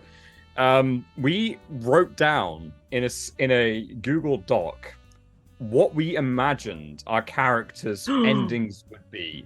And then What? Polly took that and said, okay, this is how you guys want it to be. That's good. That is good information. And We then could have used died that to before write that her own as story. Example. As example, we could have died before it happened. As example, Karsh. As an example, yes.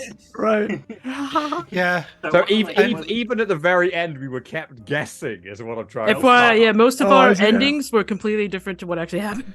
what actually happened? and Polly comes in this It was a good morning thing. in the pre-show. So is this the last episode? Okay. Yeah. Well, I didn't know for sure. Which is why we started a little bit later. This is the mad dash, yeah. It's like, okay. Guess Well, it is is. Karsh, is Chuck alive? Like, what are we going to do? It's like, I've changed What was- the overlay last night. What was the last? What was the ending that everyone was supposed to have? Mine was the same. Oh yeah. I Mine pushed was for also mine. the same. Actually, I pushed for mine hella hard. Oh my god. Mine What was. what was yours, Sam? Kel was gonna go become a sleeper, but Kel didn't become a sleeper.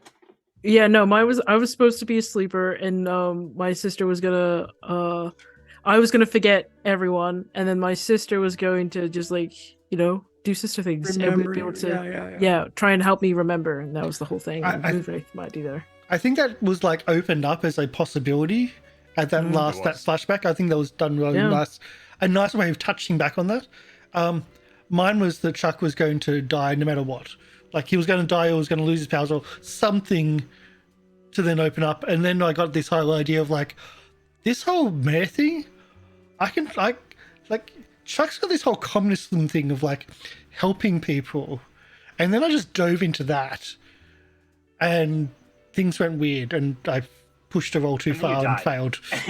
You had to try. And then you died. You had to try. You knew what you wanted and you went for it right at the very end. It's so funny that like your story arc was to like die, and then you were like, actually, I don't want to die, and then that was the moment. That was when you died. Yep. Irony that. That was kind of neat. I was trying to be cult leader Chuck. And, actually, I want to live. Yep. Actually, I want to live. No. Yeah. It was the fact that he wanted to control something, right? Which is so contradictory to what Chuck has done previously that when it came out, the rest of us were like, wait a minute, holy shit, which gave it more gravitas because everyone was like, ooh, what's that about? Know, right? What's going on there? You guys in the audience don't know this, but us talking about it before the pre-show when we were like, what the hell is going to happen here? We may make this up as we go along. Like, how do we fit this fit? 5 seconds before we jumped in. 5 seconds before the show started, Chris went, okay, so I'm basically just going to say, like, does that make sense? And then you guys are going to tell me what happened. And I was just like, great. I loved that. I love that we decided that you were the one that was going to tell us and you just threw it on us at the last second. And so we were literally just sitting there, like, trying to get Chris to talk. And she's like, no, I gave this to you. That was have open discussion. That was in, like, the movie. That was in, like, when the movie was on. We had a lot of conversations go straight to movie. And... Keep you on your feet. That's our final warning of like everything's got to be right. And on top of that, I was feeling spicy. Like that was supposed to be the monologue instead of an opening scene.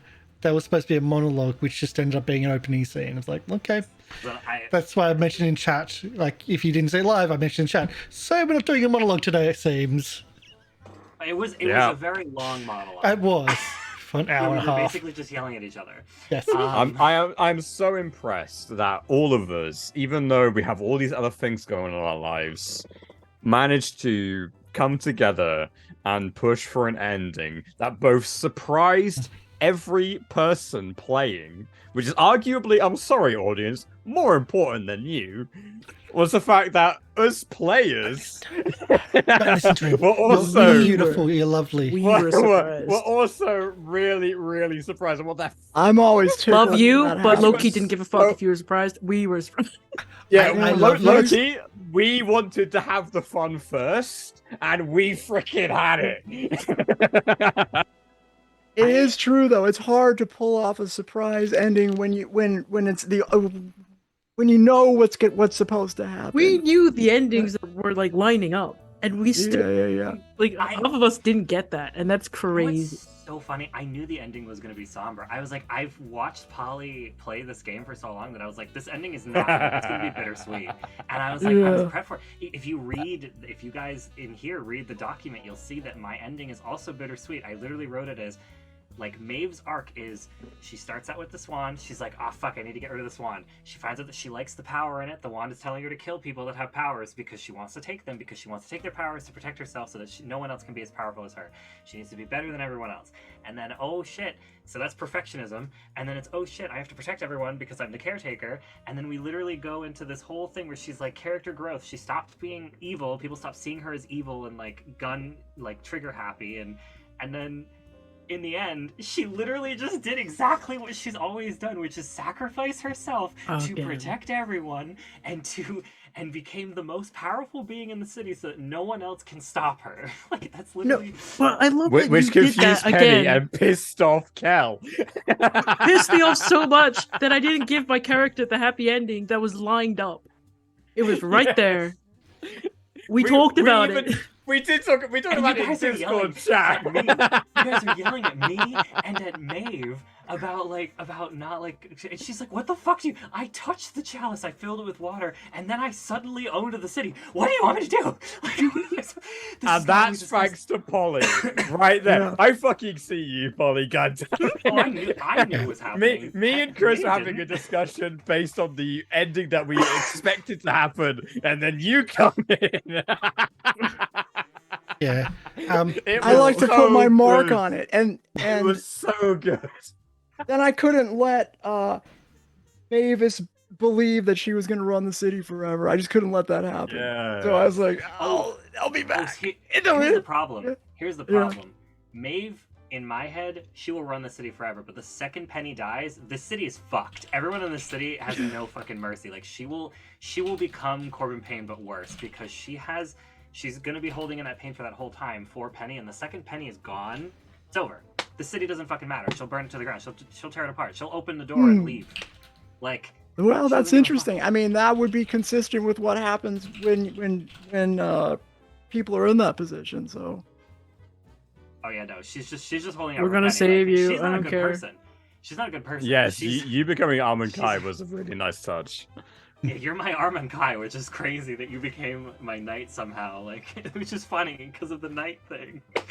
Fuck. In the end, you literally became my knight. Yes. That makes so much sense though. Like Quote what having a we guilt were- complex, okay? Kel didn't has even lots plan of that. We did not. Yeah, plan she that, has which lots is of why that's the caring. She funniest loves thing. people too much. yeah, I I mean, think, it was basically a whole improvised sort of ending. You know, like I didn't know that I was going to end it that way. You know, when I got my, like it could have been different had I not been the last person, right? Although I wanted to make myself the last. I was going to say, we do need to wrap this up because, like, I know we've had a lot of outages, but I think the time is getting quite late. Yeah. But there is another project that's happening, but there's also other projects that's going on. Oblivivian, do you want to mention what you're doing? I honestly didn't want to use I didn't want to say it on here, but yeah. Get it. Come on. Get Cool. it, girl. I am starting a Twitch channel. I've wanted to do Twitch for a while, and I've been trying to run my own channel, but honestly, I just can't keep up with it. I don't really care. And there's not that many games that I want to play that people actually want to watch play, so it's just kind of, I'm wasting my time. So basically, after playing in this, I realized that, I kind of want to start my own channel. So me, Gabriella, the Persephone who's in the chat, and then our other friend, Devil Avocado, who is Haley, we are all going to be starting our own channel where we're going to be making all the overlays and the music, and my friends are going to be emceeing, and we have a bunch of things happening. So we're going to be called Cauldron Tales TV because we're all witches. So we decided that Cauldron Tales was going to be fun because, we're witches and whatever. So we're. You already have the name on Twitch. Like if I were to look for it. I took it up. Yeah, it's Cauldron. I think it's actually just Cauldron Tales on Twitch. It's not actually TV. That's the only one that I put Cauldron Tales, and then I went on other things, and I was like, shit, Cauldron Tales is taken everywhere else, but not Twitch. So I official Cauldron Tales, but everywhere else on socials, it's Cauldron Tales TV. Obviously, I literally just went on and saved the name, so we haven't even launched anything, but.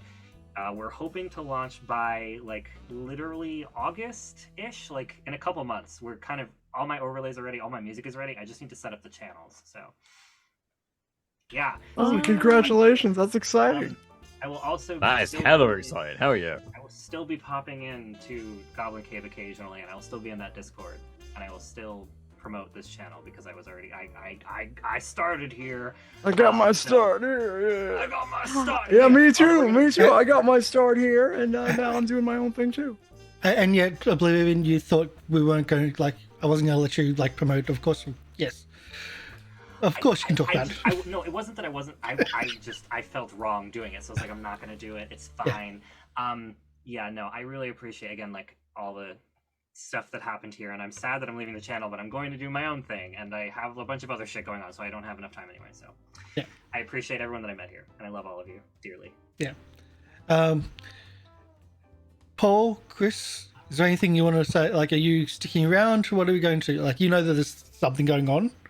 I mentioned like we kind of had a break doing all the crashes today, but are you going to stick here? Like, are you sticking here, or are you? What are the plans? Okay, this might be a Okay, bit if you of know a it. while. So, right, I am in an interesting switch? place in my own life. My health issues unfortunately have deteriorated. I have ME, otherwise known as CFS, which is a degenerative autoimmune disease, is the best way I'm going to put it. Before, it hasn't really bothered me. I managed to live my own life as I want, but recently it's gotten much, much worse, which is another reason why we have had such a huge gap in our own shows, by the way, within Knights of Payne Town. Because one of them I missed because I was just too damn tired and I couldn't wake up. I don't know where I'm going to be. So because of that, it makes it much harder for me to say. But what I will say is that over the past 3 to 4 years, I have had the absolute pleasure, and I will strongly recommend, if you're the kind of person that wants to find a good group of people to roleplay with and have some fun with, look for games that are streaming. Normally, the quality is significantly better. Normally, you'll find people that are more engaged and more enthusiastic to make the game work in a positive direction, which isn't always the case. We've all been there. And in all those people, I have to shout out several people, which I had the absolute pleasure of playing with. One of them is Galibond TV. Galibond DM, sorry. Thinking GoblinCaveTV. Galibond DM on YouTube has one of the best YouTube libraries I've ever seen. He has marked every video with the minutes of exactly what happens and everything else that happens, which is a huge undertaking considering he has 2 to 3 games going on. He has it's mostly focused around 5e. It's really hard to do what he does. He has Monsters of the Week and everything else like that he also does, and he also measures everything else like that in time periods. So credit where credit is due. That is an enormous amount of work, considering he also has a job and everything else that he does. So Galibond... I was just going to say, from someone that's only just started doing that for like little 5-10 minute things for unboxings, it is a heck of a lot of work. He's doing it for 4 to 5 hours for several times per week, which is just ridiculous. And shout out, mate. Freaking hell. It is incredible. And I've had so many fun times with that group over the past 3 to 4 years. It's currently in a bit of hiatus because Galibond's house was wrecked by the typhoon that happened recently in America. I can't remember which one it was, but his house was destroyed. So he's in the middle of rebuilding it. So uploads are rather out of date, but the guy puts in the effort. So shout out where credit is due. The Action Sturge has to be another one I absolutely have to shout out. I love those two. That you'll know when you go and see them. They have a YouTube channel as well as a Twitch channel. Holy moly. The Action Sturge put in good effort. They come up with all sorts of really innovative ways of engaging with the audience as well. And considering they've also had a baby recently and they still keep those things pumping out just for the love of doing it. Oh, that too. So I still got a little bit of Chuck left in me. Yeah. The fact that they're even able to do that at all, with the fact they have all these other things going on, is that they're just such beautiful people. They deserve the shout out. And last but not least is the guys over at Gaijin Games. So Gaijin as in Guyjin. So that hasn't uploaded for a while either, but that's because the person has been engaged in some rather important life events, as they often are. So credit where credit is due. They're still able to go back and edit old videos and upload them even now where that happens. I'm currently in the Exploding Kittens podcast, which I have the absolute pleasure of hunting Kima with the other co-hosts. But we will see what happens with that with my Emmy. And I think that goes to the next person. Yeah, I really should have gone first day. Yeah, you probably should have. Because I could have just I had a lot to say. no, yeah. Because my thing is just I'll be on the Discord. You probably won't see me again. But no, I'll keep an eye out to see if there's any cool games that are being played, and if you guys want to see some good, honestly, if you want like good like quality roleplay, look for once again the streams, but also just emphasis on roleplay games or like campaigns in general. Even like in D&D, there's like story based like specific campaigns that are all out there. They're huge, and I think it's look for that. It's the best part of playing for me personally. Combat is fantastic, or like great, but when it's just a role player, which is essentially you're acting, you know, it's a lot of fun, and it's just connection. It's at the heart of roleplay. It's just being another person in a world where you can be whatever you want, and that's lovely. It's a fantastic sentiment, and it's a great game to play that we get to play, and yeah. So you'll probably never see me again. Well, I hope we do. Still find my house, I guess, if you want. Still, I don't have do found that. it actually. Oh, you I did? did find it already. Yeah. Oh, look at that. Oh, that's good. I can link it in chat if you want. Yeah, why not? No, It's a picture of Australia. It's just Australia. It's like a spider. It's a giant spider with a house on top of it, because that's what I think Australia is. That's me. That's my house. yeah, it's not the Don't big think about spiders. it. It's the small ones you should be afraid of. Brown. Mm-hmm. Or it's the pretty this game has been octopuses. Such a pleasure. Oh, Oh my god. honestly, how do you even quantify what happened in this freaking game? But we just end it, and we have like a Irish goodbye. We just cut off. Like Hey, Yes. if you're not following me, oh yeah, I Polly am- people, I am Polly. endlessly Oh yeah, trying to yeah. endlessly Follow trying to Polly. get to like get Twitch to make me a fucking partner, but please click go to twitch.tv/polypeople and give me a follow. If you're not doing that please. already, well, what are you doing? Come on. Yeah, man. what are you And- doing? And What are you now with doing? gaming streams. Yeah, right. I have gaming streams now because I am Gaming doing streams? what- I have not even noticed. Oh my god. Oh yeah. Because I got to do what Twitch told. I got to do what Twitch tells me to do. They don't Then like you me can making become a people rec- mad, so now I'm doing Dommy Mommy gaming streams. Come on, bye. Okay, Dommy Mummy, can't wait to be dommed. That's right. Okay, with that we're gonna leave. I think that'll be the last thing. No, that's a good last line, I think. Yeah. That's a good last line. So, what's coming after this though? Yes, for the Goblin Cave TV, the Our best Mistress place to of be. Ceremonies have mentioned something coming up. We are going to be playing Scum and Villainy. Yes. But we're not basing off the Scum and Villainy universe. We're basing it off another IP, which is that one. Firefly. That one. We're Yes. going to be basing it off Firefly universe, a Scum and Villainy game, and it's most likely going to be on tomorrow's stream day with the crew from the Alignment. Yeah, I'm so- excited.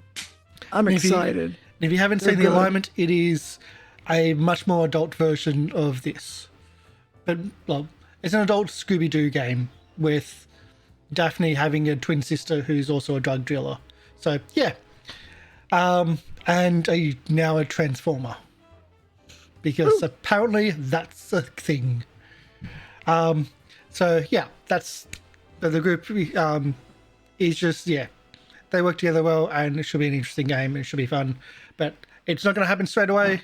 But we're going to be phasing that one in at some point. But thank you, everybody, for coming in. I can't wait. Thank you for everyone coming in. Thank you for this long wrap-up chat afterwards. I have a crap ton of editing because I've got to try to separate So much editing. this from the game and put all the pieces together as well. I'll see if I can put the wrap-up thing as well. As in, I put up the post flashback with Kel Daily. I'll see if I can put that in there too as a fluid thing. And then, yeah, thank you so much. Thank you everyone for watching. Thank you everyone from City of Mist as well. From, is it Amit? Amit. I'm sorry for butchering your name, but thank you for recommending this game, and responding to me when I reached out for you all those years ago. Not many publishers would do that. So yeah, and looking forward to more stuff that are coming from City of Mist. If you've never played City of Mist and are interested in, go to their Discord, go to the website at cityofmist.com, I think. And is it? Let me see. It's like cityofmist.co or something. Yeah, it's Yeah. .co. Okay, cityofmist.co. They also have a Discord who are very friendly and very helpful, and you can find games through there. They are very supportive. It is a very different system, and they've got more stuff coming out. They've got quiz coming out as well on a similar system, and a cyberpunk-ish style game called And a fancy one. And a fantasy one? Yeah, Yes. they're talking about there's whispers about fantasy something happening I- somewhere. I've been bloody wanting that for such a long time. It was after the D&D thing actually that it like I remember hearing that Oh after the yeah, D&D thing. that's a good idea for that. Well, I've been really, really looking forward to, yeah. I've really wanted a fantasy version of it and a superhero version of it, which does fit in really well. But take care, everybody. Thank you so much. And thank everybody here, as well as all the previous and past cast members who have been through here. You've all added to it, even for short times. But if you came into this as your last episode, first episode was a long time ago, and with different cast members. But Like, just watch You from, can- like, you could season 4. you could just beginning, watch that's when I started. when I started, actually. No. Watch I- when yeah, I Kel started. When I was almost when running over by a started. car. Yeah, I don't You know. start when I started. I would say come in at season 2. That's when I started. Which Yeah. which is when Paul started. I feel like the I would story say- really picked up when we killed Esther Monahan, though. That was when I was here, so I think it really picked up when I confronted my sister. yeah, no, that is a good Winner. Come in at season 2.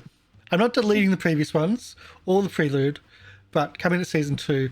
I think that's when the group certainly was far more formed with Paul's addition, and then as we brought in Oblivivian, Chris, and I keep on saying, I keep on thinking Christine, but it's not Gabrielle. Gabby. Gabby.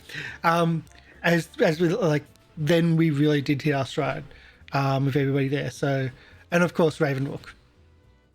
So yeah, take care everyone. Thank you everybody, It was a and joy. it's been amazing. It's been an absolute pleasure. And character art by Hidekiri Chibi at bestokecc.com.au. Insanely talented. If you're going to commission now because she's closing commissions. You should, commission fast. Get her while you can. Look at Cal. Bye. Smoke We're not raiding anyone. Bye. Because we're It's gonna better. wave. Woo! Whoa! Oh, Ain't no one fuck it, topping us. fuck it, let's raid someone. Give me 10. Give me 20 That seconds, just people. undermined everything. we were saying. Oh no! What? We've got so many viewers. Let's raid someone. Let's raid someone because we've got Everyone's viewers under here. us except for this one person that we're. Who are raiding? Come Except on, there's one person load. already. Yeah. But everyone Cheers. else, nothing. No one is. Come on, load. We've got We're at the top, and drinking then interactive. No. directly after. Yes. This- Slice Yeah, and that sounds dices. good. Slice and dices. Let's do slice and dices. We've raided them before. Probably go live, and then we They're can. doing Blade Runner. Yeah, probably go live, then we can get you Oh, partner. Blade Runner. Yeah, right. No, this is my day off. Supposed to be. Subscribe to Poly People. Yeah, right. Well, do that. Do that. Also check out my YouTube. wait. Oh, I gotta start plugging that. Bye. Bye.